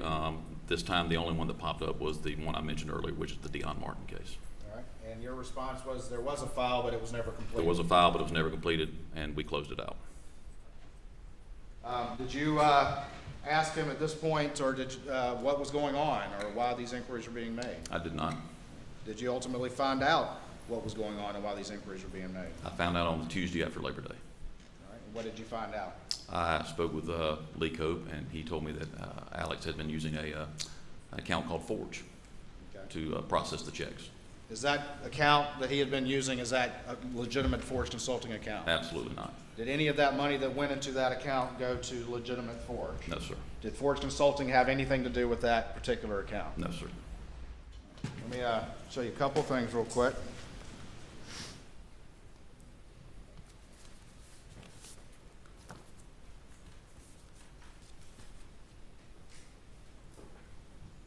Show you what's been marked as Exhibit 335 to your testimony in this in-camera hearing, and just have you look at that. You look at the name on that particular account. Yes, sir. All right, what does that say? Richard A. Murdaugh, sole proprietor, DBA Forge. All right, and is that account a legitimate Forge account? It is not a legitimate Forge Consulting account, no, sir. Any money that went into that account, did it have any legitimate relationship to the services and business that y'all provide to claims attorneys?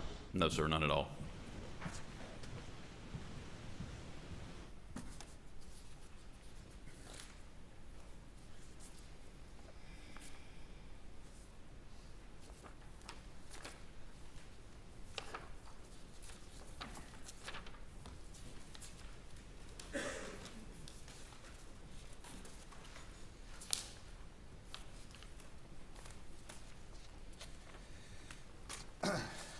Exhibit 328. You see that check right there? I do. Made out to Forge? Yes, sir. Did that come to any legitimate Forge account? It did not. Stand by for me 1 second.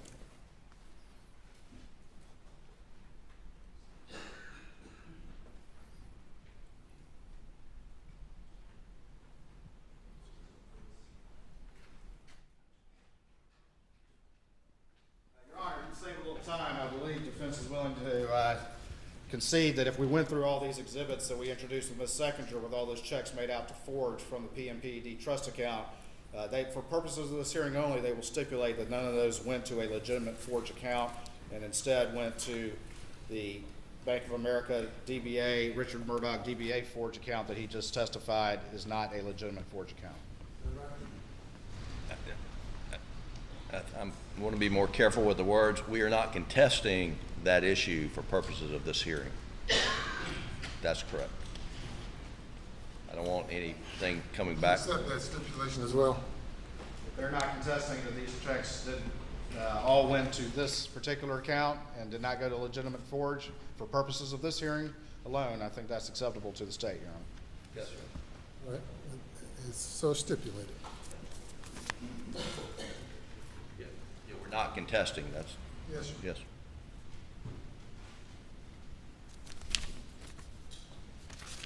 Not contesting.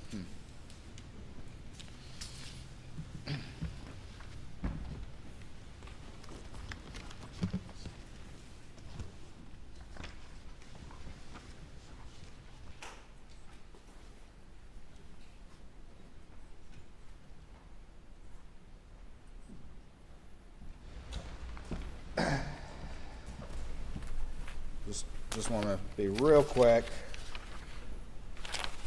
327, is that legit? No, sir. 326, is that legit? No, sir.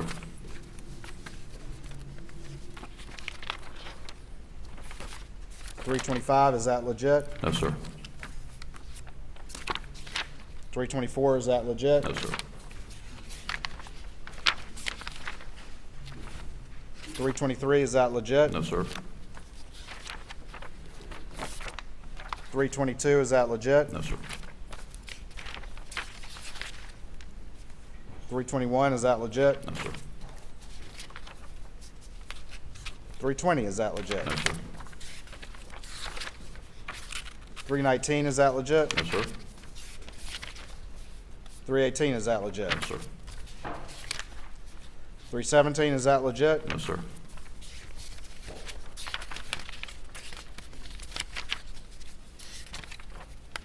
315, is that legit? No, sir.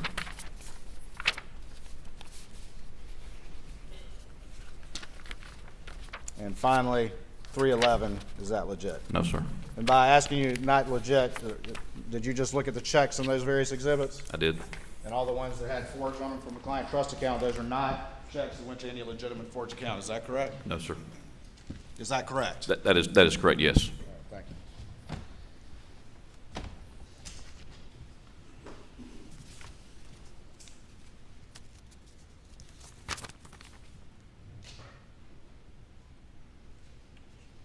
Your Honor, I believe that's all the questions I have for this witness. I'm sorry, excuse me. Thank you. Just really quick, at any time, did you ever hand deliver any checks to Alec Murdaugh for forge-related business? No, sir. All right. And would that work? I would not be delivering any checks. The only time that I would ever deliver a check would be made out to someone other than Forge. You would never make a check payable to us. But you never had any legitimate business where I was like, hey, I'm gonna be in town, I'll come by and pick up the annuity, the check for the annuity or anything? No. Okay. Nothing further for purposes of this hearing at this time, Your Honor. Defense. Very briefly, Your Honor. Good afternoon, Mr. Gunn. Good afternoon. Yeah, I am sure that your Forge Consulting LLC has done a full investigation into this matter. Yes, sir, we have. And in that investigation, did you find in any record of this account that Bank of America under Alec Murdaugh doing business as Forge, did you see the name Maggie Murdaugh or Paul Murdaugh as co-signatories to that account? No, sir. You seen any record, any document that Maggie Murdaugh or Paul Murdaugh had anything to do with this account? No, sir. Your company is an insurance agent. Did you ever sell any life insurance to Alec Murdaugh on the life of Maggie Murdaugh? No, sir. Did you ever sell any life insurance to Alec Murdaugh on the life of Paul Murdaugh? No, sir. All right, that's all I have, Your Honor. Anything further? Nothing to say, Your Honor. You may call your next witness.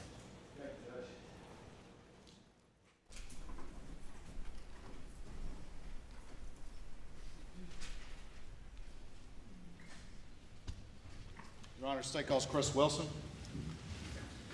I'm sorry, Your Honor, he's downstairs. We'll get him right away.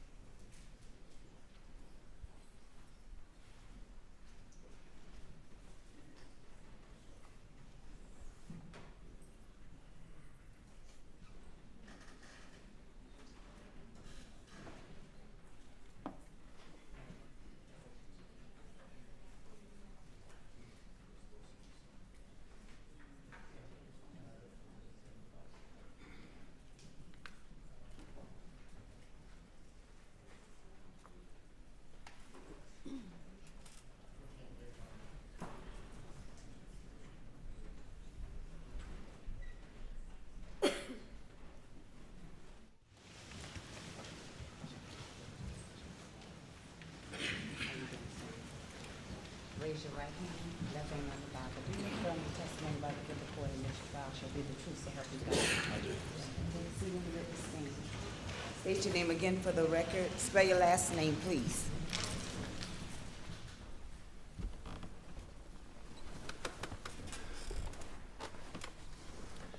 My name is James Christopher Wilson, Wilson. I go by Chris. Mr. Wilson, you understand that we're here for an in-camera hearing to determine the admissibility of your testimony? I do. All right, and you're a lawyer, so you get that. Yes, sir. So I'm not going to go into everything that I might cover with you in a trial, but I do want to focus on particularly the Ferris case.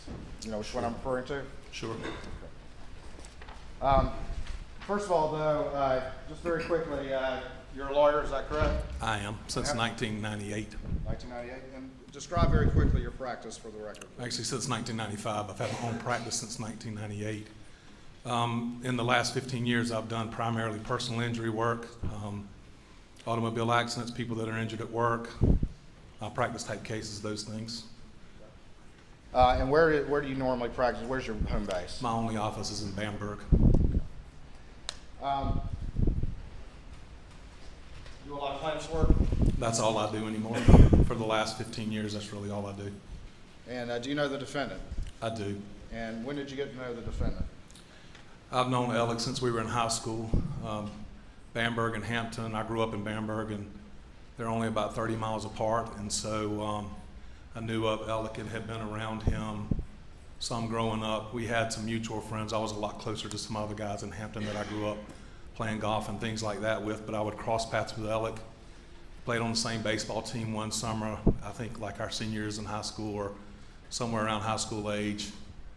Didn't really keep in touch with him or cross paths with him until we ended up going to law school, and we started law school together at Carolina. 3 years there together at law school and lived together part of the time. Did y'all become friends? We did. Become close friends? Very close. Best friends? He was one of my best friends, yes. And I thought, he was, and I thought he felt the same way about me. You feel that way now?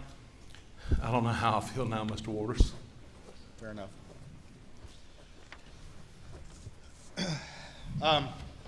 Over the years, as you developed that close friendship with Alec, did y'all also have a professional relationship as well? We did. When I finished law school, I went to work in Greenville for a judge for a year. Alec went to Beaufort to work with a law firm there. So we'd see each other, but it was more socially then. When I moved back to Bamberg to start practicing where I'd grown up, and he moved back to Hampton a couple years later, we started doing a little bit more work together, and we've done cases together really since 1998. I opened up my own firm in 98. I think that's about the same time he had moved back to his firm.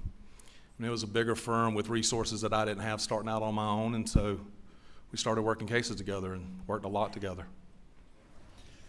Tell me, for the record, how that works when you're in a different firm than the firm he was in, correct?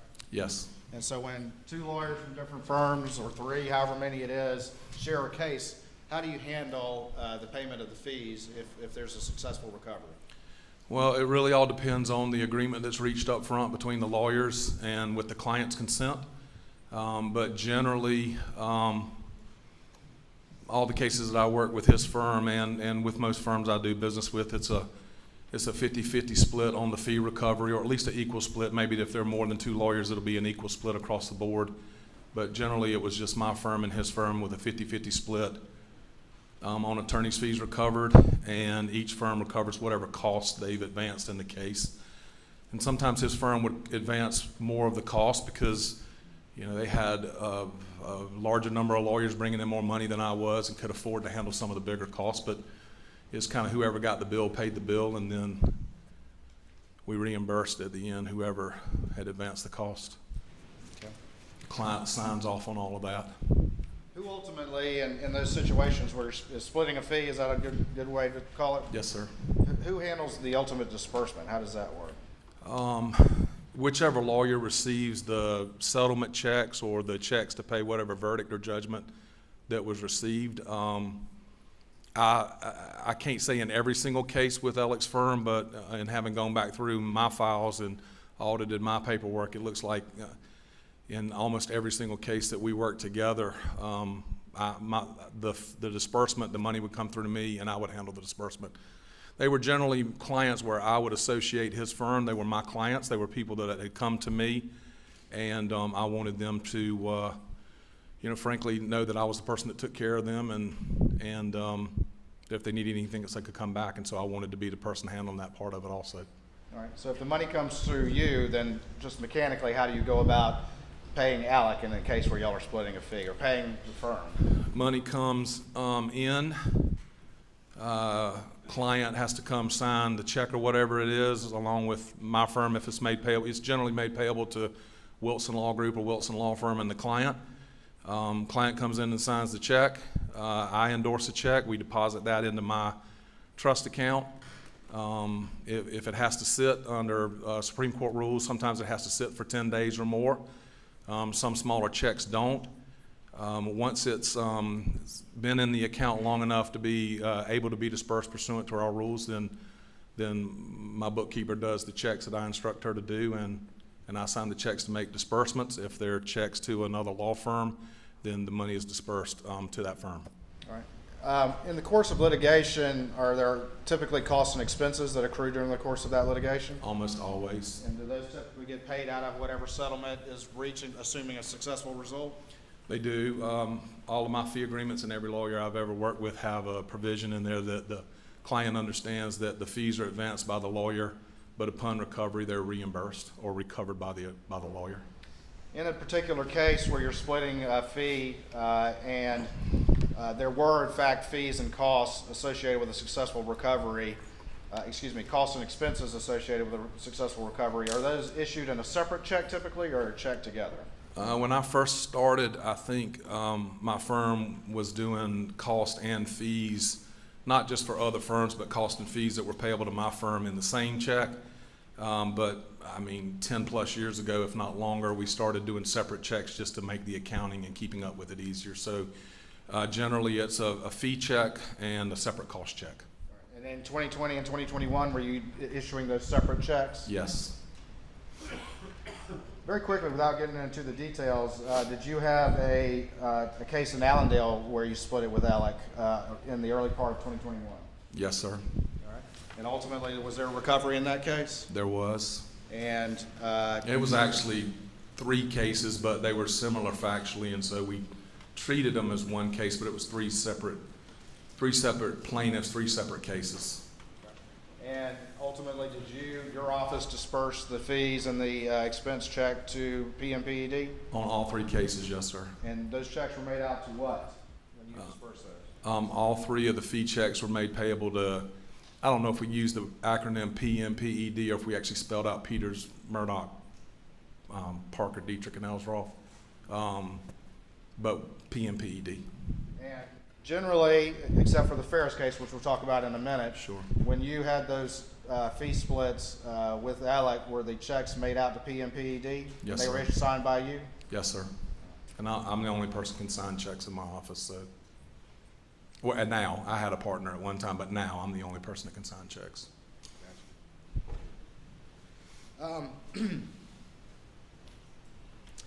Did you have a case involving Mack Trucks that involved Alec?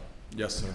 And can you describe to the court how you ended up getting that case and how you ultimately associated Alec in that case, please? Sure. And I've heard it referred to as the Ferris case, so Mack Trucks and Ferris. I'd rather refer to it as the Mack Trucks case. Another lawyer had contacted me about a case that he was working on.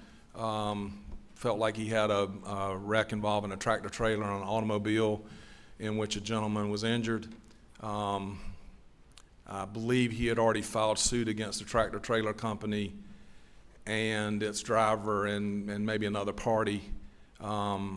Started looking at the case for and with him. It involved a drive shaft that had fallen out of a Mack truck into the interstate, and this gentleman had, and a number of other cars had hit that drive shaft.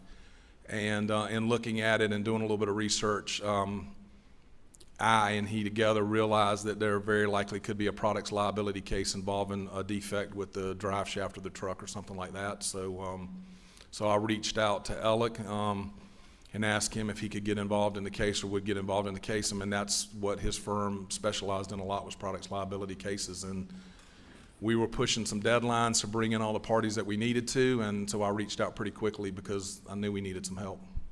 And did he agree to be part of that case? He did.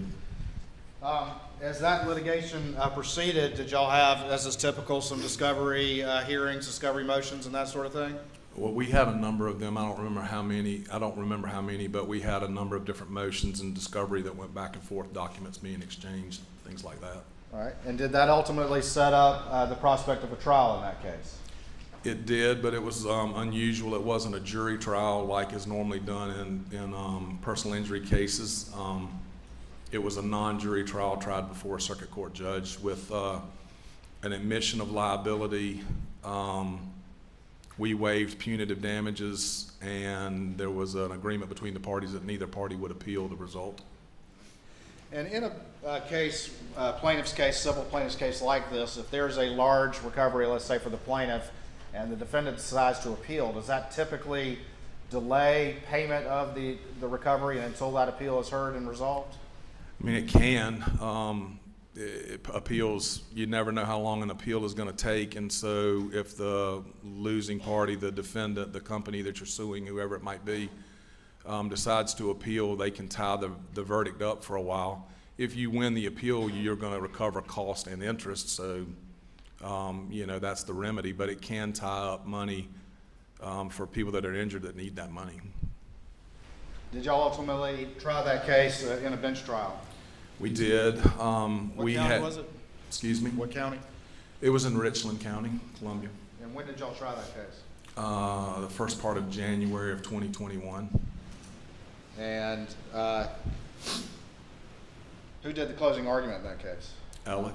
Alec did. Did y'all ultimately, there had been a concession of liability, so the amount was really what was in question. Is that correct? Yes, sir. And how many plaintiffs did you have? There were actually two cases, when we call it Ferris or the Mack Trucks case throughout all of this, but there were actually two cases. The gentleman that was injured and then his wife, we brought a loss of consortium claim for her for the loss of companion services that she had lost from him. And just not to get too detailed, Mr. Ward, that her case had gone into default. In other words, Mack Trucks hadn't answered the papers like they should have. And so they were in a really bad position on that case. And in the gentleman's case, they had answered, but we were discovering some things. When we were doing some discovery, it was clear they didn't want us looking much further. And so that's why this deal, everybody agreed to a non-jury trial without appeal with a waiver of punitive damages and an admission of liability was done. And we were in COVID, and it was going to take us a while to get the trial. So it worked out well for both parties, and the result worked out well for us. And that's often how it goes in litigation. Both sides kind of decide what's best, and sometimes they can have a meeting of the minds. Yes, sir. All right. Was there ultimately a verdict by the judge in that case? Well, two verdicts since two cases, yes, sir. And what were those amounts? I believe it was $4 million for the injured man and 1.5 for the wife. I remember it was 5.5 combined, but I think it was 4 and 1.5. And so how did the fees break down, to the best of your recollection, that were going to be split among the three lawyers involved? There were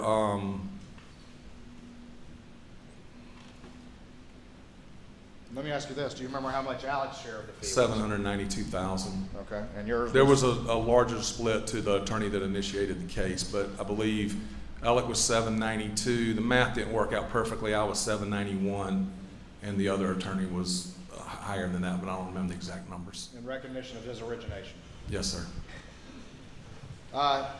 In March of 2021, did you ultimately receive the monies and prepare for disbursement?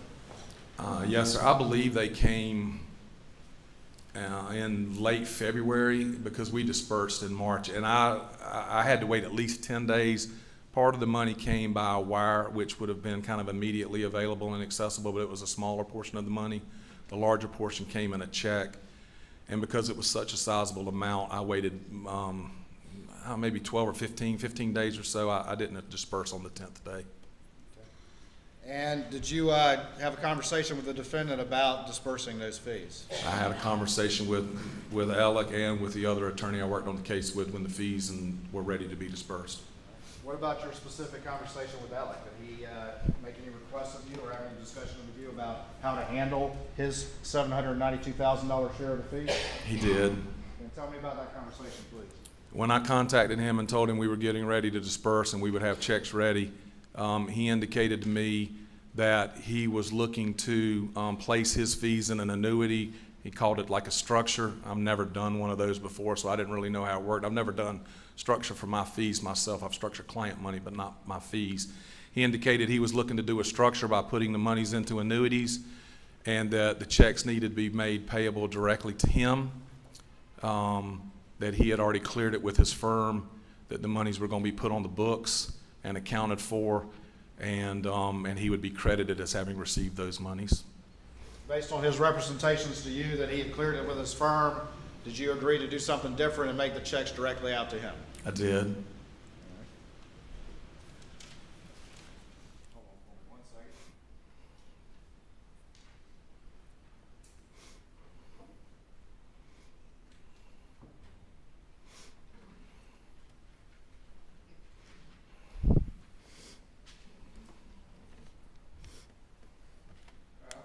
Quickly, what's been marked as Exhibit 345, states 345 for purposes of this in-camera hearing, and see if you recognize that particular document.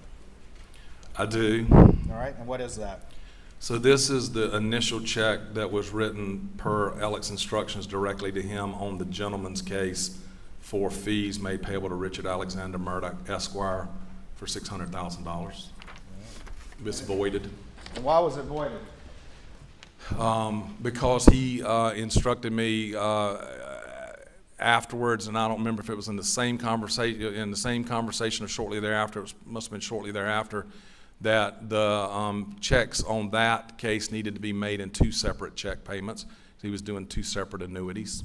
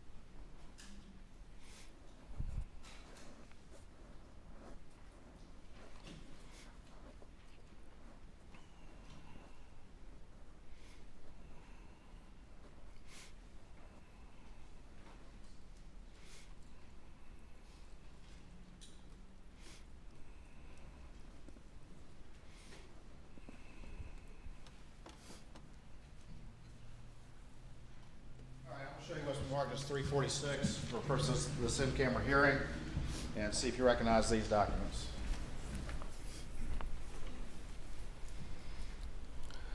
Yes, sir. The first page is the check payable directly to Richard Alexander Murdaugh, Esquire, for $192,000, and that is on the loss of consortium case for the wife. And on the bottom, just like that $600,000 check that was voided, it indicates it was for fees.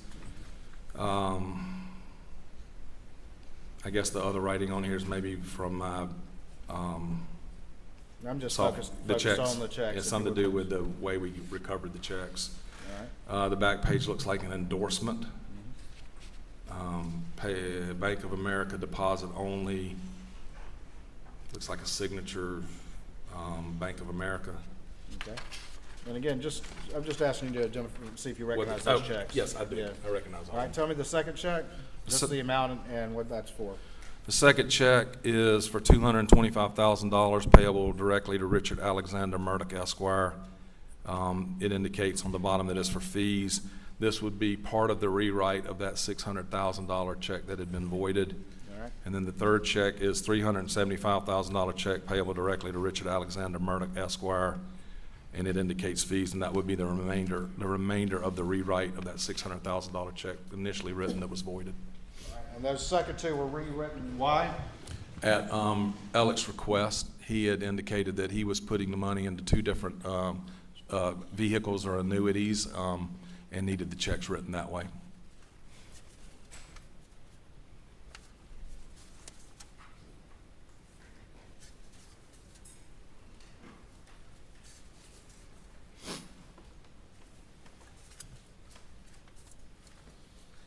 All right.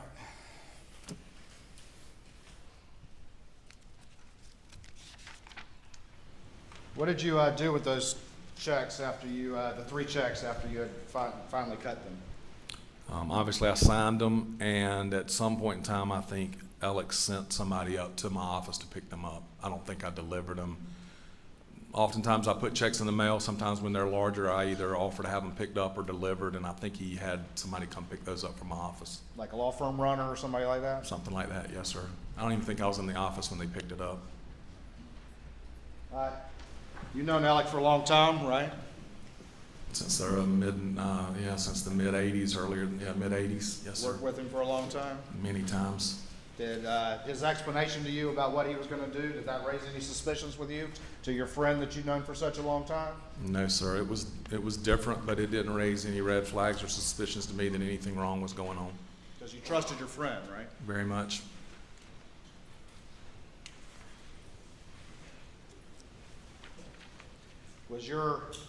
What was your perception of Alec's general wealth and success? Thought he made a lot more money than I did. Always seemed to do well in his practice. All I ever heard is that he was one of the biggest producers in the firm. It's his family's name on the firm, but they acted like it was his name on the firm too. He and I handled big cases together. When I talked to the partners and other members of that firm, they were talking about big cases that they were handling with him.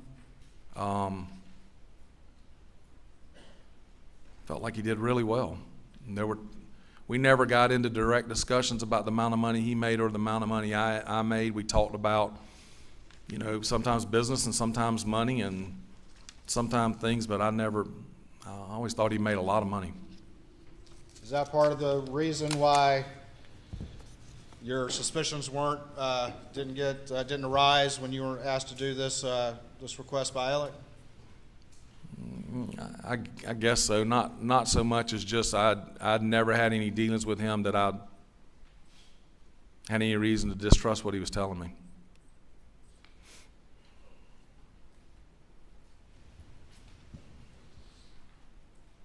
I mean, he was a partner in that firm. He had the authority, as far as I knew, to make decisions.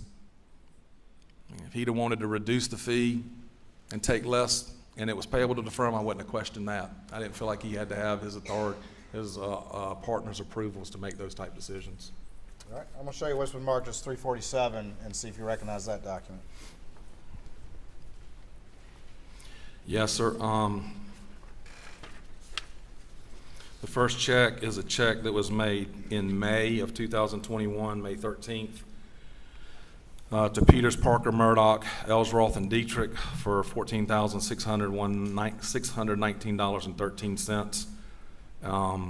I don't think on the bottom it says anything, but this was a cost reimbursement check on one of those two cases. And then the second check is a check made payable on the same day, May 13th, for the same amount of money plus 1 cent, so for 14 cents.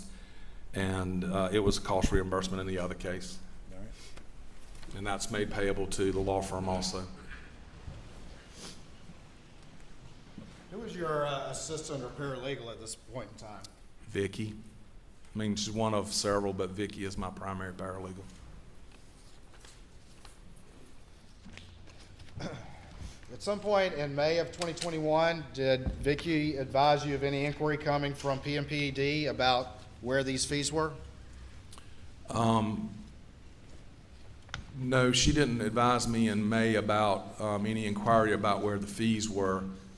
She had received an email in May from Alec's paralegal, Annette, that said, hey, we got the cost check, but we don't have the fees. Where are the fees? And she replied to that email to Annette and said, Your boss has already been paid the fees just like mine and the other lawyer. Vicky replied to that email. I didn't know about that email until all of this came out in September of what was going on. I didn't know about that reply email to Annette.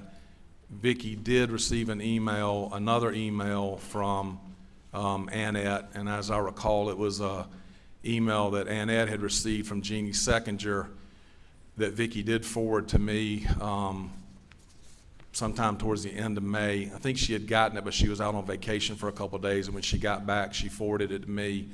And it was an email from Jeannie Seckinger that said something to the effect of, Alec thought he was owed more cost in the case, had some questions about cost, and they were trying to get some information so they could determine if they were owed more cost. She did forward me that email.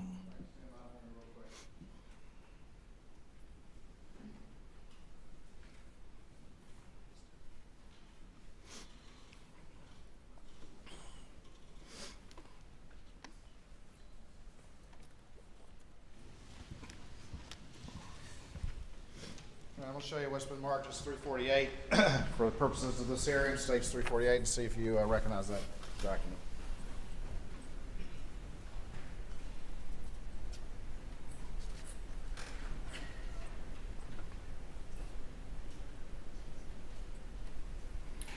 Yes, sir.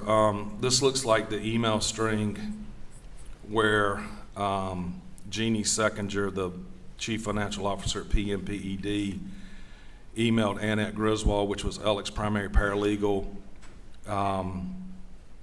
basically says that Nicole, I don't even know who that is, brought them the expense check and that didn't match their records. Alec thinks he has more outstanding cost, but can't say what, and they want to see if they can get some information concerning expenses and disbursements.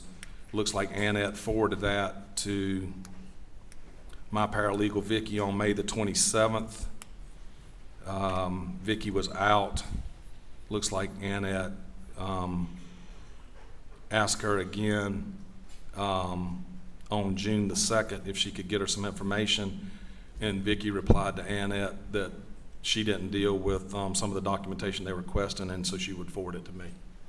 And what? That's June the 2nd. When? 2021, June 2nd. June 2nd, 2021. Yes, sir.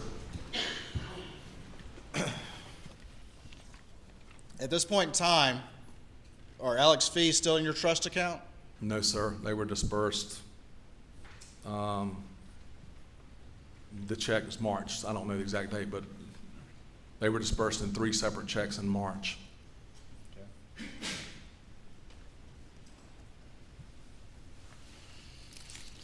At some point in time around this June 2nd, thereabouts, did you receive any call from Lee Cope? I believe I had a conversation with Lee Cope. I was trying a case in Hampton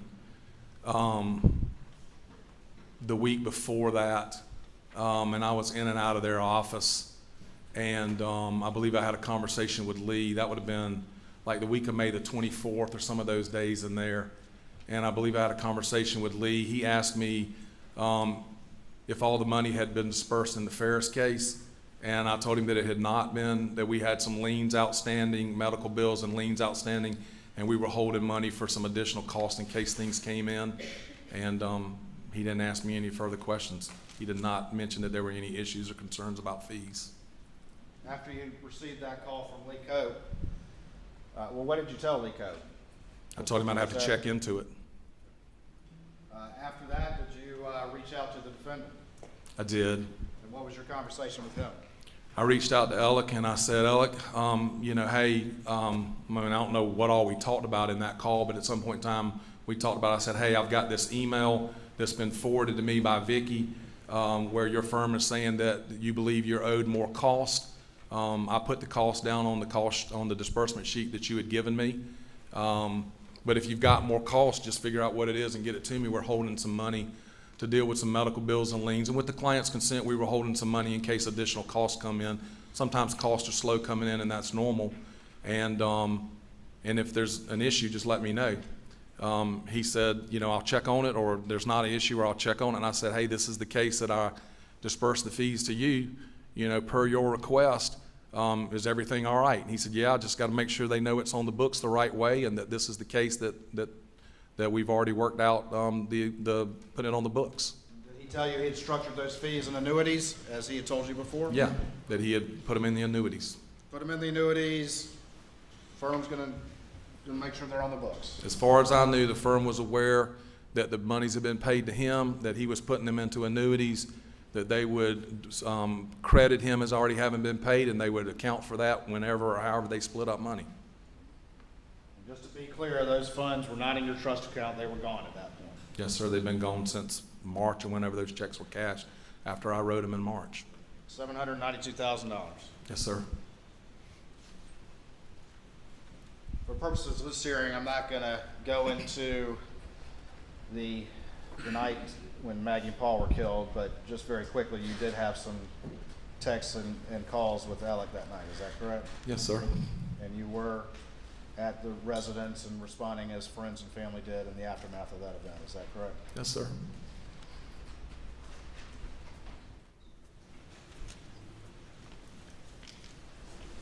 After a few weeks after the murders, did you, I've got one, You good?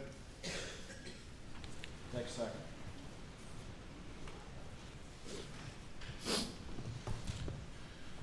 Fine.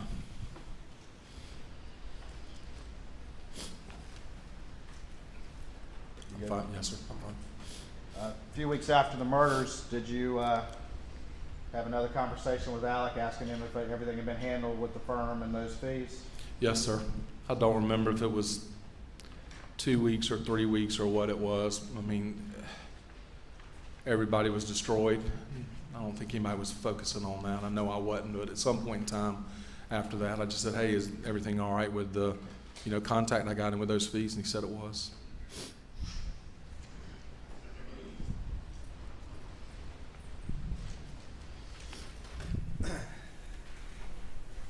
At some point in mid-July 2021, over a month after the murders, did Alec call you up and ask you anything about these fees? He did. Tell me what your conversation with Alec was about these fees. He contacted me and said that he was not able to structure the fees the way that he thought he was going to be able to do, that he had messed that up, and that the fees needed to be paid to the firm, and they needed to go back through my trust account.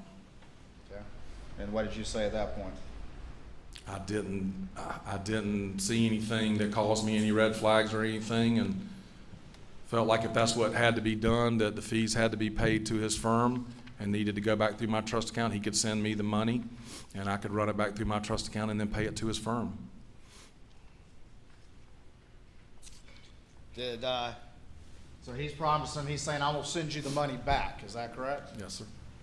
Did you ultimately receive any funds? 600,000 of the 792. You only received 600,000? Yes, sir. And how did you receive that? Do you recall? I think it came in 2 different wires, that either came on the same day or on back-to-back days. Did one of those wires come from Palmetto State Bank for $350,000? I believe so, yes, sir. And that was on or about July 15th? That sounds right, yes, sir. And the other was about $250,000 on July 16th, 2021? I believe from Bank of America, yes, sir. That was only $600,000? Yes, sir. So you're short from what you'd already given to Alec, correct? Yes, sir. How much are you short? $192,000. $192,000. Yes, sir. Did you have a conversation with Alec about being short? I did. And what was your conversation with Alec? He told me that he wasn't able to access the $192,000 immediately, that he had already put it into the annuity, but he couldn't do it the way he wanted to, but he couldn't access it because it would be penalized if it was withdrawn, and that he would get me the money. So what did you do in response to what your friend told you to do, or told you about the reason why he was short $192,000? I mean, at that point, I had an indication that I was supposed to have $792,000 in my trust account that was supposed to have been paid to his firm. I'm responsible for that trust account. I put $192,000 of my own money in that trust account to cover the shortfall. Based on his representation that he'd get you back? Yes, sir.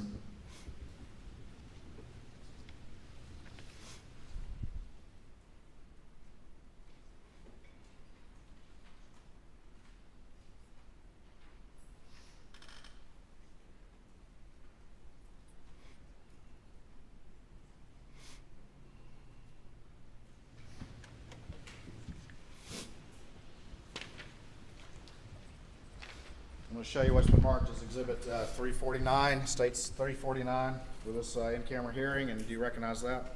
I do. Tell me what that is, please.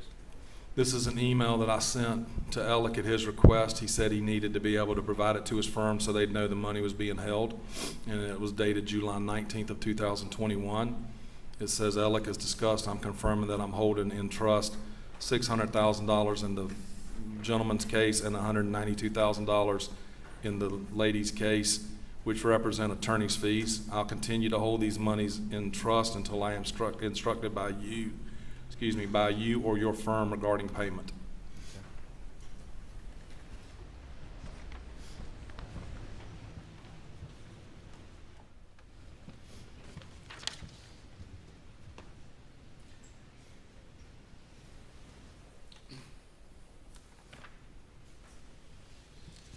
You sent that email at that point in time. Did you receive any further inquiry at that point in time, at least, from the law firm saying, all right, go ahead and send us the 792? Mr. Waters, I didn't hear anything else from the law firm at all until September the 3rd, 2021, about 3 o'clock in the afternoon, when Mr. Lee Cope called me. The first question he asked me was I still holding $792,000 in my firm? That seemed to be his first concern, and I said, yes, I am. And he said, well, we need to get that money paid to us. And then he told me that they had discovered a check that I think I remember him telling me that was from me to Alec in the firm, and that they had discovered that Alec was stealing money from the firm and from clients, and that he could not talk very long, and asked me not to say anything to anybody until the following Tuesday when they could issue a press release. Let me slow you down just real quick before we get there. At some point in time in August, did you attend any event or any conference where you saw Alec? I did. And what was that? It's called South Carolina Association of Justice now. I still call it the Trial Lawyers Association. We have an annual convention in Hilton Head every August, the first weekend, and I usually attend and was there. And Alec was there. Did you see Alec there? I did. And did you have any conversation with him at that conference about the $192,000 that you covered for him when he was going to pay that back? I believe I asked him about it, and he indicated he was working on it.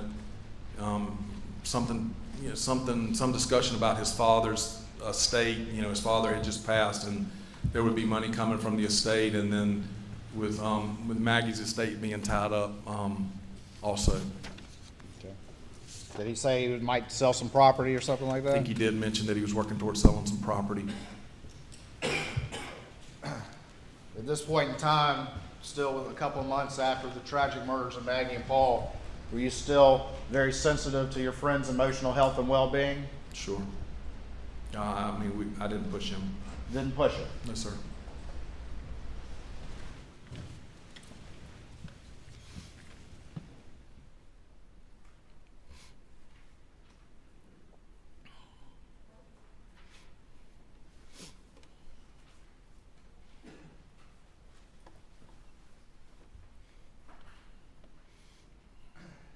After that conference where you asked him about it, didn't want to push him, did you have another conversation with him about when that money might be paid? I believe I did, yes, sir. All right, I'm going to show you what's been marked as states 350 for this hearing, see if you recognize that. I do. Tell me what that is. It is a very rudimentary, handwritten, scratched out promissory note that I asked Alec to sign for me, which he did August 17th of 2021. Acknowledging that I had loaned him $192,000 that he would repay within 60 days, I think is what it says. And tell me how the circumstances of how you came to get this, essentially on a folded piece of paper. This is a copy of it, right? It is, yes, sir. All right, tell me about it, please. That was more about, I wanted to get repaid my money as quickly as possible, but that was more about, I was concerned, just like everybody else, everybody in his firm and everybody in his family, that he was going to do something to himself, that he was going to kill himself. And I knew enough to know that that I couldn't make a claim against his estate if there wasn't something in writing. And so that was more, I went to him and said, Alec, look, I hate to even ask this, but I need to ask you to do this in case something happens to you. And I phrased it like if you get hit by a car or something, but it was It was more about worried about what he might do. And I need to ask you to do this so that if there's a problem, I can deal with it. And he did. He didn't have a problem with it.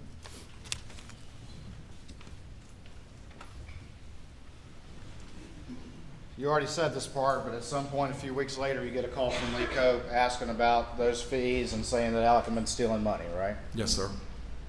That hit you like a thunderbolt? It knocked me down. I mean, I was with a group of guys. I could not talk. Lee told me he could not talk very long. I didn't know how to react. Did you try to get in touch with Alec? I did. I mean, I couldn't do it immediately. I think I spoke to Lee for just a minute. He told me I needed to call him right back. I called him back. We talked for just a minute.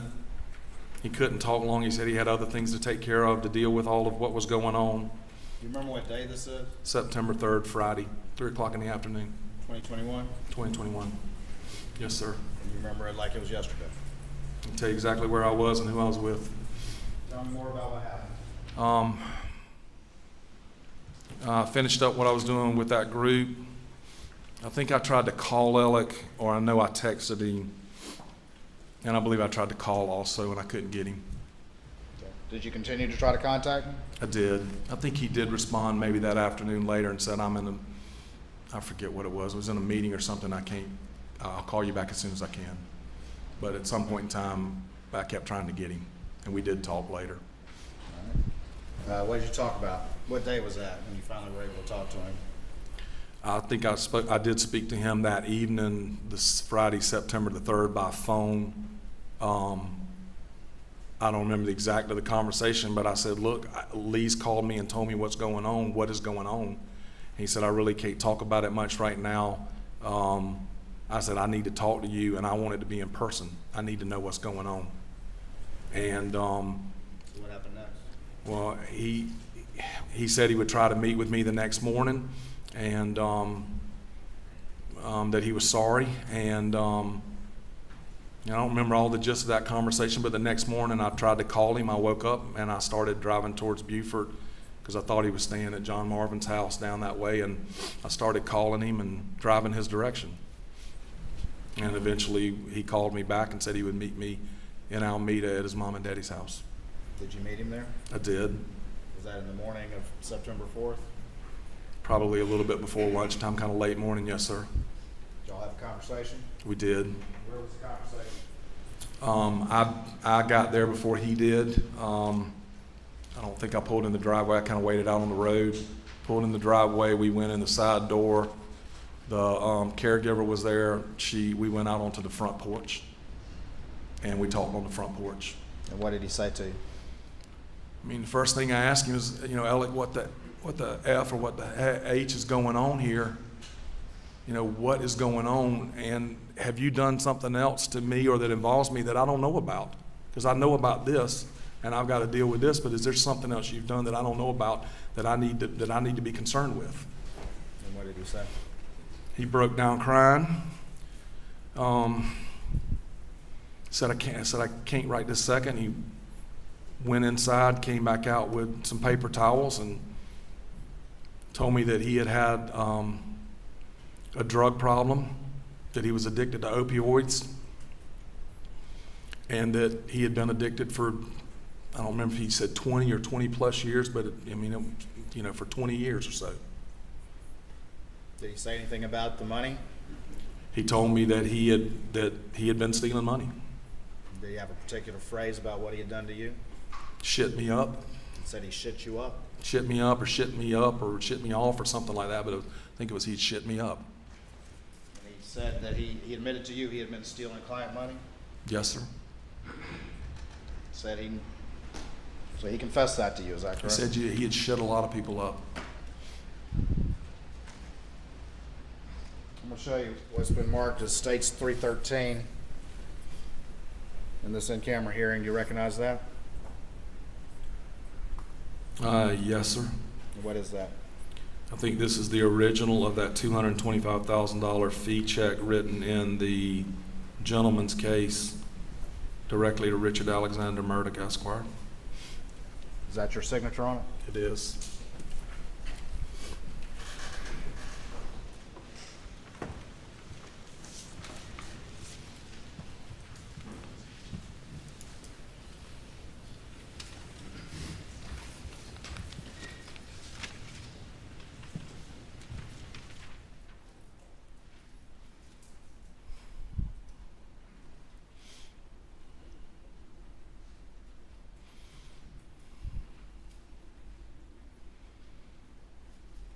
How did that conversation end?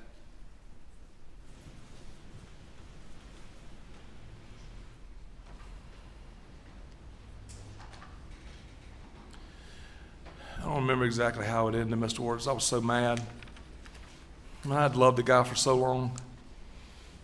And I probably still loved him a little bit, but I was so mad. And I don't remember how it ended. I left. I mean, I asked him, how did I not know these things or see these things, and we talked.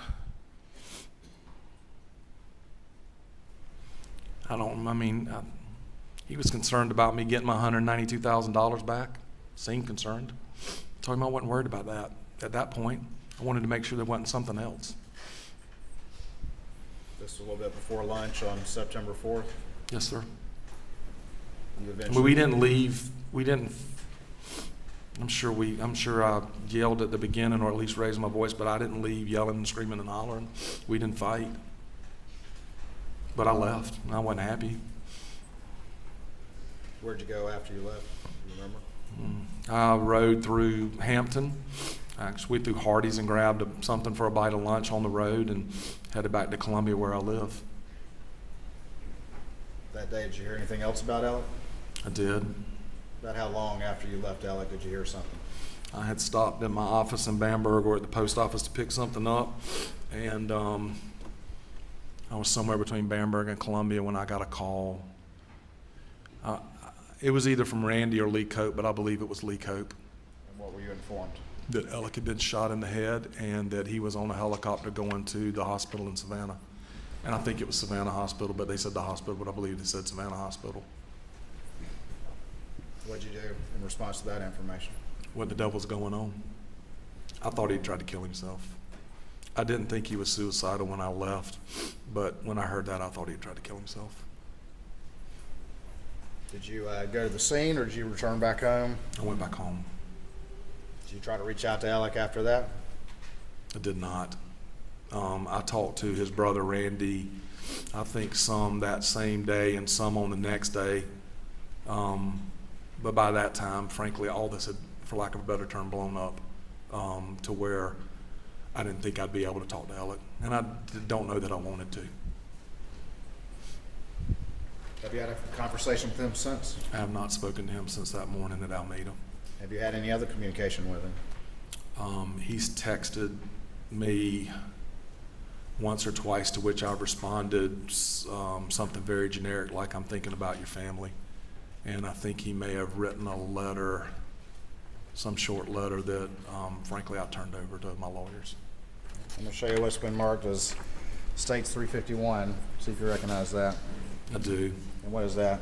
This is one of the texts that I received from Alec and my response. Is that a number you previously had recognized being Alec's?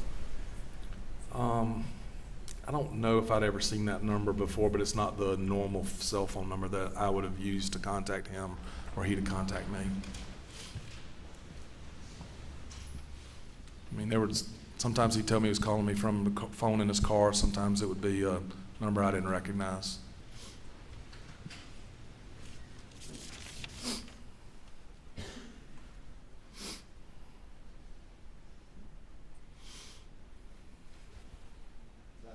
Screen there.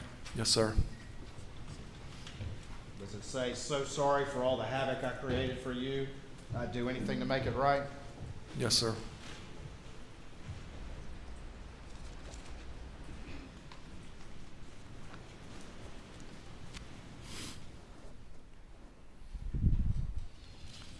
Thank you, Mr. Wilson. That's all the questions for this in-camera hearing, Your Honor. By the defense. We have no questions, Your Honor. All right, Mr. Wilson.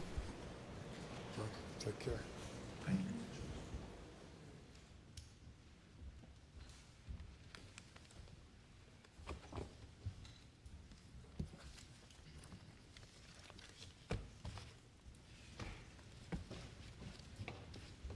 many more witnesses do you anticipate on this matter? There's a lot of moving parts, Your Honor. I do have a law firm witness that I would like to call on this particular matter, one of the partners. We have the Satterfield matter. There is a confession of judgment, but we can present testimony on that as well.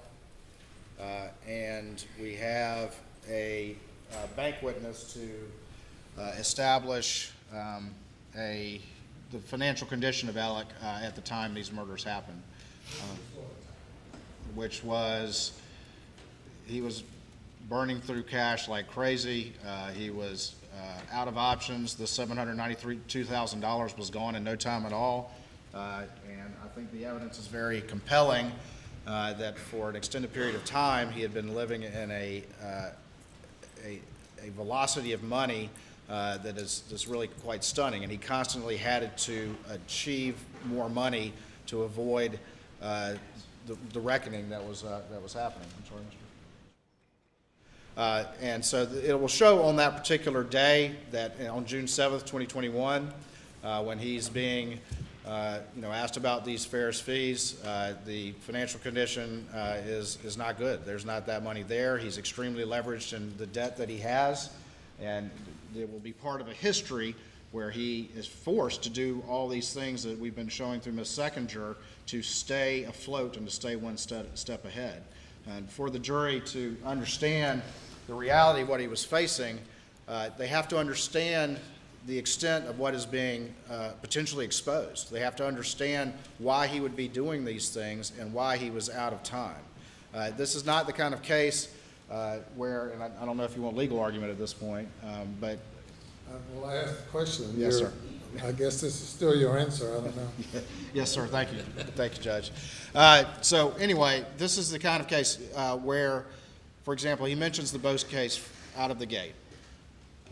The Boat case, the hearing was going to be that week. We will establish evidence that the hearing was to get access or get identification of his accounts. Once that happens, that he would be unable, there would be not long before what had been going on would be exposed. And what we're talking about, and this is really how it's different from some of the other res geste and other cases that you're looking at, is it's really about the fear of what is about to be exposed. And what we're talking about, again, is a decade of malfeasance and misappropriation that ultimately would result in the charges that it's resulted in, as well as loss of his livelihood and loss of his law degree. And that's the real fear that was there. And when we look at June 7th in particular, at that point in time, he's out of options. We've heard from Ms. Seconder that in the past, if he'd been able to pay that money or repay that money, then he could always kick that can down the road. But on this particular day, the state believes we have evidence, and we believe it's a reasonable inference from those evidence that he was out of options. But for the jury to really understand what's going on, they have to understand the full picture of what this man has been doing and what he's been trying to hide. And frankly, what he was able to successfully hide in the wake of these murders. The bank witnesses will also establish, relevant specifically to this particular witness and the events that you've heard about, is that one of the first things that Mr. Murdaugh did, business-related, was to secure $600,000. He got a loan from PSB, Palmetto State Banks, that wasn't even on the books. They just wired the money. Russell Lafitte wired the money, $350. He borrowed $250,000 from another person, and that's the $600 that he gave to Chris, that he used to talk Chris into telling PMPED that all $792 were back in the account. And so again, that's one of the first things he did to stave off the inquiry that very morning, 6/7/21, was to get that money in there, and it did. It staved off the inquiry. The fact that Ms. Seconder, there had been a number of things that had been occurring over a while, ultimately turned her attention back to Alec, it doesn't change the fact that it did effectively delay that time period and delay the ultimate detection of that. And he was able to put that money in, much as he was able to do when he stole the $125,000 from his brother, or he used the firm credit card, or what we see throughout this, throughout the extent of his financial matters. So the bank witness ultimately will establish two things. Number one, his financial condition at the time, and number two, his efforts in the wake of the murders to secure that additional money so that he could get enough back to Chris Wilson to talk him into telling the law firm that there was nothing to see here, that everything was okay. And frankly, it worked until two things happened. Number one, Ms. Sechinger started to look back at the Hirschberg matter, and then more importantly, and we have another law firm witness, don't know what the check's up on the screen, stand by for me, Your Honor, that found this check right here, this very one, in his office, right around that same time in early September. And at that point in time, they knew that he had been lying to them about these particular fees. And that's what caused everything to unravel. And then, just like we see, Your Honor, with what happened on June 7th, 2021, within a short period of time, the side of the road happens. And Alec immediately claims that he was the victim of a horrible attack, and everyone immediately assumes that the bad guys are back. There's a symmetry, Your Honor, between what happens on the side of the road and what happens on June 7th, because when the hounds are at the door, when Hannibal's at the gates for Alec Murdaugh, violence happens. And the same thing happened on the side of the road that happened on June 7th. And for this jury to understand the real picture of this man that I will remind Your Honor, I know you're well aware of, that they have already repeatedly put into issue his character and what a loving father he was and all the rest of it, they need to understand really what this man was hiding. And he was hiding something we have never seen before. And the pressures of that are important for the jury to understand why this man might do that.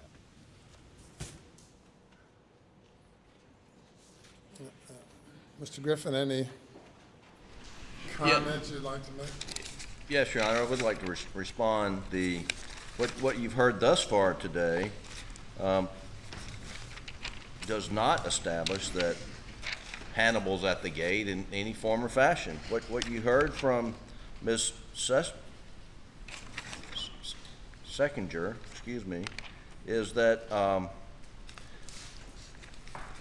what's the language she used? Hang on, I've got it right here. Quote, there's a history of trust and brotherhood in that firm, and that some similar events have happened in the past where Alec had been overdrawn with the firm through loan checks or expense checks, and that eventually the money gets paid back and everyone goes about their merry way. I mean that is basically what she testified to, Your Honor, and this sort of concept that Alec committed murders to cause a delay in the firm investigating this diversion of fees was debunked by her own testimony, where she said, number one, Mr. Randolph Murdaugh was going back in the hospital to die, and that I stopped in my tracks and I became a friend and stopped looking, and that Mr. Murdaugh did die. I mean, that's what stopped her conversation, and that's what stopped her inquiry on June the 7th, by her own testimony. And then you go forward, and then she says she passed it off to Lee Cope. And then Lee Cope kept following up, and he communicated with Mr. Wilson. And Mr. Wilson sent an email. Alec had gotten money back into the account. And frankly, Your Honor, if this plays out, as we attach to our response, the draft transcript from the trial testimony in Russell Lafitte's case, that Mr. Murdaugh had in progress at Palmetto State Bank a loan application to get refinancing, and that Maggie's murder stopped and delayed that. And it had the complete opposite effect. He wasn't at the end of his rope. The murder of Maggie, if we have to play out this, the murder of Maggie actually caused a delay in the refinancing of the Edisto house, and it precluded getting additional loans from Moselle. And so those are the facts. And how murdering Maggie Murdaugh and murdering Paul Murdaugh eased his financial stress, it didn't. There's no financial gain, as we said. There's no life insurance. There's nothing to be gained by it. And so there's no logical connection from his, disastrous financial house and potentially having to be answer to financial misconduct within the firm, losing his law license, being criminally prosecuted, and it's all just a theory. There's no facts. It's all just a theory. But the theory is the best way out is for him to murder his wife and son and put himself bullseye in that circle that you heard about in the testimony of this case, and that he is the prime suspect number one because he's the father, he's the husband, he finds the bodies, they show up and he's holding a shotgun, and he does that to get out from under scrutiny of a $700,000 diversion of fees with a history of trust and brotherhood in that law firm. Your Honor, there is no logical connection whatsoever, and it does not lead to evidence of motive. And we can have more testimony, but frankly, Your Honor, it doesn't meet. And then if we go into 403 and unfair prejudice, I mean, you heard a lot of unfair prejudice here, but the undue delay, confusion of the issues to the jury, I mean, they've got a whole lot more evidence about financial misconduct than they have about a murder and evidence of guilt in the murder case. And that's what this is all about. With regard to the list of other witnesses that Mr. Waters indicates that the state has,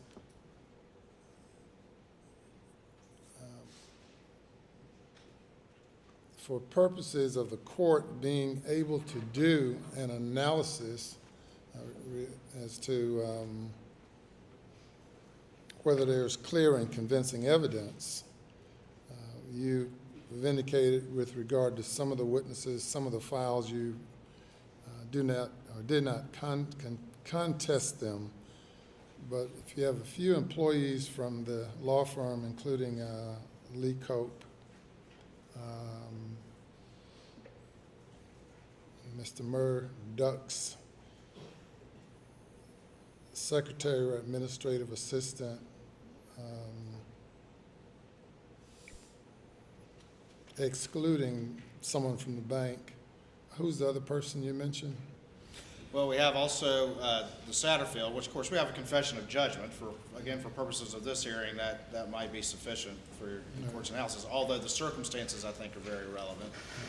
And then with the boat case, the one thing I want to add, and that would be Mark Tinsley in the boat case, is to understand the context of the boat case and understand how this all relates to everything, is not only was the discovery there being sought by Mr. Tinsley, but there will be testimony, and again, this is all in transcripts, which they have, and I don't know, I've talked with the defense about, obviously they don't have to concede and they'll be able to cross and all the rest of it, but it is in transcripts. They've had a chance to review it, whether or not that's sufficient, at least for an in-camera determination. But one of the things that Mark Tinsley will say was the very aggressive posture which they were taking in the boat case, which meant that Alec Murdaugh was not a defendant of convenience, that the goal of the litigation, at least as it related to him, was a personal recovery.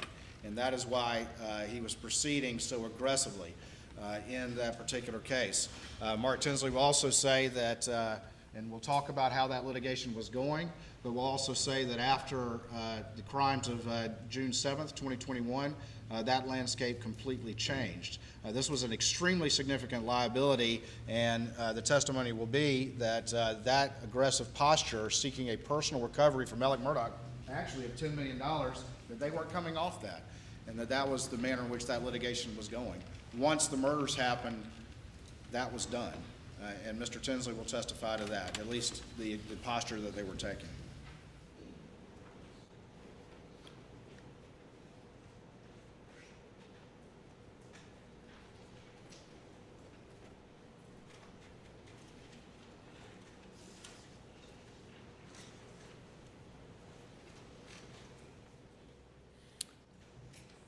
Well, the court has heard sufficient amount of, received sufficient amount of evidence to make a determination regarding clear and convincing evidence involving the law firm, and I do not need to hear from Mr. Cope or the other witness, what's her name? Ms. Griswold, in order to make that determination of there being clear and convincing evidence.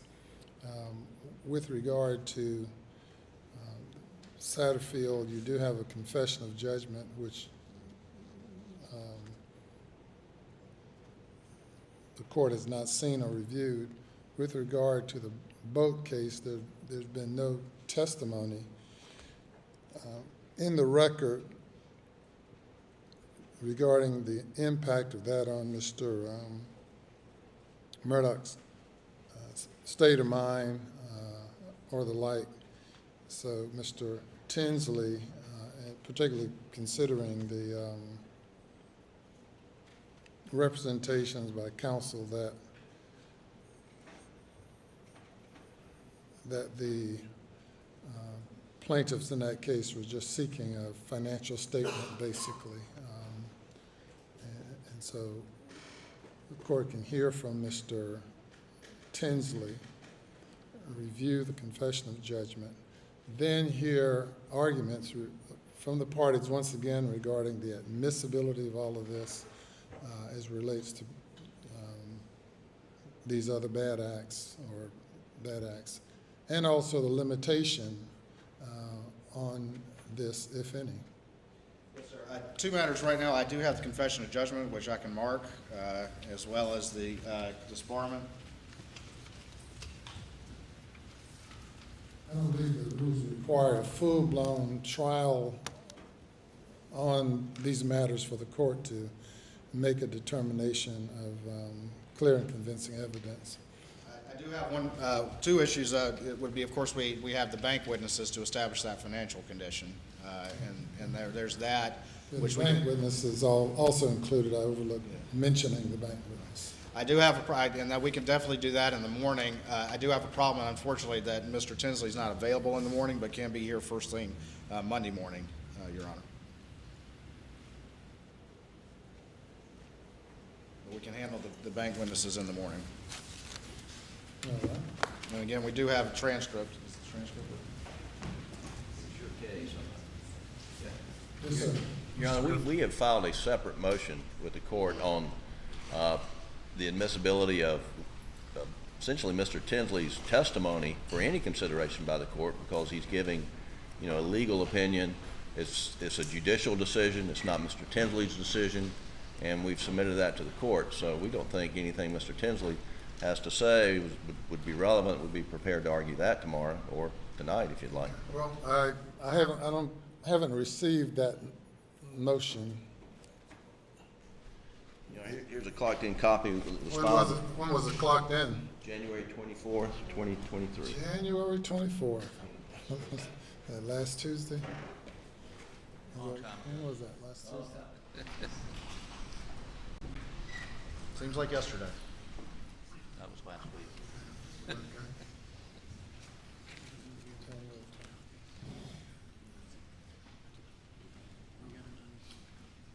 I did see that. I didn't realize that was pertaining to Mr. Tinsley.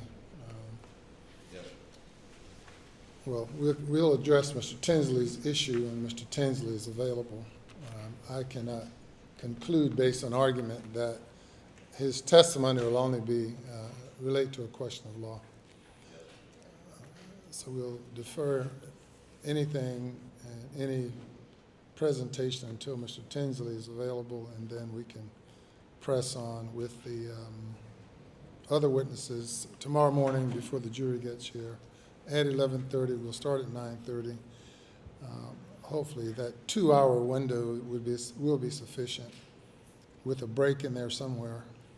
Regarding the Satterfield matter, what's the defense's position on that?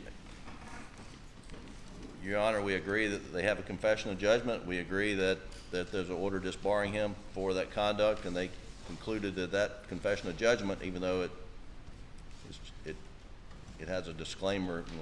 Anyway, the Supreme Court concluded that is an admission. So, for purposes of disbarment, and I'd be hard pressed to argue against that satisfying, clear, and convincing standard. That's all. And what year was that? The wrongful conduct. Well, yeah, well, the Satterfield matter, I don't have it off the top of my head, but it was quite some time ago. 2019, 20, 29, no, 20.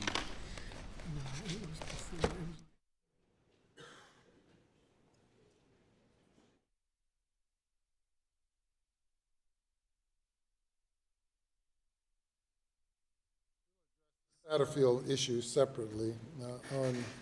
Aside from the court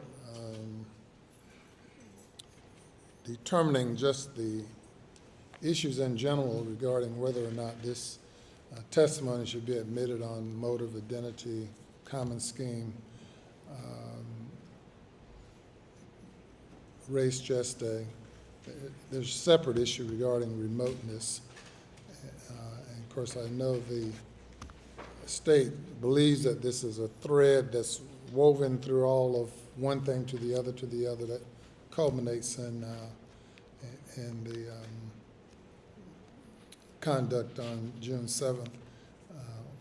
We'll hear arguments on that later. Your Honor, not to belabor the point, the additional ground would be consciousness of guilt, which is a basis for admissibility. And again, that's kind of what we're talking about. I mean, that goes under 404, but the case law is long. The consciousness of guilt is fear of detection is a basis for us. You submitted something on that? I'll get you some additional cases on that, Your Honor. We'll have that for you by tomorrow. All right. Not sure what act he is going under the consciousness of guilt prong to the extent it exists. I don't know what he's talking about. I don't know either. We'll see. Well, again, he's trying to avoid facing life without parole and the loss of his livelihood. And for the jury to understand that, it's more than just $792,000. It's this entire time period. And that is really the issue, is avoiding that detection. Okay, well, we've done enough on this day. We'll resume at 9:30.